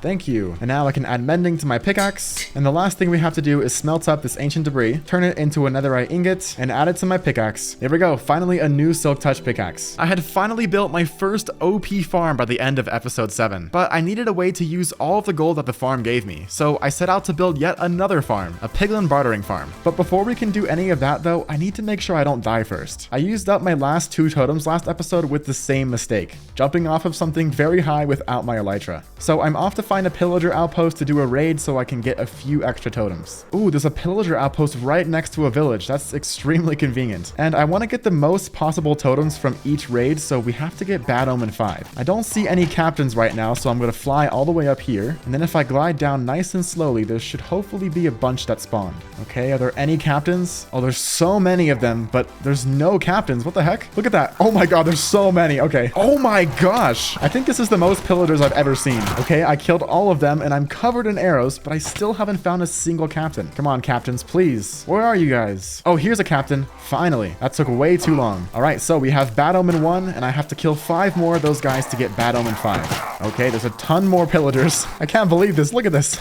I'm gonna fly back up here for safety. Look at all them down there. That's crazy. Okay, here's captain number 2, and now I have Bad Omen 2. There's 1 more over there, it looks like. Now I have Bad Omen 3. Here's number 4, and here's number 5. That was really easy. Okay, we have Bad Omen 5. Let's fly back to the village, and a raid is starting. Let's see where the first wave is. Oh, they're over here. All right, we have just 2 guys left. There's 1 right here, and the last one is over here. Hello, friend. Okay, wave number 1 is done. Let's see if I can get some blocks real quick to protect these villagers. Okay, there's some villagers right here. Let's place some blocks to protect them. Oh, they're all running in here. There we go. Let's protect them like this. That way we can't lose the raid. And it looks like the other wave is right here. It's a Vindicator. Ah! These guys do so much damage. I'm gonna put on my chest plate just to be safe. Looks like my Iron Golem friend is helping me. I'll just let him do all the work. It says there's 1 raider remaining. Where is he? Oh, here he is. He's terrorizing the villagers. Wave number 2 is done. Let's sleep real quick, and we wake up just in time for wave number 3. Okay, looks like this wave is where the scary ones start to spawn. The Ravagers are here. Please, Iron Golem, help me. Oh no, I hit the Iron Golem. Oh no, they're all chasing me now. Okay, I killed the Ravager, and I think the Iron Golem's mad at me now. I need to make sure he doesn't kill me. Has the Iron Golem forgotten about me yet? Okay, it looks like he forgot, thankfully. We're going on to wave number 4. Run, villagers, run for your lives. Looks like it's still Vindicators and Pillagers for now. I think the next wave is where we start to get some Evokers. Do we have any Evokers yet? Yep, we have some Evokers. Oh, there's Vexes. Okay, and there's a Ravager chasing me. Okay. Okay, I killed the Evoker, and he dropped a totem. Let's pick it up. And our Iron Golem died. Oh no. I'm gonna put the totem on right now just to be extra safe. Okay, there's still some Vexes over here, but I don't think there's any more Evokers. Oh my god, he had Fire Aspect. Okay, we're on to the next wave. That one went pretty well. We already got 1 totem and 15 emeralds. I'm gonna go up on top of a house this time because I don't really feel like dying to a Ravager. And it looks like we have 1 more Evoker. Let's kill him first. And it looks like the rest of these guys are terrorizing all the villagers. Okay, we're on to the next wave. I really hope some more Evokers spawn because I want to get some more totems. There's an Evoker. Oh god, let's kill him. And there's so many Ravagers. Okay, this is what I get for doing a level 5 raid. Okay, there's another Evoker riding a Ravager. I feel like I should have come more prepared for this. That wave was really intense. Oh, there's still more waves? Oh my gosh. I hope this is the last wave because these waves have been getting really, really crazy. There's an Evoker. There's an Evoker. Oh, he runs so fast. Oh my gosh. Look at him go. Oh my god. I can't even hit him with my bow. All right, this is the last one. Come on, please. Is it over? I did it. Oh my gosh. That was intense. And there we go. I got Hero of the Village 5 and 8 totems in total. That was extremely successful. Let's put my elytra back on and head back home. Now that I have the totem problem taken care of, let's get some extra shulker boxes and then head over to the gold farm. All right, let's see how many extras I have. Ooh, okay, I only have 1. And I also don't have any extra shulker boxes, so I'm gonna have to fly back to the end real quick and get a few extra shells. And now that I have a totem, I can feel safe jumping down here, and we'll go back to the end. Now that we're here, I can fly into the gateway and then to the nearest end city to get some shulker shells. I think down in this room there should be a ton of them. Yep, here they are. Let's put on my chest plate and get to work. Do you guys know if killing them with looting 3 gives you more shulker shells? Because I'm not sure if I should be killing them with my bow or my sword. So if you know, please tell me in the comments. All right, I'm up to 16 shulker shells. That should definitely be more than enough. Now I can grab some chests and turn all these shulker shells into some shulker boxes. And now that I have all that, I can head to the nether and go to the gold farm to collect up all my gold. All right, let's see how much gold I have. Okay, that is a ton of gold. Oh my gosh. Let's throw them all down here. Oh my gosh, it's so much. And then we have a nice big pile of gold down here. And then I can place down these shulker boxes like this and start crafting it all up into gold ingots. Okay, that's the first batch of gold and we got half a shulker box, but we still have tons more to go. We can empty all of this out and then all of this and all of this and all of this. And this right here is all of my gold. 4.5 shulker boxes in total. That is insane. We'll definitely be able to use all this to do some really cool stuff. With the first thing being finishing my villager trading hall. I have 17 more apples, and then I can fly back over here to the zombie conversion area and turn these all into golden apples. And the first villager I'm gonna get is a farmer. That way I can buy even more apples without having to harvest them up manually. This guy wants to buy some wheat, so let's head over to the cows real quick and use this to lock in his trade. Then we can send him on his merry way this way. Oh, what? Wait, what happened to the zombie? The zombie disappeared. Maybe he accidentally died from the sun? I don't know. Well, I guess we'll have to wait until nighttime for a zombie to spawn, but for the time being, I can go buy a name tag. Let's grab one like this, and we'll name this new zombie. His name's gonna be the Doctor version 2, because the first one died tragically. I wonder if he wants to be the Doctor. You get to die. You're not gonna be the Doctor, but you are the Doctor. Version 2, that is. All right, all these guys are good to go. And there we go. All 4 of them are curing at once. Let's start by sending this guy away first. And once they're in here, I'm gonna separate them just a little bit. And I'm gonna do the same thing for the rest of these guys. And there we go. After quite a bit of work, I have all the farmers moved in. And let's see if I can get one of these guys to sell me some apples. Also, check out my armor. That's all from the zombie villagers. I can't believe how much damage they did to it. Apples? There we go. Finally got some apples. We got a stack. Okay, that was pretty good. And this should definitely be enough apples to finally finish this entire trading hall. And the next villagers I'm gonna get are librarians. This entire middle island right here is gonna be full of librarians, and the one important trade that I'm missing right now is efficiency 5. So with this villager right here, I'm gonna try to get him to trade me efficiency 5. Whoa, okay, that was really easy. Efficiency 5 for 43. I'm just gonna lock him in at this price because this is the only time I've ever seen efficiency 5. All right, he's been converted. Let's get some more villagers. Look at how chaotic this is. There's so many villagers in here. Now the next trade I'm looking for is protection 4. Okay, it's not protection 4, but I found sharpness 5, so I'm gonna take it. 64 emeralds, that really hurt. I hope I can get it for cheaper. And after quite a bit more work, I finally have all the librarians moved into the center island right here. But now that I have these farmers and librarians, it's time to get some weaponsmiths and toolsmiths. These guys are a little more important, so they're gonna go upstairs. I already marked out the area where they're gonna go. So now all I have to do is grab some villagers, turn them into a toolsmith, and get them converted. I'm not being really picky about the trades they have because it's kind of hard to tell what they'll trade you until they're leveled up. So for now, I'm just locking in the trades that they have currently, and we'll see what they have to offer once they're more leveled up. And we're gonna have to get these guys moved upstairs. I guess I'll just have to push them up like this. Oh my god, my health. Okay, ooh, I'm at 1 heart. This is exactly why I got those totems at the start of the episode, because I knew I was gonna be dealing with these guys. I got 4 of them up here, and I'm still gonna need 2 more. Oh my gosh, they all cured at once.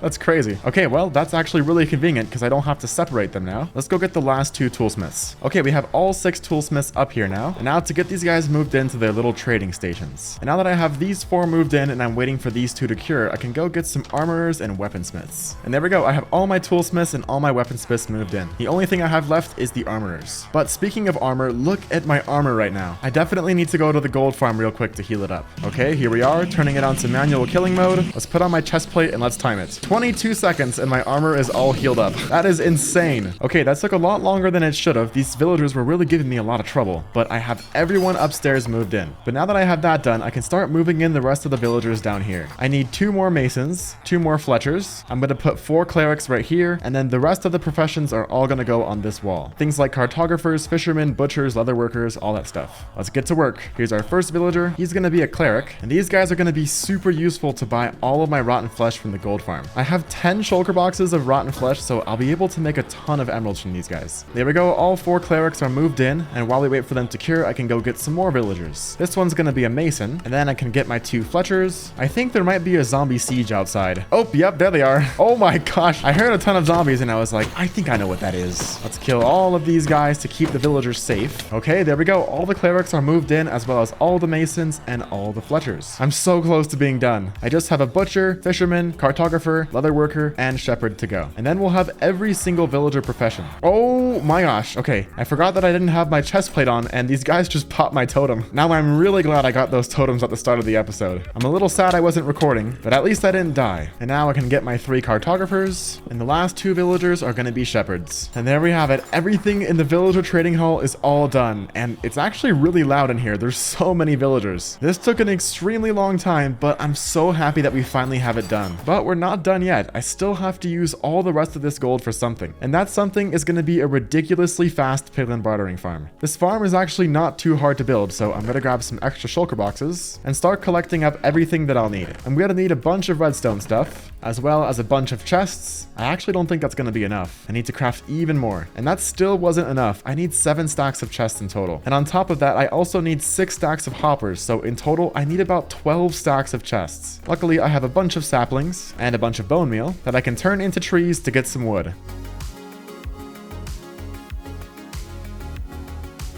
A whole bunch of trees later, and I think this should be enough wood for all the hoppers and chests that I need. And there we go, that's the 2 main items done, and now I just have to get all the rest. The next item that I need is a bunch of redstone dust, and I'm all out of it. But thankfully I have these clerics that sell redstone dust. I knew these guys would come in handy at some point. With the redstone taken care of, the next item is half a stack of blue ice. And there we go, that's the rest of the items that I need for the farm. Let's go build this thing. Wait a second, I forgot one thing, and that's 24 name tags. This farm requires 24 piglins, and we want to make sure they don't despawn. So I'm going to sell some books to my librarians for some emeralds, and then buy up a bunch of name tags. And now I just need to bring an extra shulker box, craft up a few extra anvils, and name these all after commenters on my last video. And there we go, that's all the name tags that I'll need. If you guys want to be named after something in my world, all you gotta do is leave a comment. And I'm gonna be building it right next to my gold farm. That way I can take the gold that comes out of there and put it straight into the bartering farm. And I'm actually gonna go under the roof real quick and see if I can find a nearby crimson forest. Since we're gonna need a bunch of piglins for this farm, I'm gonna need a crimson forest so I can get the piglins from there. It doesn't look like there's any crimson forests nearby actually. I was hoping there would be something close, because then it would make it a lot easier. Alright, I couldn't find anything under the roof, so I'm just gonna fly until I see a crimson forest. Oh, there's one right here. Okay, it's actually pretty far from my farm, but I think it'll do. I'm gonna place down some pumpkins right here so I remember where it is, and I'm gonna fly back to the gold farm. And we're not gonna need the crimson forest until the farm is already built, so let's go ahead and build this thing. Step 1 is to place down all of the chests for the sorting system. And that's all of the chests and hoppers in place. This looks insane. I can't believe the amount of hoppers. But now the next thing to do is work on the sorting system on top. And there it is. The entire sorting system, as well as the potion sorting system on the end, is all done. And now that I have that all done, right up here is where all the piglins are gonna go. But first we have to build the trading station that houses them. Alright, the piglin bartering farm is all done. The only thing that's missing is the piglins. This is where that crimson forest is gonna come in handy. I'm gonna follow my trail of blocks back to where I found it, and I'm gonna make a nice big platform out of netherrack so I can get some piglins to spawn. Alright, this should be big enough. Now I'm gonna pillar all the way up from the center, and once we get high enough, we should start seeing some mobs spawn below. Oh, I already see a few piglins. Yeah, look at that. It's working. We can't have these guys. I need to only grab the guys with the swords. The reason why I don't want to use the piglins that are holding crossbows is because they'll try to shoot at me and end up killing the other piglins. And now this guy just has to chase me all the way back to the gold farm. Okay, here we are. That actually didn't take too long. I'm gonna grab a name tag out of here, name this piglin, and then have him chase me up the stairs like this. And then if all goes according to plan,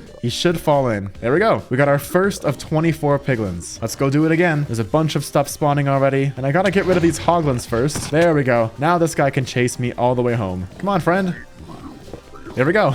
Now we have them both in there. And now to do this 22 more times. Piglin number 3, Piglin number 4, and Piglin number 5, number 6 and number 7, 9, 10, 11, and 12. I decided to do something a little different this time, and now I have Piglins number 13 through 24 chasing me. I just need to be super careful getting these guys into the farm because they do a ton of damage, especially when you have 11 of them chasing you at once. And these guys are already name tagged, which is super nice, so it'll be easy to get them into the farm. Okay. Oh my god. Okay. Whoa, okay. Yep. This is exactly what I figured was going to happen. It's just too chaotic. I'm going to pillar up like this, and I'm going to try to get these guys into a little box. Okay. I think I got them all in. Now, I'm not sure how I'm going to separate these guys. Maybe I'll go like this, and then whoever kind of wanders out. It did not go very well. Oh no, oh my god. This is so chaotic. I should not have done it this way. I have most of them right here, but then I have only 3 chasing me. I think this should work out a lot better. All right, I have 3 in here at once. There we go. Oh, 4, I guess. 3 more to go, and we'll have gotten 24 piglins. We got all 3, and there we go. I think that should be 24 piglins. Let's just make sure real quick with the entity counter. Okay, it looks like it's actually only 23. It's a good thing I didn't tear down this spawning platform, because I still need it. All right, I got 2 more piglins over here name tagged, and let's get them into the farm. And there we go. That should be 24. Let's put the glass on top, and the farm is all done. The only thing I have left to do is configure all of these item sorters. I already have most of the items that I'll need back at home, like blackstone, some gravel, some quartz, and for the rest of it, I'm gonna have to come back to the nether. And there we go. That's all that I was easily able to get. So let's load it all up into the hoppers. And there we go. They're all filled up except for just a few. For the rest of those items, I'm gonna grab all of my gold, load it up into the farm like this, and turn it on. Let's see if it works. Oh my gosh. It's working! Look at that. That's so cool. Yep, we already have spectral arrows filtering in here. I just need some string to go right here. And then this filtering system looks like it's working over here too. Yeah, that's really cool. And yep, that's it. It's all done. Let's go see if the items are filtering down here. Oh yeah, check it out. We have all of our potions, all my leather, all of my obsidian, all of my ender pearls, and all of my blackstone. It's working pretty good. I'm gonna let this farm run for about 10 minutes and we'll see how many items I get. All right, it's been 10 minutes. Let's see how much I got. Okay, almost an entire double chest of blackstone, about the same amount in gravel, a whole bunch of spectral arrows, quite a bit of quartz, some iron, lots of soul sand, lots of nether brick, a lot of ender pearls actually, wow, and a ton of string. Oh my gosh, that is amazing. I was always running out of string, so this farm's gonna be super useful. A bunch of fire charges, a whole bunch of crying obsidian, a whole bunch of regular obsidian, and a ton of leather. And that's the farm fully complete. By the end of episode 8, I had finished 2 super overpowered farms, but I was kind of sick of building and decided to switch things up and work towards getting one of the hardest advancements in the game, Monsters Hunted. And even though it wasn't part of the advancement, I would also be fighting the Warden. To keep track of all the mobs we have to kill this episode, I made this book, the Monster Hunter Quest. It has all 34 mobs that we have to kill, as well as the Warden. Let's start with the easiest mob first, and that's gonna be an Endermite. All I have to do is throw a bunch of pearls until one eventually spawns.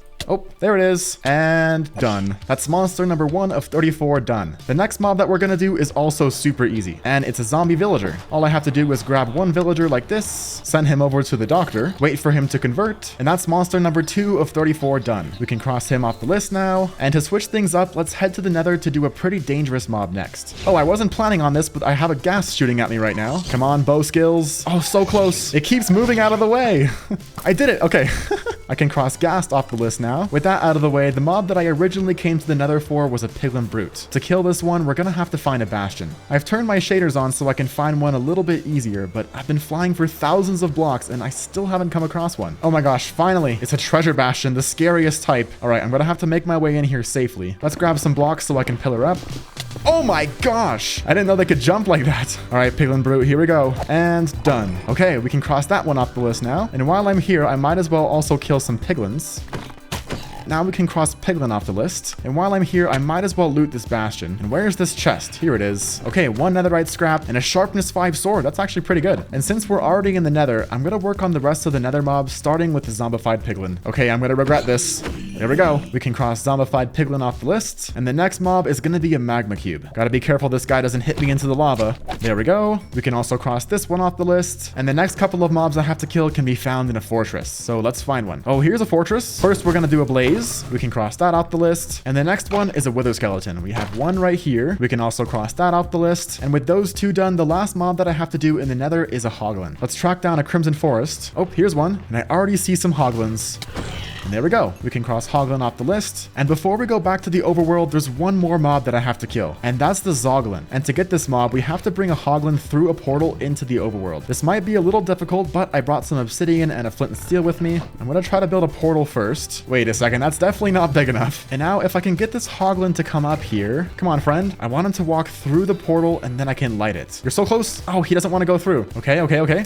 Oh, what? It didn't work. Why did it not work? I lit the portal right as he was inside. Are Hoglins scared of obsidian or something? Look at that, it's not working. What? Oh, I know why. It's because the portals aren't linked. I have to go through this portal first. Oh, okay, well, I just got another advancement, and then I can hop back through here. And now if the Hoglin goes through the portal this time, I think it should work. I've broken it one more time, and I'm gonna see if I can get our friend to come through. Come on. There we go, I did it. Okay, let's see if he's through. Before we see if the Hoglin made it through safely, I want you to see if you're subscribed, since I'm trying to reach 300,000 subscribers by the end of the year. A piglin just came through, I think. No, don't kill the Hoglin. No. Okay, you see how he's shaking? There we go, now he's a Zoglin. Let's kill this guy now, and now we can cross Zoglin off the list. We're all done with the nether mob, so I'm gonna grab some wood real quick, turn it into some sticks, and then into some ladders. And now I can fly up to the roof like this, and using these ladders and an ender pearl, I can get onto the roof. And now to begin the long journey of flying home, I'm over 4,000 blocks away. And now that I'm back home and it's nighttime, I can cross some really easy mobs off the list. The first one's gonna be a zombie. There we go. The next one's gonna be a skeleton. That one's also done. And the last one's gonna be a creeper. Oh gosh, okay, well, he exploded. Crossing creeper off the list. And there's one more mob that spawns at nighttime, and that's the spider. There we go. And I can cross spider off the list. All right, well, it's becoming daytime, so I'm gonna move on to some different mobs. And those are gonna be all the mobs that spawn during a raid, like the evoker, pillager, ravager, and vex. Oh my gosh, it's perfect. Wait, what? This was not planned, guys. This is perfect timing. I got some pillagers right here, and I also got bad omen. Let's cross pillager off the list. And now to get the rest of these mobs, all I'll have to do is approach my trading hall, and a raid is starting. That was so easy. I'm so glad I didn't have to go find that pillager outpost, because it was actually super far away. All right, the first wave is over here. It looks like it's only pillagers and one vindicator. There we go. We can cross vindicator off the list. Here they are. We have some ravagers. Oh my god, look at him. He's broken. All right, the ravager's almost dead. There we go. We can cross ravager off the list. Oh, and there's a witch. That's convenient. We can cross a witch off the list. There's two more mobs that we have to kill that spawn during raids, and that's the evokers and vexes. The last raider is over here just vibing. Oh, he's so nice. Look at him. If I approach him, will he hit me? What's happening? This guy's broken. Goodbye. I see some evokers. All right, it's just me and the evoker left. Let's kill the vex first. There we go. We can cross vex off the list. And the last mob we have to kill is the evoker. There we go, we killed him. Wait, there's more waves? Why? Okay, one more wave has spawned. This was actually a lot more than I thought it would be. Oh gosh, there's so many evokers and ravagers. Finally, I beat the raid. That was a little more intense than I was expecting, especially for a level 1 raid. But we were able to cross a ton of mobs off the list. I don't want my hero of the village to go to waste, so I'm gonna come down here to get some cheap trades real quick. After exploiting all of my villagers for lots of emeralds and XP, I noticed something. These cartographers over here are selling ocean explorer maps, which is actually extremely useful because there's two mobs that I have to kill at an ocean monument, the Guardian and the Elder Guardian. So now that I have this map, it can lead me to an ocean monument. Okay, the dot just got bigger. That means I'm getting close. Hopefully it should be just beyond this jungle. I'm getting close. Oh, the map's filling in. And there's the ocean monument. That was actually extremely far. Before we go there though, I'm gonna grab my shulker box, empty out my bucket of water, and grab some milk. This way I can counteract the mining fatigue from the Elder Guardian. Oh, there it is. All right, chest plate time. And the first mob we're gonna kill is the regular Guardian. There we go. We can cross Guardian off the list. And now I can drink my milk real quick and mine down here. And here's the Elder Guardian. Oh my gosh. Ooh, we did it. I took a lot of damage, and I probably should have used my trident, but now we can cross Elder Guardian off the list. That actually was not too difficult. Since we're already here, I'm gonna see if this monument has a sponge room, because so far I haven't gotten any sponges in this world. Do you guys have any tips for looting ocean monuments? Because this did not go very well. I couldn't find any sponges, but I got what I came for, and that's the Guardian and Elder Guardian. And you know what? Since we're by the ocean, there's one more mob that I have to kill that can be found down here, and that's a drowned. Oh, here's one. There we go. We can cross drowned off the list, as well as evoker. I forgot to do that last time. Oh my gosh, I placed down my shulker box for rockets, and I forgot I have mining fatigue. This is gonna take forever. Okay, almost there. There we go. And now I have to break my ender chest. Okay, there's no way I'll ever get to break this. It's just one ender chest. It's not that bad. I'm just gonna leave it. But now that I have those two mobs crossed off the list, I can head back home. Oh, you know what? I just saw this big cave down here. Let's see if I can cross one more mob off the list. And that's a cave spider. I'll have to make my way down here and see if there's any mine shafts. Okay, there isn't, but for some reason there's an ancient city. I'm not ready to fight the warden just yet, so I'm gonna leave here quickly. Wait a second, this ancient city is almost exposed. There's just a thin layer of deep slate covering it, and then the sky is right here. I could probably come back here in the future and do something cool with this, but let's not get distracted. I need to find a mine shaft. I couldn't find one in that big cave, so instead I'm gonna head to a Badlands. Okay, here we are. Now to just find a mine shaft. Oh, and I already see one right here. Look at that. We can kill a cave spider now. There we go. That was extremely easy. And now we can cross cave spider off the list. And since I'm already in a desert, I'm gonna wait until nighttime so we can get one more mob, and that's gonna be the husk. After spending the day looting villages and gathering up things around the desert, it was finally nighttime. Okay, it's becoming nighttime. Let's see if any husks will spawn. Oh, here's a husk, and there we go. I can now cross husk off the list, and I'm gonna make sure not to sleep the next few nights because we also have to kill a phantom. But now that I have husk taken care of, there's a few more mobs that I have to kill. Oh my gosh, look at this giant mangrove swamp. This is so cool. But I'm not after a mangrove swamp. I'm after a normal swamp because the next mob that we're gonna kill is a slime. Wait a minute, there's a snowy plains over here, and there is one mob I have to kill that can be found here, and that's a stray. And there we go. That was not planned, but it was pretty convenient. We can now cross stray off the list. Wait a minute, is that a swamp? And I already see a slime. Let's kill a slime. There we go. I can now cross slime off the list, and I only have a few more mobs to go, most of which can be found in the end. The Ender Dragon, Enderman, and Shulker. Now that I'm back home, let's fly down here real quick, grab some gas tears, some ender pearls, some blaze rods to make blaze powder, and then blaze powder to make eyes of ender, and the last ingredient is some glass. Now I can go like this to craft some end crystals. We only need 4 of these, and I'll also be needing these eyes of ender because we have to find a new stronghold. Because with the stronghold next to my house, I already destroyed the silverfish spawner, and since we have to find some silverfish, that means I'll have to find a new stronghold. Alright, I've flown pretty far from the stronghold. Let's see if it points me to a different one. Okay, it does. It's in this direction. Wait a minute, it's in one of these 4 chunks. Oh, it's going straight down. Okay, it's somewhere around here. I'm gonna guess this chunk. Here we go. Let's see if I'm right. Okay, I'm at deep slate level and I haven't found anything yet. Oh, here we are. Now to find the portal room. Hopefully it's easier than my first stronghold. Oh, here it is. That was easy. All right, let's wait for a silverfish to spawn. There we go. I can cross silverfish off the list, and now I can fill in this portal and head to the end. Before I respawn the dragon, let's just kill an enderman real quick. Now I can mark that off the list, and now we can respawn the dragon. Oh gosh, I'm scared. Here we go. Last crystal. And here it comes. There's the dragon. Luckily, I have my elytra this time, so getting rid of all the crystals will be very easy. And I guess I can try to chase it and hit it like this. Okay, that does not work. I'm not doing that again. Terrible idea. Okay, dragon, here we go. Amazing. With that done, we can now cross Ender Dragon off the list. And now I can fly to this new gateway. Oh, and there's an end city right here. How convenient. And now that I'm here, I can kill a shulker, and we can cross shulker off the list. Now, the only 2 mobs that I have left to complete the advancement are the phantom and the wither. And once that's done, we're gonna fight the warden. It looks like this is where the stuff comes out of the portal. I'm gonna mark this. This might be useful in the future. But now I can fly back home real quick, empty out my inventory. Wait a second, it's thundering. Let's try to find a charge creeper and get some mob heads. All right, it's not part of the advancement, but I might as well kill a charge creeper. There we go. Now it can count for extra. And let's see if I can get a mob head. Explode. Oh my gosh, that did so much damage. I should have probably used my shield, but look at that, I got a zombie head. That's crazy. And oh my god, this creeper hole is massive. But now that I have my inventory taken care of, let's head over to the nether and get some wither skeleton skulls. The fortress next to my nether spawn is only partially in a soul sand valley, and if I want to get the best rates for wither skeleton skulls, I'm gonna have to find a fortress that's completely within a soul sand valley. That way wither skeletons have a much higher chance of spawning. Wait a second, it's a bridge bastion. There's something here that I would like to grab, and it can be found right here in this chest, and it's a lodestone. And that's great because instead of crafting it, I can save 1 netherite ingot. But the hunt for a soul sand valley fortress continues. Oh, here's one. There's a ton of blazes. Oh my gosh. Wait a second, I have my shulker box of fire resistance. That will make this a lot less painful. Oh, my luck may have just turned around. There's a ton of skeletons over here. Come on, one of you has to drop me a skull, please. Okay, last one. Oh, I see a skull. Finally. We're 1/3 of the way there. All right, we have 1 more over here. Oh, he dropped one. I have 2 now. Oh, there's a lot of them. I got 3. I got 4. What? Holy, wait, when did that happen? You know what? Since we have 4, let's try to go for 6. That way I can fight 2 withers. Okay, we got some more friends over here,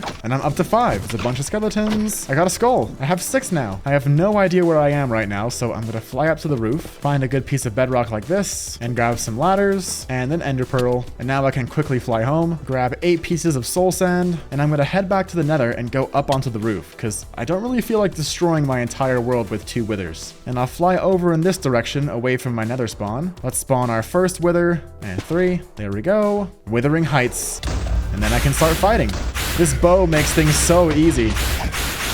And in less than a minute, I already killed the wither. That was extremely easy. I can now cross wither off the list. Oh, and I got monsters hunted. Okay, nice. That's amazing. I didn't even realize. Looks like we didn't have to kill a phantom after all. Kill 1 of every hostile monster. It's amazing. That was so much fun. Oh my god, I'm gonna pop my totem. Okay, I didn't even realize. Oh my gosh. I wasn't even looking at my health. But we're not done yet. Even though I got the advancement, I'm still gonna kill 1 more wither so I can get 2 beacons. And we can fight wither number 2. Oh my gosh, that did a lot of damage. And there we go, that's wither number 2. And I'm gonna put my elytra back on and fly back home. That was successful. Now that I'm back here, let's grab 6 pieces of obsidian, 10 pieces of glass, and craft up 2 beacons. Now I can grab all of my blocks of iron and find a place to set up this double beacon. I think I'm gonna do it right here in the center of all these buildings, but underground. And I'm gonna place this beacon all the way down there because beacons work most effectively when they're all the way at the bottom of the world. That way you can use the beacon effects from world height all the way down to the bedrock. And there we are. I made it to bedrock. Now I can start clearing out an area for this beacon. All right, this should be all cleared out. Let's start placing down the iron. All right, and here's the last layer, and we should have a max powered double beacon. It's amazing. Let's grab some iron now, and I'm gonna put resistance 2 on one of these, and on the other one, I'm gonna put strength 2. Those are gonna be the 2 most useful effects to have when I'm fighting the warden. Oh, and look at that. There's phantoms. I didn't have to kill one for the monster hunter advancement, but I still want to do it. There we go. Now I can officially cross phantom off the list. We killed 1 of every single hostile mob today. Right now, I only have 1 enchanted golden apple, and to fight the warden, I'm gonna need a lot more. Probably around 5 to 10. Oh my gosh, look at that. We already found one. As I was saying, probably around 5 to 10 enchanted golden apples. So I'm gonna go around this ancient city and see if I can find anything good. I should have gotten rid of all the shriekers, so this shouldn't be too dangerous. That's all that I could find in this ancient city, so let's go check the one right next door. I know I haven't looted this one nearly as much, so hopefully we can find some more enchanted golden apples. Okay, we got another enchanted golden apple. Nice. We're up to 3 now. Although this ancient city has more loot, it also has more shriekers, so I need to be careful. And here comes the warden. Time to leave. Oh gosh, I can't see anything. I'm not ready to fight you just yet, warden. I still have a bit more preparation. There's a chest right up here. Oh my gosh, look at that. 2 golden apples. We're up to 5 now. Another chest over here. Hey, let's go. 2 more golden apples. We're making some pretty good progress. I'm already up to 7. And I think that was the last chest in this entire ancient city. I'm gonna fly around real quick just to make sure. And yep, that actually was the last chest, so I have to make my way back up to the surface now. And if you remember that almost exposed ancient city that I found earlier, I marked down the coordinates. So I'm gonna fly over to it and see if I can find my last 3 enchanted golden apples. Okay, here it is. It's right down here. Nothing in the first chest, or the second chest, or the third chest, but I did find one in the 4th chest. And after looting the rest of that ancient city, I managed to get 8 enchanted golden apples in total. And I also managed to find 5 copies of Other Side. But there's only one thing left to do, and that's to summon the warden and bring it to the surface. In the ancient city right underneath my base, there's no more skull shriekers, so I'm gonna have to find them in a different place. Oh, there's a cave right here. Let's see where it takes me. Oh, I see deep dark down here. Oh, there's a shrieker. Wait a minute, this is perfect. And I also have my beacon effects down here too. I don't really feel like fighting the warden down here in the darkness, so I'm gonna have to find a way to get it back up to the surface. I think if I make my way out of the cave and back to my storage cave, I can grab some kelp, a bucket of water, a couple pieces of sand, as well as a few pieces of soul sand and some signs to make a bubble elevator. Let's fly all the way back down here now. I gotta be careful not to pop my totem. I might need this thing for the warden fight. And it looks like right here would be a pretty good place to make an elevator. I marked down the coordinates and I came back up here to the surface. That way I can dig down. Because digging down is a lot easier than having to go up. And now that I have this hole going all the way up to the surface, I'm gonna add some signs on the side like this and on this side. Now if I put my water up here like this, it should just stay like that. And this little area right here is what I'm gonna use to lure the warden. I now just need to enclose this entire chute, fly all the way back up here. That way I can put my water to go all the way down. And right here at the bottom, I'm gonna add 2 pieces of sand and then kelp going all the way up. And now that I have that done, I can break this down here and add my 2 pieces of soul sand. Let's see if it works. And we made it right next to my beacon actually. But now I think I'm ready to go. I'm kind of scared. I hope 8 enchanted golden apples is enough. Here we go. The warden is spawning. I'm gonna come back over here. Oh gosh, I'm scared. Okay, here it comes. It's not wanting to come in here. Okay, here it comes. Here it comes. Oh god. Okay. Let's see. Okay, he went up. Oh god. All right, I'm gonna chase him. He's above me in the water stream right now. Let's eat my enchanted golden apple right now. And here we go. It's warden time. Oh god, it's so dark. I'm scared. Ah! Where is he? Where is he? Where is he? Here he is. Oh god, it's so dark. I've already eaten 2 enchanted golden apples. I can't see anything. Oh gosh. This is not good. Oh. Okay, come on, Warden. This is a lot harder than during the 100 Days Deep Dark. Okay, I only have 1 golden apple left. Where is he? Where is he? Where is he? Oh my gosh. Oh. That was so scary. I thought I was gonna run out of enchanted golden apples. Oh wait, I had 2 left. Wow, my heart is actually pounding. It became nighttime, I didn't even realize. So it was way darker than it should have been. That was pretty scary, but I officially killed every single hostile mob in Minecraft, including the Warden. Episode 9 was pretty intense, so I decided to switch things up yet again and take on the biggest project I had done in the world so far, building an insanely massive nether hub. The first thing we have to do for this nether hub is break a ton of bedrock. Breaking bedrock is pretty straightforward, with the main ingredient being TNT. I've done some math and I need to break over 1,300 pieces of bedrock. With 2 TNT per bedrock, that means I'll need at least 42 stacks. And since I'll probably mess up a few times, I'm gonna round that up to 45 stacks. That's 180 stacks of sand and 225 stacks of gunpowder. My ghast farm isn't nearly fast enough to get all that gunpowder, so we're gonna have to build a creeper farm. The first thing we need for this farm is 20 cats. I only really have to get 2 because then I can just breed the rest. So I'm gonna grab some fish real quick.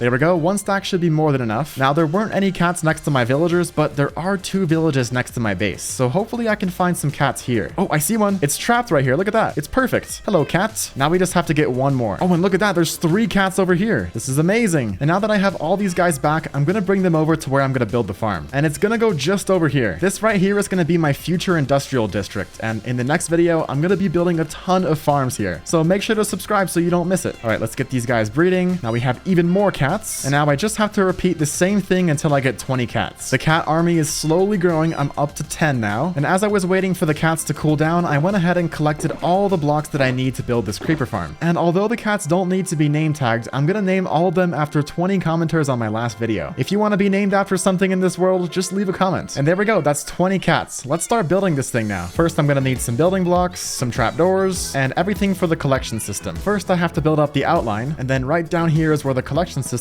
gonna go. And then I can extend the tunnel going out this way and place water on the end right here. And there we go. That's the collection system all done. Let's get back to working on the farm. Let's grab 2 cats. One of them's gonna go right here, and the other one's gonna go over here. Now I can add my carpets to prevent spiders, and then enclose this entire thing with trapdoors. And there we go. That's 1 layer done. But before I add any more layers, I'm gonna go up here and build an AFK platform because I want to see if this farm even works. I'll have to quickly fly back to the storage cave, grab some scaffolding, and tower up 120 blocks above the collection system. Okay, here we are. And now let's see if any creepers are coming down. Okay, it doesn't look like it's working. I think I might be too high up. All right, I've moved the AFK platform down a few blocks. Let's see if it works this time. Oh wait, there we go. All right, the farm works. Let's build 10 more platforms now. And there we go. That's all 10 layers done. I also turned on the despawn sphere from my AFK platform, and everything down here that's inside the circle, I have to light up. And this is to make sure that nothing can spawn down here at nighttime. And we should be good to go. Let's test it out and see how fast it is. Oh, there they are. Whoa, okay. It actually works pretty good. It's definitely a lot faster than just 1 layer. But before I AFK up here for a few hours to get all of my gunpowder, I still have 1 more thing to get, and that's 180 stacks of sand, which is just over 6 shulker boxes. I already have 2 shulker boxes worth in this chest right here, so that just leaves me with 4 shulker boxes to collect. And to make things go a little bit faster, I'm gonna bring my allays with me. Hello, friends. All right, I've let these guys off their leads, and now I can start collecting up the 4.5 shulker boxes of sand that I need.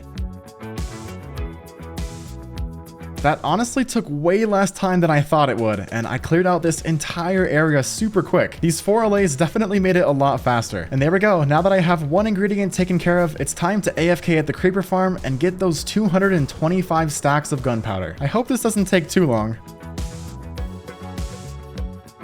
Okay, it's the next day. Let's go see how much gunpowder I managed to get. I still see a bunch of creepers flowing in. Okay, we have 1 double chest, 2 double chests, 3 double chests, 4 double chests, 5 double chests, and a half. 5.5 double chests. And here it all is, 9 entire shulker boxes. And I still have 1.5 double chests left over. I can't believe how well this farm works. But now that I have that gathered up, I can grab all of my gunpowder, and with all of my sand, craft it all up into TNT. That took a super long time to craft up, but now I have 45.5 stacks of TNT. And now to craft up a few pistons, grab some levers, some building blocks, and some trapdoors. And this is everything I need to break the over 1,300 blocks of bedrock for this nether hub. So let's head over to the nether and get this done. I'm gonna make my way up onto the roof, and I already have everything outlined, and now I can start setting up the contraption. It looks something like this. Then we go underneath the trapdoor, flick the lever, and then right here in this gap, we spam click a piston. And once the TNT explodes, then the bedrock is broken. And now I just have to do that 1,300 more times. I'm scared. This is gonna take so long. After 4 days of breaking bedrock, I just have one piece left. And this right here is bedrock number 1322. Let's break it. And there we go, we're all done. And now it's on to the next step, which is collecting 130 stacks of glass. I used every last bit of my sand to craft up the TNT, so I sold the iron from the iron farm to my villagers to get emeralds, and used that to buy glass. I already did this after I finished breaking all the bedrock, and here it all is. But now we have to turn all this glass into stained glass. I need 47 stacks of purple stained glass, 35 stacks of gray glass, 31 stacks of magenta glass, 8 stacks of black glass, and 7 stacks of light blue glass. And now that I have that done, it's on to the next item, and that's 59 stacks of stripped warp logs. I don't have a warp stem farm just yet, so we're gonna have to do this the old-fashioned way, and that's gonna be to find a warped forest and chop down all the trees. All these have to be stripped, so I'm gonna strip them before I chop them down to make things go a little bit faster. And after chopping down this entire warped forest, I finally have all the stems that I need. Now, the next item that I need is 21 stacks of basalt. And right next to this warped forest, there's a basalt delta, which is perfect. 21 stacks of basalt. Here we go.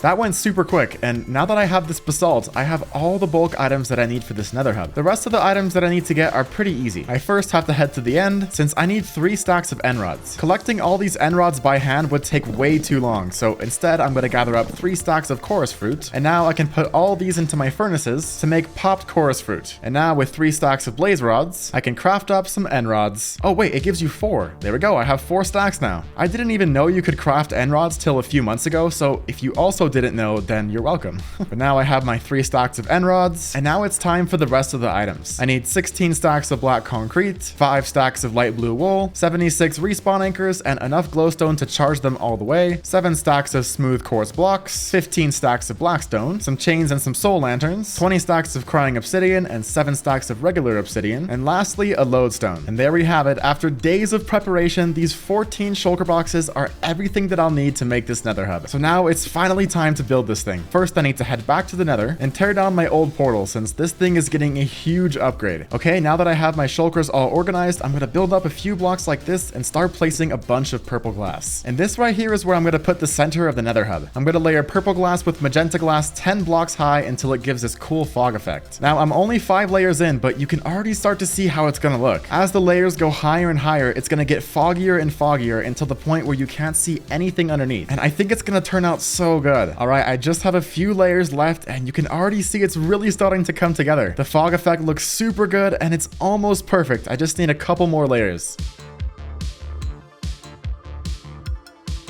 And there it is, the completed floor. It looks so good, and you can't even see the bottom, which makes it look even better. But now that I have this center area done, I'm gonna expand the floor in every direction to make this nether hub even bigger. Now, to make this floor, I'm gonna use some blackstone and some basalt, and I'm gonna put it 2 blocks below the floor and make it into this random looking pattern. And there we go. Now that I have the floor done, I'm just gonna add a layer of gray glass on top of all of this. All of the gray glass is put down, and the next thing I need is my respawn anchors and some smooth quartz blocks, since I'm gonna be placing all of my respawn anchors right here around the center. Now I gotta grab all my glowstone and charge all of these up to the max. I slightly miscalculated the amount of glowstone that I would need, so I'm back here at my cleric villagers buying just a bit more. And now I can get the last of these all charged up, and everything is good to go. This floor is turning out super good, and these respawn anchors look really cool too. But now that I have the floor mostly complete, I'm gonna start working on the walls. And this is what I'm gonna use all of these stripped warp stems for. Okay, here's the progress so far, and it's looking really good. I have all of the arches done. Now, before I continue with the walls going all the way up, I'm gonna build these arches first. And to do that, I'm gonna need some smooth quartz, some black concrete, and some crying obsidian. Each arch is gonna look something like this. There's gonna be quartz around the outside, crying obsidian on the inside, and since I don't know what's gonna go on the other side of these archways just yet, I'm putting black concrete for now. Now that we have one done, it's time to build the rest.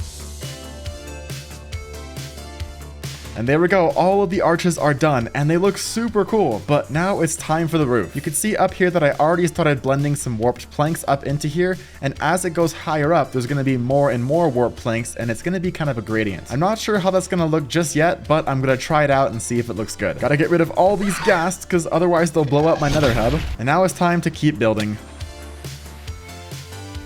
And there we go, that's all the walls and the roof complete. And I think this gradient actually turned out pretty good. I like how it looks. But now I'm going to fly back up here, and I'm going to add some accent around the top like this. I'm going to try to make it look like the arches. So there's going to be some quartz like this, and then on top there's going to be some crying obsidian. And I think that's going to look pretty cool. So let's get to building. And there we go, that's the roof entirely complete. And this is turning out so good. But we still haven't built the main thing in this nether hub, and that's the portal. It's going to go right here in the center. And this portal is going to be enormous. It's going to go all the way up to the bedrock roof. So let's grab all of my obsidian, tear down this old portal real quick. And before we build the portal, I'm going to grab all of this right here, including my lodestone. And right here on this crying obsidian is the center. I'm going to place down a polished deep slate, 4 stairs around it, as well as 4 walls. And then on top will go the lodestone. Now I can take my compass and right click it on it, and we get an advancement, country load, take me home. And I brought this anvil with me. That way I can rename this to nether hub. And now when I'm in the nether, as long as I have this compass, I'll never get lost. Wait a second, let's actually grab 4 lanterns like this, and I think it'll look good if I add them on top. Yeah, that looks pretty cool. But now that I have this done, it's time to build the giant portal around it. And there we go, that's 1 portal. This is as tall as a portal can possibly be, so I'm gonna have to build 2 portals. Let's fly back up here, and I'm gonna go up a few blocks like this, and then start the next portal right up here. And that's the 2 portals done. Right now they look pretty weird, so I'm gonna add some crying obsidian and some more obsidian to blend them together, because having just 2 big boxes like this would not look good at all. So I'm gonna grab my end rods and the rest of my crying obsidian and obsidian. All right, this is what the bottom looks like, and I'm gonna repeat this on the top and bottom of every portal, and I think it should blend them together pretty nicely. And there we go, that's the center portal all done. I think it looks really good. Using some more obsidian, crying obsidian, and end rods to blend them together actually worked out pretty good. But I'm not done yet. This portal still looks kind of boxy, so I'm gonna add 2 glass spirals going around it. So I'm gonna grab the rest of my glass, as well as some light blue wool, and now it's time to build these spirals. I think it's gonna be kind of hard to get them all built up, but it's gonna be worth it because it's gonna look really good in the end.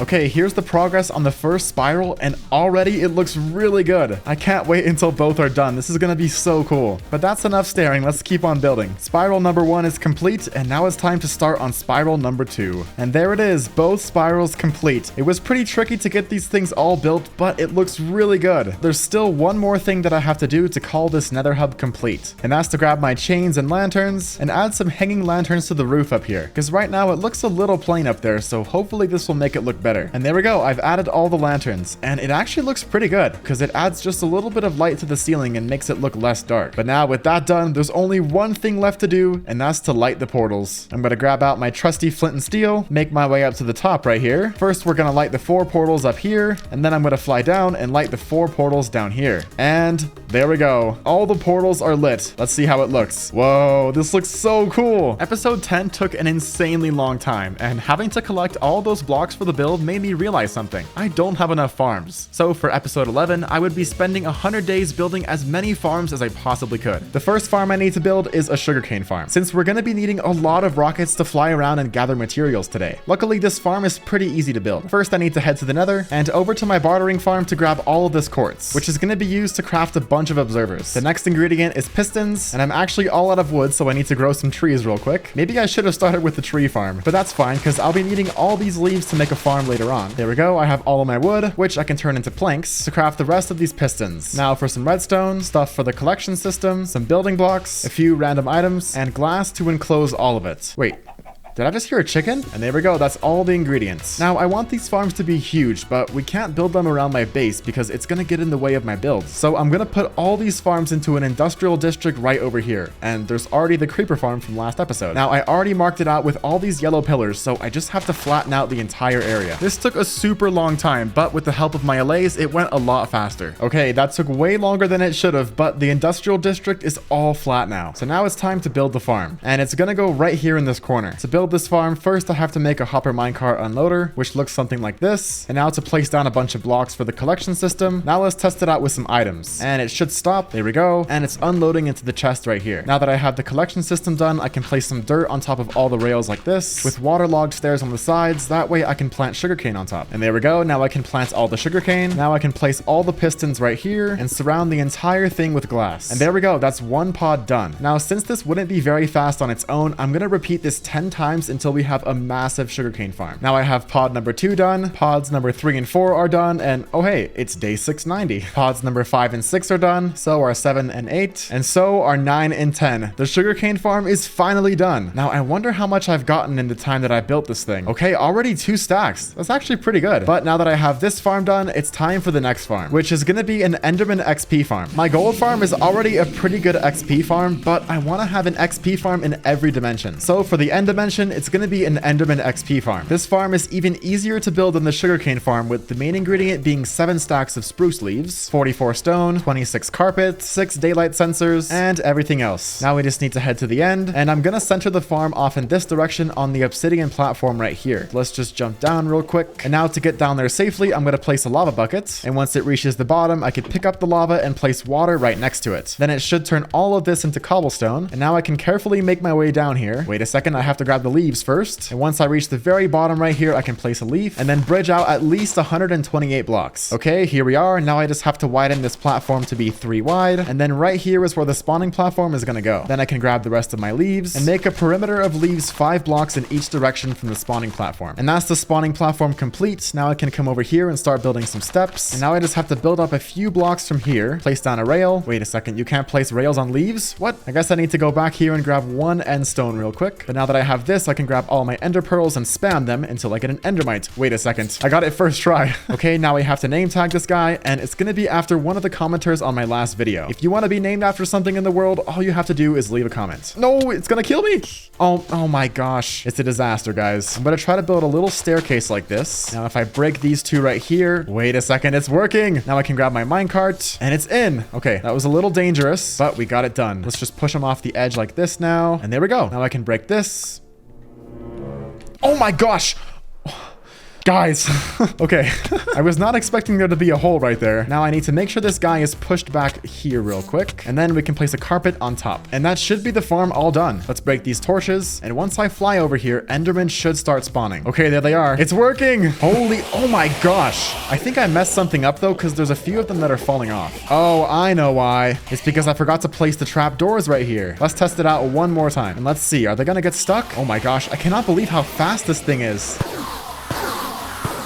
Okay, it's safe to say that it works. And now that I have the Enderman farm done, it's time for the next farm, which is going to be a wither skeleton farm. I haven't made a way to get out of my nether hub just yet, so I'm going to have to break some blocks to get out. But before we can build this farm, I have to find a good place to build it. It has to be built in a fortress in a soul sand valley, and ideally it has to be pretty exposed. So this might take a while to find the right fortress. All right, we have more soul sand valley over here, but no fortresses. So the hunt continues. After flying around for what seemed like forever, I finally found a fortress that I think should work. It's completely within a soul sand valley and is exposed on top, which should make building the spawning platform much easier. So now we just have to collect up the blocks that I need to build this farm. I flew back to these coordinates earlier and broke a piece of bedrock so I could get home easier. But the first ingredient for this farm is 14 stacks of nether bricks. So I'm gonna make a quick pit stop at my bartering farm and gather up all these bricks and turn them into bricks. Next, I need just over a stack of glass, some walls, obsidian, materials to spawn an iron golem, some building blocks, and a few random items. Now the only thing left for me to get is 4 turtle eggs and 3 cobwebs. I think on this beach right over here there should be some turtles. Let's grab out my trusty shears and get these guys to breed. All right, we have 2 eggs, time to get 2 more. And there we go. Oh, we have 4 this time. That's one of the 2 ingredients complete. Now we just have to get 3 cobwebs. Last time I needed to get some cobwebs, I went to a badlands biome and it worked out pretty good. So that's where I'm headed. Oh my gosh, look at this. It's a pink sheep. I think this is the first pink sheep that I found in this world. And we'll make sure that you don't die, okay? Oh, I see cobwebs. We'll grab out my trusty shears once once again and collect up 1, 2, and 3 cobwebs. And now that I have all the blocks, it's time to build this farm. First, we'll head back to the nether and over to where I'm gonna build the farm. Okay, here we are. And the spawning platform is gonna go right along here. Oh gosh. Oh, there's lots of blazes. Let's grab some fire resistance real quick. And before this, I already found the top of the fortress bounty box, so this is where the spawning platform is gonna go. And this is how big it's gonna be. Wait a second, I messed up. This farm is supposed to be centered in between 4 chunks, and I totally forgot to do that. So I'm gonna have to tear down a big portion of this and start again. Okay, I fixed it, but I'm all out of nether bricks because most of them fell into the lava when I was tearing down the old platform. So I need to head back up here and back over to my bartering farm to get the rest of the nether bricks. I'm not sure how much more I need, but I'll get about 8 stacks. Oh my gosh. Okay, it looks like the spawning platform is definitely working. And there we go. All the nether brick is placed down. And now right here in the center, I have to build up 2 layers of walls. And this is where the iron golem is gonna go. And then 6 obsidian on top like this. The iron golem in the center is gonna lure all the skeletons around here, and they're gonna walk right up these stairs and straight into the portal. And now that I have this center area done, I can start spawning the iron golem. I really hope he just falls right in, please. Oh, he's stuck. Wait, what's happening? Why does he not want to go in? Let's see if I can get this to work. He needs to come in like this, and then I have to pull him on the side right here. And now that he's right up against the side, I can place the iron bars, I think. There we go. Okay, that actually was not too bad. Now to just build up the portal, and that's the center of the spawning platform complete. And now the last step is to light the portal, and that's everything done below the nether roof. So let's fly back up here and find my coordinates that I marked earlier, which is right here. And now we just have to build up 125 blocks above the portal, and this is what the above bedrock section of the farm looks like. Now I just have to record my coordinates and we can go through. Oh, I'm above an ocean. And wait, look at this. There's 2 ocean monuments right next to each other. Maybe I can do a build here in the future. And now that I have that torn down, I need to make my way to the coordinates that I marked down earlier. And this is what the overworld section of the farm looks like. Let's hop back through the portal and see if this farm even works. Okay, hopefully I end up back where I started. Please. Okay, looks like things are working. Now before we start the farm, I actually have to go back down here real quick and get rid of those netherrack blocks. Oh my... Okay, what am I doing? Oh my, what is wrong with me? I need to get 2 more out of here. Oh my gosh. It's like I'm trying to die. So far, it looks like a bunch of wither skeletons are spawning up here, which is promising. And they're all trying to kill me. That's great. But now the last thing we have to do to get this farm to work is to open all this up right here. And we should be good to go. And once I step down onto the AFK platform, the farm should start working. But it takes a few minutes to start working. So I'm going to wait here until it starts. Okay, it's been about 5 minutes now, and I still haven't seen a single skeleton. I think something's going wrong. Okay, I don't see any skeletons over here, which means they should be going through the portal, right? I really don't want to step through this portal though, because I know I'll die. And it looks like there's still nothing in here. So I don't know what to do. I think I have an idea. I'm going to fly down over in this direction, far enough away from the farm, and I'm going to build a portal. Now I can go through it, and let's see if I can find where this farm is built. Okay, here it is. I found it. Let's see if there's anything over here. Okay, it doesn't look like it. I have no idea what I did wrong. They're supposed to come out of here and then go up into this portal. Maybe I messed something up with the coordinates? Give me a second to figure it out. Okay, I figured out what I did wrong, and I built this entire thing 1 block too high. So I guess I'm gonna have to lower it by 1 block. This is not gonna be very fun. Wait a second, that also means I'm gonna have to lower the area in the overworld by 1 block too. It's a disaster. I guess this is what I get for not following the instructions very carefully, but it's gonna be worth it because once this farm is done, it's gonna go so fast. Okay, the whole thing has been rebuilt 1 block lower, but before I light any of these portals, I'm gonna go back through that other portal that I just built, and then I can make my way back to the overworld section of the farm, which is right here. And we also have to move this whole thing 1 block lower too. Okay, that's the overworld section all done, but before I light these portals, I need to fly back to my other portal real quick, and I can relight this portal. Now I can fly all the way back up here. Just kidding, I'm out of rockets. Oh my god! What is wrong with me? I tried to place down the shulker box, but I placed down the bed instead. Okay, maybe I should have started with the raid farm because I'm going through a lot of totems right now. But now I can come back up here, light this portal, as well as this portal, and then I can go back to my other portal. This is quite the process, guys. And then fly back to the farm. Now I should be able to light this portal and then this portal. And if all goes according to plan, once I hop through here, I should be back at the farm in the nether. Okay, all the portals link together correctly. Now let's wait here and see if this farm actually works. Oh my gosh, it's working. I see some wither skeletons up here. Oh, here they come. Oh my gosh, I can't believe it. It finally works. That was quite the process, but I finally got this farm to work. And it's actually going pretty fast. Not even 1 minute of using the farm, and I already have 2 skulls. But now that I have this farm done, it's on to the next farm. We don't have any time to waste, especially because I spent so long building that last farm. And that's going to be a wither rose farm. Since right now, I don't have a reliable way to get black dye. And I actually just realized I need to head back to the farm real quick because the first ingredient that we have to get is 3 wither skeleton skulls. Since to build this farm, we're gonna need to spawn a wither. Okay, there we go. We got one. That was not difficult at all. So now that I have that, let's go get the rest of the items. The first item that I need is a bunch of building blocks, a bunch of carpet, a stack of ender pearls, some glass, some chests, some hoppers, materials to spawn the wither, 2 enchanting tables, kind of a weird item, a couple of water buckets, a name tag, which I'm gonna name Wither Rose Go Burr, and a red mushroom. And that's all the items, but there's still one thing that I have to get, which is 16 eggs. Kind of a weird item, but if you remember earlier, I heard a chicken underneath here. Let's see if I hear it. Oh, I just heard it. It's like right down here. If I dig down right here, oh, it's off to my right. It's this way now. Wait, what?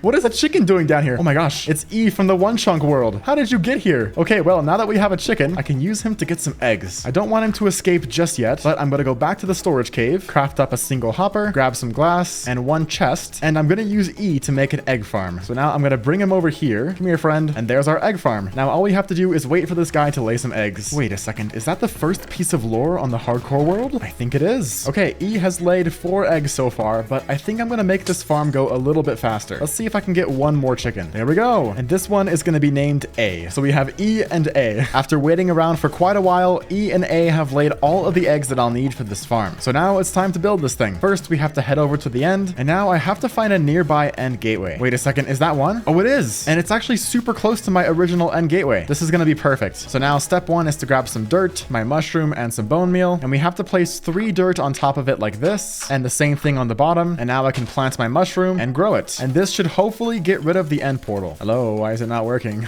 Wait, what? What? Why did it not work? Okay, well, I'm all out of bone meal, so I'll have to head back home real quick. It really isn't easy to build these farms, is it? Okay, let's try again. Ah, there we go. Now I can get rid of all of this, and the portal should be broken. Yep, there it is. And now it's on to the next step, which is gonna be building the area for the chicken. And hopefully 7 eggs is enough. Oh my gosh, I got it first try. And this guy is gonna be named Sports, after E, A, and Sports. Kind of a dumb name, but at least it's kind of funny. And now I can place a slab over the chicken to keep it safe, and double carpets all around. And now to build the collection system, and then to build up the drop chute where the endermen are gonna fall down. And I realized I forgot one thing. At the bottom of the drop chute, I have to add an enchanting table. Oh wait, I also forgot something else. I need a name tag to name the endermite. And this one's gonna be named Firefox, after one of the commenters on my last video. Now to fly back to the end one more time, and finish building this drop chute. And here we are. Now I just have to build out the spawning platforms, which is now done. And now we have to build up a little area in the center right here for where the endermite is gonna go. Let's see how long it takes. Am I really about to go through a whole stack of pearls? Oh my gosh. Well, we're gonna have to kill some endermen to get more. Oh my god, they're picking up the blocks. I forgot they could do that in hard mode. It's not working. What? I went through almost 2 stacks of pearls. Okay, I have an idea. I'm gonna fly back to the main end island real quick and head over to my enderman farm. There should be a ton of pearls in here. There we go. Now hopefully one of these will spawn an endermite. Oh god, oh god, oh god, oh god, oh god, oh god, oh god. Oh my god, okay. I really need that raid farm because I keep popping totems. What is that, like the 4th one this episode? Okay, I forgot to press record, but I finally managed to get an endermite, but it fell off the platform. So now I have to bring it back up. This farm is just a continual disaster. Wait, where did he go? Don't tell me he fell down here. Ah, oh no, he died. Okay, well, I gotta go get another name tag. I can't believe this. There we go. Okay, wow. It might have taken me forever, but I finally got it done. But now I can get rid of all this dirt and tower up with a bunch of scaffolding to make the AFK platform. And here we are. Wait, what? What happened to the minecart? It just disappeared. It looks like I'm gonna have to get another endermite. And there we go. We finally have an endermite. But now that I have this done, there's only one thing left to do to call this farm complete. And that's to summon the wither. Now, before we can summon the wither, I have to block off the chicken like this. We have to place 3 like this, and then I have to quickly place water on top. Okay, here we go. Here we go. Placing water on top, and then I'm gonna run away a little bit. Well, there's only one way. Oh no. Wait, what? It just killed the chicken. I don't think I did this right. This farm is not going well. I need to do some research. But first, I need to kill this wither. And there we go. I guess it's time to try again. All right, I finally managed to get another chicken, but there's one more thing we have to do before I summon the wither. And that's to get rid of all these chorus plants and then place down a bunch of water within a 24 block radius of the farm. This is to prevent the wither from getting distracted and to prevent endermen from teleporting. Okay, with all the water placed, I'm finally ready to summon the wither. I really hope it doesn't break like last time. Okay, here goes nothing. We're good to go. Did that chicken just die? I think I just heard the chicken die. Oh no, it's alive. Okay. It just died again. What? Why? Why is it doing that? Oh my god, I'm gonna die.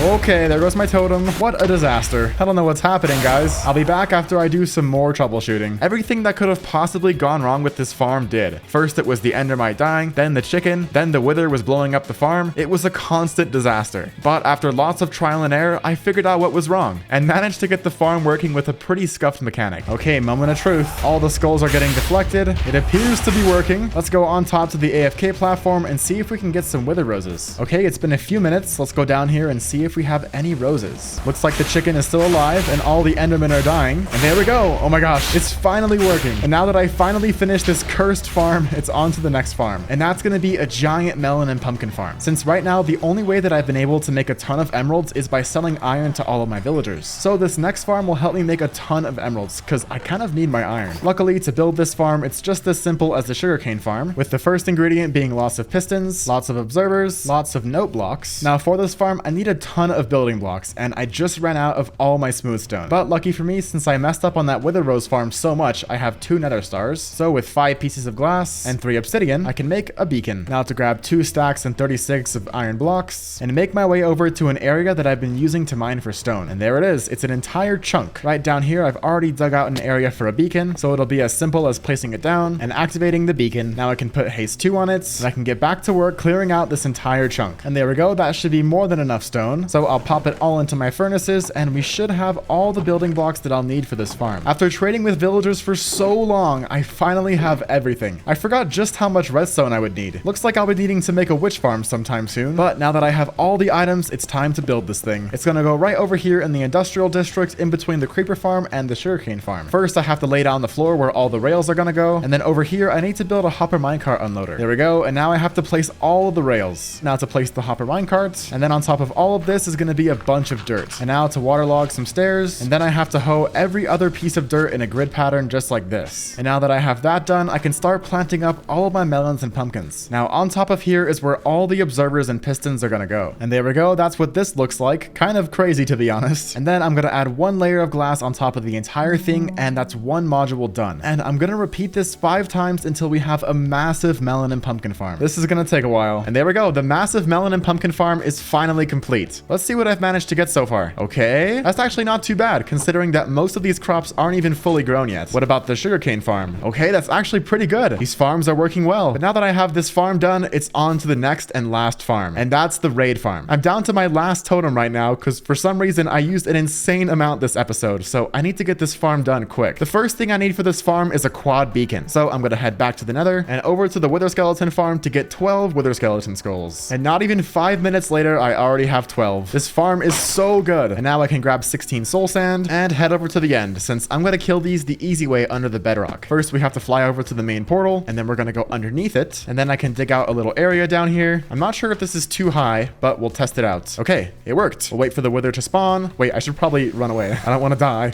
There we go. Oh my god, it flew away. Wait, what? It didn't work. Well, looks like I'm gonna have to kill the wither again. I didn't want to do this, but we're fighting the wither again. Oh, and it's dead. All right, that's 1 of 4 withers.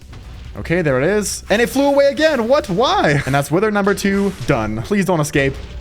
Oh my gosh. And that's wither number 3 done. Okay. Let's see if this works. 1, 2, and 3. Okay, I think it's placed correctly this time. It's working now. Finally. And that's wither number 4 done. All right, I have my 4 nether stars now, so I can head back to the overworld and I can craft up my 4 beacons. Now to grab up all the resource blocks for the beacons, and that's the first ingredient done. The next thing I need is a bunch of building blocks, which I don't have enough of, so it's back to that chunk to mine up even more stone. Now that I have all my building blocks smelting up, the next item is a bunch of glass, which I can use my melon and pumpkin farm for to get emeralds. And now that I have all the building blocks and glass, it's time to get everything else. First is going to be some observers, then some pistons, then some sticky pistons, and that's everything I'll need to build the farm. But there's still one more thing that I have to get, and that's a bunch of rails, since I'm going to have to move some villagers to be really high up, and rails are going to be the easiest way to do that. There we go, a whole shulker box of rails. I hope that's enough. And I'm also going to make a furnace minecart so I don't have to use powered rails. I've never crafted one of these before, but I think it's just a furnace on a minecart, right? Yeah, it is. Now I need some coals to power it, and we're all ready to go. It's finally time to build the raid farm. I already found an area to build it, and it's gonna go right here in the middle of this ocean, right next to my base. I just need to find a chunk to build it in. I think I'm gonna do this one right here. And now that I'm here, I have to place 5 smooth stone going in this direction, and then I can outline this entire chunk with glass and fill it in with smooth stone. And now that I have that done, I can start building up the collection system. It's gonna be quite large because this farm produces a ton of items. And now to build up the item sorters, and there we go, that's all done. This is where all the items are gonna be sorted, and then these 4 hoppers are for extra items, because I want to make sure that I can get every single item that this farm produces. But now that I have that done, it's time to hop down here and build up a water chute that goes pretty high up. This is where the first villager is gonna go, so let's fly back to my villager breeder and bring one over. Wait a second, I need my rails. If only you could put villagers on leads, that would make things so much easier. Here's my shulker box of rails. Now before we move our villager, I'm gonna make the rail line going all the way over. This is gonna be pretty long, and now that I've made it to the edge right here, I'm just gonna make a long bridge going all the way over. Okay, and the rails connected. Let's go bring this villager over. I'm gonna wait for him to stop, then I'm gonna place this minecart behind him. Okay, it looks like it's working, and he's going down and in. Perfect, and he became a farmer. It's amazing. And now that we have this guy, we can continue building the farm. This is where the next villager station is gonna go, so it's time to move one more villager. And now we have to let him out of his minecart, just like that, and we're good to go. I've made it to the next villager station, so we have to extend the railway one more time and abduct another villager. Wow, this guy's zooming. Wait, oh my god, what just happened? Wait, what? Oh no! I forgot to link the rail right here and he fell off. Oh my gosh, he's all the way down at the bottom now. I think he's gonna drown to death. Where is he? Oh, yeah, here he is. Okay, I'm just gonna let him drown.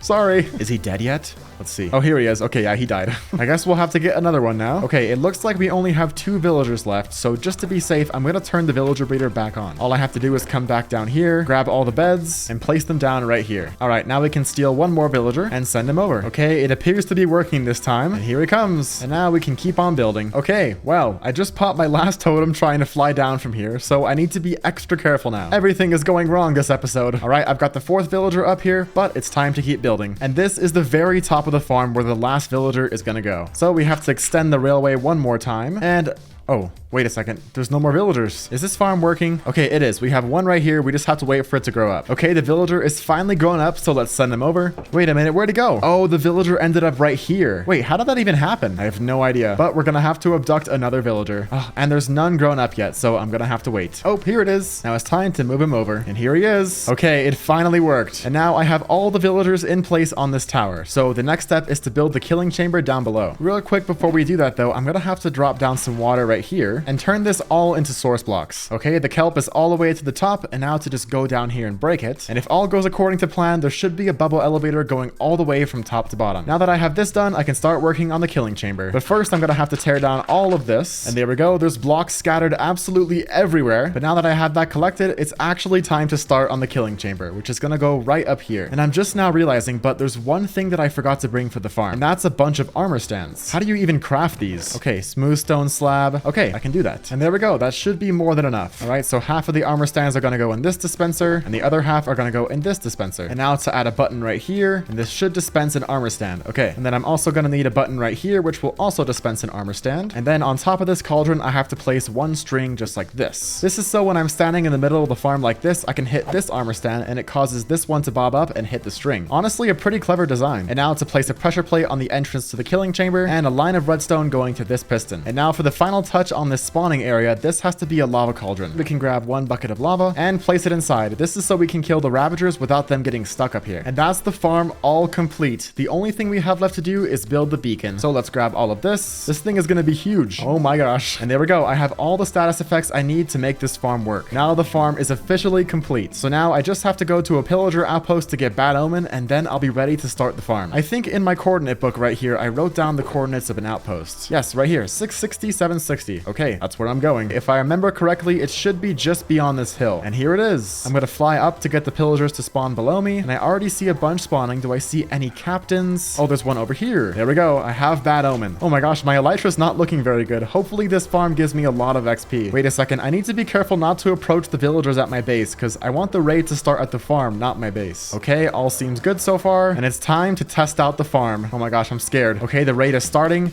I have to walk in here, crouch under here, and then start attacking. Let's see if it works. Oh, it's working! It starts slow at first, and then it starts to ramp up. Okay, another raid has spawned.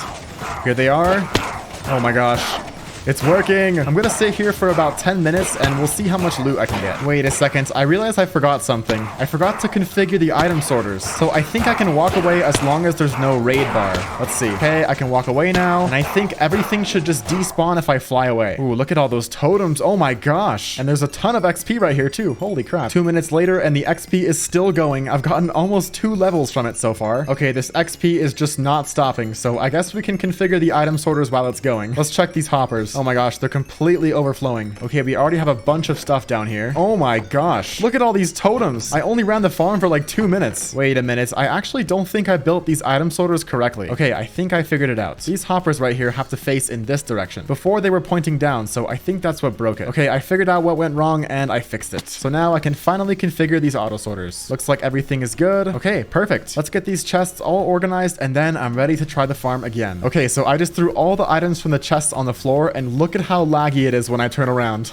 Oh my gosh. There's so many items. It's insane. I'm getting 15 FPS. Okay, everything is sorted and organized and this is how many totems I got. Every single one of these shulker boxes is completely full. And this is only from running the farm for about 3 minutes, which is actually insane. But now that I have everything organized, let's fly back over to the pillager outpost and get Bad Omen one more time. And now I can properly test out this farm. Okay, let's wait for it to ramp up. And here they come. Now I'm gonna sit here for about 10 minutes and we'll see how many items I get. Okay, it's been about 10 minutes. I have to wait until there's no raid bar to walk out of here. There we go. Oh my gosh, it's completely overflowing. That's not good. I might need a better collection system than this. Open, here comes all the XP. Oh my gosh, this stuff is all gonna despawn, isn't it? Wait a second. Are the chests completely full? No way. They are. Oh my gosh. I filled up all of these double chests with random items. That is insane. Let's see how many emeralds I got. Wow. Okay, almost a full double chest and almost another double chest. A decent amount of gunpowder, a decent amount of redstone, also a decent amount of glowstone, and then a whole bunch of random items, including totems. This is crazy. Episode 11 was extremely productive, but I was kind of tired of building. So instead, I decided to do another extremely hard advancement, adventuring time. But I didn't want it to be boring with me flying around for hours. So I would be bringing a labeled map with me to every biome to display in an epic build that I construct at the end. First things first, I'm gonna need an absolute ton of firework rockets to find all these biomes. So I AFK'd for a bit at my creeper and sugarcane farms to get all these materials. Now we can turn this all into paper and combine it with all of my gunpowder to make flight duration 3 rockets for long distance flying. And there we go. That should hopefully be enough. But now we have to solve one more problem, and that's my elytra breaking. Doing all this flying is going to consume a ton of durability, so I need to come up with a way to fix this. And I think I have just the idea. I'm going to grab all of my emeralds from my raid farm and head over to my cleric villagers to buy a bunch of bottles of enchanting. Okay, I only managed to get 60 before their stock ran out, so I'm going to have to come up with something else. Over here in my end storage system, I have a bunch of extra elytras, so I can grab a few of these. I think 10 should be good. And then I can head over to my villagers one more time to buy 10 Unbreaking 3 books and 10 Mending books, and then to add them to all these elytras, which I'll be naming after 10 commenters on my last video. If you want to be named after something in this world, all you have to do is leave a comment. And there we go. That's everything that I should need to find all these biomes, hopefully. Now onto the first biome, which is going to be a Badlands. Normally these are pretty rare, but there just so happens to be one right next to the desert that I used to mine for sand. And here it is. Now that I'm here, I could take my map, fly around a little bit to fill it all in, and rename it to Badlands. I'm going to use so many levels this episode, but now that I have my map, I'm going to rename a banner to have the coordinates on it, and I'm going to place it down. If we right click the banner with this map, and now it shows up on the map with the coordinates. That way, if I ever want to visit any of these biomes in the future, I'll know exactly where they are. And finally, we can cross Badlands off the list. Now, up next is a bamboo jungle, and I think there's one just over here. Yep, there it is. So we're going to do the same thing by grabbing my map, renaming it to bamboo jungle, and right-clicking a banner that has the coordinates on it. And lastly, we can cross bamboo jungle off the list. Up next is a beach, and I think this is one right here. So I can place down my renamed coordinates, right-click it with my map, and then we can cross beach off the list. I think I'm starting to get the hang of this. Now, up next is a birch forest, and I remember there being one right next to my base. Wait a second, there's an even closer one. That's convenient. So now I can take my renamed banner, right-click it with my map, and then we can cross birch forest off the list. This is starting to go pretty quick. Up next is a cold ocean. And is this one right here? No, this is just a regular ocean. So we're gonna have to do a little bit more searching. Oh, I think this is a cold ocean. Oh no, it's a deep cold ocean. Maybe over here? Okay, this is a cold ocean. So I can do the same thing by right-clicking my map on my banner, and then we can cross cold ocean off the list. So far, this has been pretty easy, but I'm really not looking forward to the super hard ones. But up next is a dark forest. And there's also one of those right next to my base. First, I need to restock on some firework rockets though. Oh, there it is. So now I can rename my banner to have the coordinates, and then we can cross dark forest off the list. Up next is a deep cold ocean, and I was just there. So we'll fly back in this this direction, if I can even remember where I'm going. Wait, where am I? I think I'm gonna get lost a lot during this episode. Well, you know what? I can't really find it, but I'm right next to 2 biomes that I still have to cross off. The first one is the desert, which I can mark with my map, and I think this right here is a warm ocean. It is, okay. First, we have to cross desert off the list, and then I can fly over to this warm ocean, right-click it on my banner. Now, let's open up this shulker box real quick, and I need to find this deep cold ocean. So I have the coordinates for the cold ocean, and I remember there being a deep one right next to it. So this will make it much easier to find. Okay, here we are. This right here is the deep cold ocean. Is it? Okay, it is. And then I can cross deep cold ocean off the list. Up next is a pretty interesting biome, and it's the deep dark. So I'll just have to find a large mountain and dig straight down, since most of the time deep dark spawns below big mountains just like this. Whoa, this actually looks really cool. There's all these caves right here. Whoa, this could actually be pretty cool for a build. So I'm gonna dig straight down and hope I don't die. I've been digging down for so long and we're still at Y100. Oh my gosh, this mountain is huge. Hopefully I can find a deep dark biome down here. Oh my gosh, I did. Look at this. That was actually really easy. But here we are. We're in the deep dark. So I can grab my map, which is actually gonna show mostly the overworld, but that's fine. Then I can rename my map to deep dark, place down my renamed banner, and right click my map with it. And then we can cross deep dark off the list. Now up next is a deep frozen ocean. I have no idea where to find this, so I'm just gonna have to fly around until I eventually find one. Hopefully it doesn't take too long, because my elytra is already on half durability. Okay, I've managed to find a pretty cold biome, so hopefully around here somewhere there should be a frozen ocean. Wait a second, is that it? I think it is. Okay, it's just a frozen ocean. Maybe over here I can find some deep frozen ocean. Where is the deep frozen ocean? Oh, here it is. So I'll just land on top of one of these icebergs, making sure not to anger any of these polar bears, placing down my renamed banner, and right-clicking a map on it. Ooh, this map actually looks kind of cool. And now that I have that done, I can cross deep frozen ocean off the list. Hi, polar bear. Is it gonna get mad at me? Oh god. Oh god, oh god, oh god, oh god. Okay, let's run away.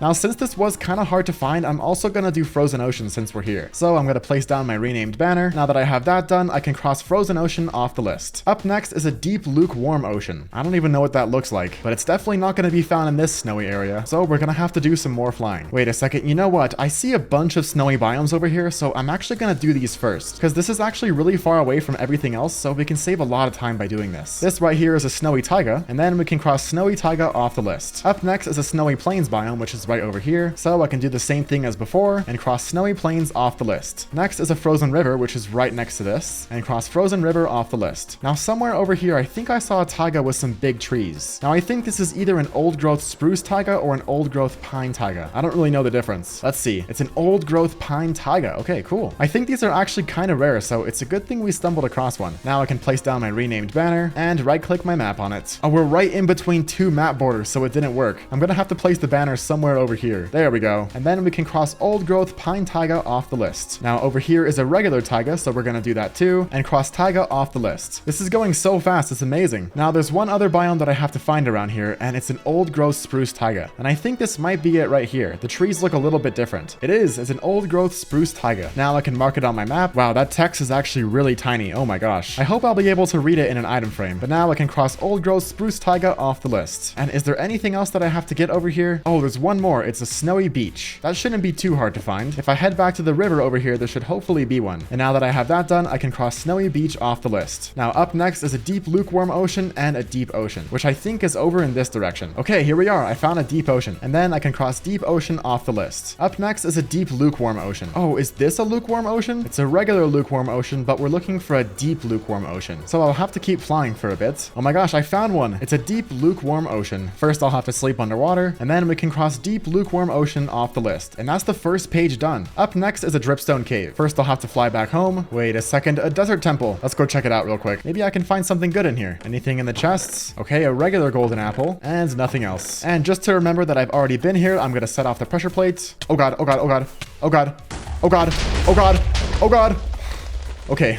Maybe I shouldn't have done that. And now we can continue flying back home. Whoa, and look at that. I'm finally below 100 levels. That looks really weird because I've been over 100 for so long now. And now that I'm back home, I'll just have to fly down here. And right down here, oh my gosh, is a creeper apparently. And right down here is the dripstone cave. Oh my gosh, I'm being attacked. It's a baby zombie. Oh, it's doing a lot of damage. Oh my gosh. Okay. Well, why is it so chaotic down here? Okay, I actually don't know where my banner went. I think it got exploded by a creeper. But luckily I'm close to home, so I'll fly back real quick. And now I can craft up another banner and fly back over to the dripstone cave to mark this off. And now that I have that done, I can mark dripstone caves off the list. Next up is an eroded badlands, and these are actually super rare. First, I'm gonna fly back over to that badlands biome that we found earlier. Okay, here we are. Now hopefully there's an eroded badlands nearby. What about over in this direction? Oh my gosh, is that it? I thought this was gonna be so much harder. And here we are in eroded badlands. And now we can cross eroded badlands off the list. Up next is a flower forest, and there's actually one right next to my base. Okay, here we are back home, and right here is a flower forest. And now that I have that done, I can cross flower forest off the list. Up next is a forest. Forest biomes are extremely easy to find. Up next is a frozen peaks, and there's actually one right up here. This is going so fast. After that was a grove, and there was one right next to the frozen peaks. Now I can mark down the coordinates and cross grove off the list. Up next is an ice spikes, and these are super rare, but I think I know where I can find one. Back where I marked off all those frozen biomes should be our best bet to find an ice spikes. So now we just have to hope to stumble across an ice spikes. Oh my gosh, what kind of biome is this? Is this something I haven't found yet? Oh, it's a windswept gravelly hills. I didn't know that's what it looked like. Okay, well that's convenient. I can start marking down the coordinates now. And now we can cross windswept gravelly hills off the list. And let's see, is there a windswept hills down here? I'm not sure, but usually they're found pretty close together. Okay, there's no windswept hills nearby. This is just a windswept gravelly hills. Kind of an interesting biome, but now we can continue the hunt to find an ice spikes. Oh, there's another snowy spot right here. Oh my gosh, seriously? I found it. That did not take as long as I thought it would. Things are going really well today. So now I can mark down these coordinates, and now that I have that done, I can cross ice spikes off the list. Up next is a jagged peaks biome, and there's actually one of those right next to my house. Oh my gosh, whoa, this ice spikes is actually huge. I only saw this tiny spot and got excited, but look at how big this thing is. Well, now thanks to all the maps that I've been keeping, I know where it is in case we want to go back. Okay, here we are back home, and there's the jagged peaks. Oh my gosh, it's the floating gravel that I found all the way back on episode 1. But now that I'm here, I can mark it on my map, and then I can cross jagged peaks off the list. Up next is a jungle, and there's one right over here, and cross jungle off the list. Up next is a lukewarm ocean, and I know exactly where to find one. It should be just over here. But now that I have that done, I can cross lukewarm ocean off the list, and up next is lush caves. And yet again, I know exactly where to find one. It's all the way back at spawn. Okay, if my memory is correct, it should be just beyond this. And here it is, the exposed lush cave. This is gonna look really cool on the map. Now I can place down my banner and mark it on my map. And it's kind of in the corner, but it still looks pretty cool. And now that I have that done, we can cross lush caves off the list, and that's 2 pages done. Up next is a mangrove swamp, and I think there's one just past this village right here, since I came all the way over here during episode 1 to get materials for my house. And now we can cross mangrove swamp off the list. And I actually see a fairly rare biome over here. I think this is the windswept savanna. It is. Okay, this one's actually pretty rare, but it was right next to my mangrove swamp. So I can mark it on my map and cross windswept savanna off the list. Now that I have that done, there's only one more biome to find to complete this entire shulker box of maps, and that's the meadow. And this is going to be the easiest biome to find since my base is literally in a meadow. Oh gosh, there's lots of creepers.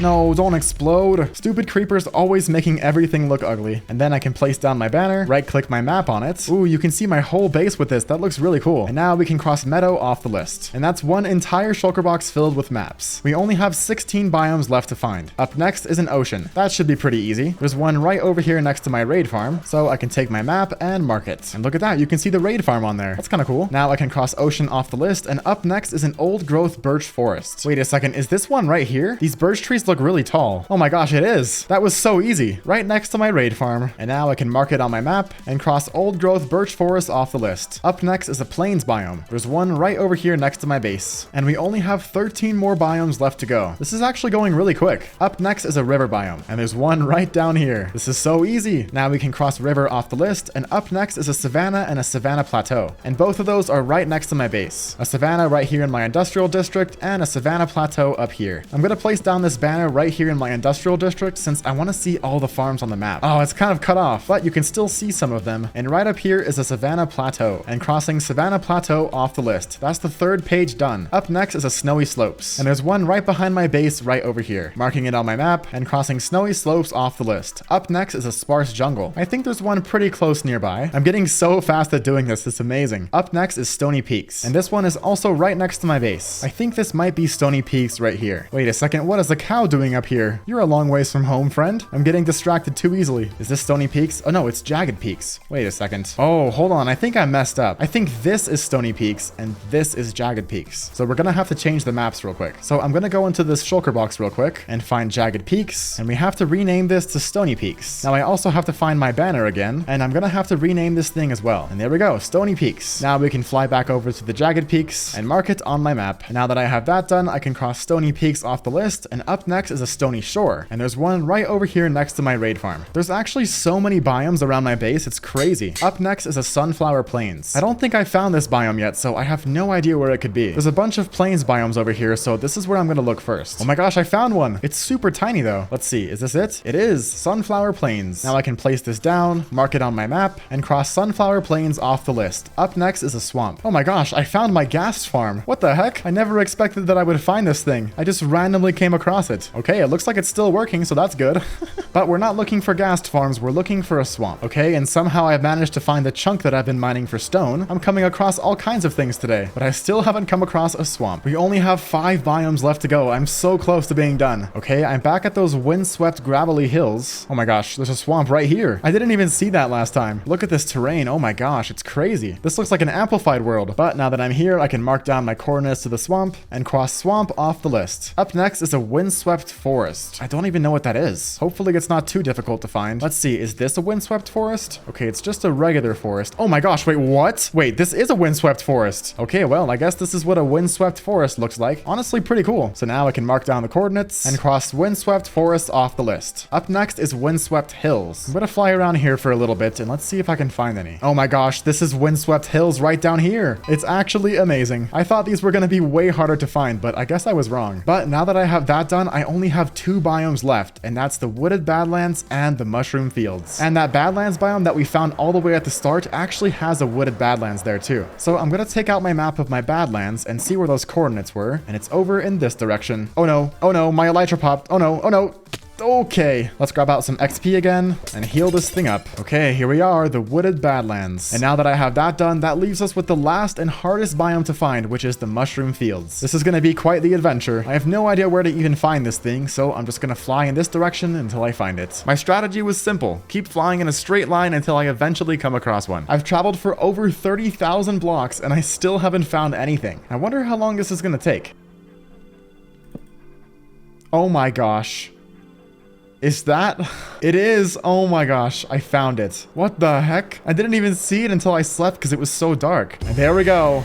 I did it. Adventuring time is finally complete. I'm over 36,000 blocks away from home, but we still have to mark this biome. So I'm going to rename my banner to have the coordinates, making sure my map is all filled in. This actually looks really cool on the map. It's all purple. Too bad I can't fit the entire thing in one map though. And there we go. Mushroom fields. Now I can rename this and put it in my shulker box with all the rest of the biomes. And now that I have that done, we can cross the last biome off the list, which is mushroom fields. I don't really feel like flying all the way home though, so I'm going to grab some obsidian out of my extra shulker box, and I'm gonna make a portal, and we can make the journey back home. Let's grab a few ladders as well as an ender pearl, and I'm gonna make my way up to the roof. Now I have to find a good piece of bedrock, which I think is right up here. Let's have my ladders going up, and then we can throw an ender pearl. And now that I'm on top, I can grab my lodestone compass, and it's pointing me right in this direction. And here we go, we can finally fly all the way home. Oh my gosh, I forgot something. No, wait, I'm so far away now. Now that I have this done, I'm planning to do a big build with all the biomes, but for the mushroom fields, I need mycelium, and I forgot to get some. So I need to find my way back now. I have no idea where I even came from. I think right here should be good enough. So I'm gonna make another portal. Wait, I forgot to put down the banner. Oh my gosh, what am I doing? That's another reason to go back. Okay, I don't think I'm too far since it was in a frozen ocean. But now I can place down my banner, mark it on my map, and gather up some mycelium. And now I can actually go back home. And here it is. We're finally back home. And now that I'm back and have the maps to every biome, it's time to start planning out this build. First, I'm gonna need a bunch of stone that I'll turn into stone stairs. And this is gonna be the outline of the entire build. And I already found an area to build it, and it's gonna go right over here. It's gonna be a giant circle. And I think right about here is a good distance away from everything else. So I'm gonna do the entire outline with stone. And there we go, that's the outline. Now it's actually quite a ways off the ground over here, so I'm gonna have to do some terraforming. So I can grab all my dirt that I got from clearing out the industrial district and start terraforming around this entire build. This might take a while, but in the end, it's gonna look really good. Doing all this terraforming was super satisfying. And weirdly enough, it's one of my favorite things to do when building. It actually took me so long to get this terraforming done and looking good, but here it is. And I tried to make it look as natural as possible, and I think I pulled it off pretty well. But now that I have all the terraforming done, it's time to start building all the 52 biome pedestals that are going to go inside this circle. I already went ahead and collected all the blocks that I'm going to need to build this, and it's quite the random spread of items. From dead bushes to coral, it's a bunch of items from all the 52 biomes. I already planned out this build in a creative world, so I know where everything is going. On this side's going to go all the dry biomes like deserts and badlands. All the green is going to be the forest biomes. The blue is going to be the ocean biomes. The white is going to be the snowy biomes. Gray is the mountain biomes. Orange is the cave biomes. And lime green is the jungles and swamps. And I have it marked out here in the world with all these holes in the grass. So first up, we're going to do the ocean biomes here in the center. And these are also different depths based on whether it's a deep ocean or a regular ocean. And now that I have all the floors done, I can start filling them up with water. Now I would put fish in here, but when I was testing this build out in a creative world, they all died. So we're going to have to go with no fish. If any of you guys know why the fish died, please tell me, because I would like to have some fish in here at some point. There we go. They're all filled up. And right over here is where the warm ocean's going to go. So I'm going to grab my coral and place a few in here for decoration. And now that I have that done, I can add glass on top of all of this. That way I can put the map right up here. And I also went ahead and made the 2 frozen oceans, the beach, the stony shore, the river, and the frozen river. And that's the ocean biomes basically done. They don't really look that cool because oceans are mainly just water. But trust me, all the other biomes are going to look really good. Now I can grab my item frames. And right here is where all the maps are going to go. And on these center ones, there's going to have to be maps on both sides. So now that I have that done, I have to duplicate the 5 maps that are going to go in the center. It's going to be the maps for the beach, ocean, deep ocean, river, and frozen river. So I brought a cartography table with me. Now let's see, how do you do this? I think it goes like this, right? Okay, we have 2 now. Oh, and it duplicates the marker too. That's amazing. So this is where the beach is gonna go. Ooh, this looks really cool. These maps look so good. And you can actually read the text now. This build is gonna end up looking really good. I'm so excited. Now to grab the rest of the ocean biomes, there's quite a lot of them, and put them where they belong. And that's all the ocean biomes done. Now next up, I'm gonna work on the badlands. It's gonna be a pretty simple biome, just some terracotta, and maybe a dead bush right here, with the map in the center. Oh, this one looks good. And now onto the rest of the dry biomes, like the savanna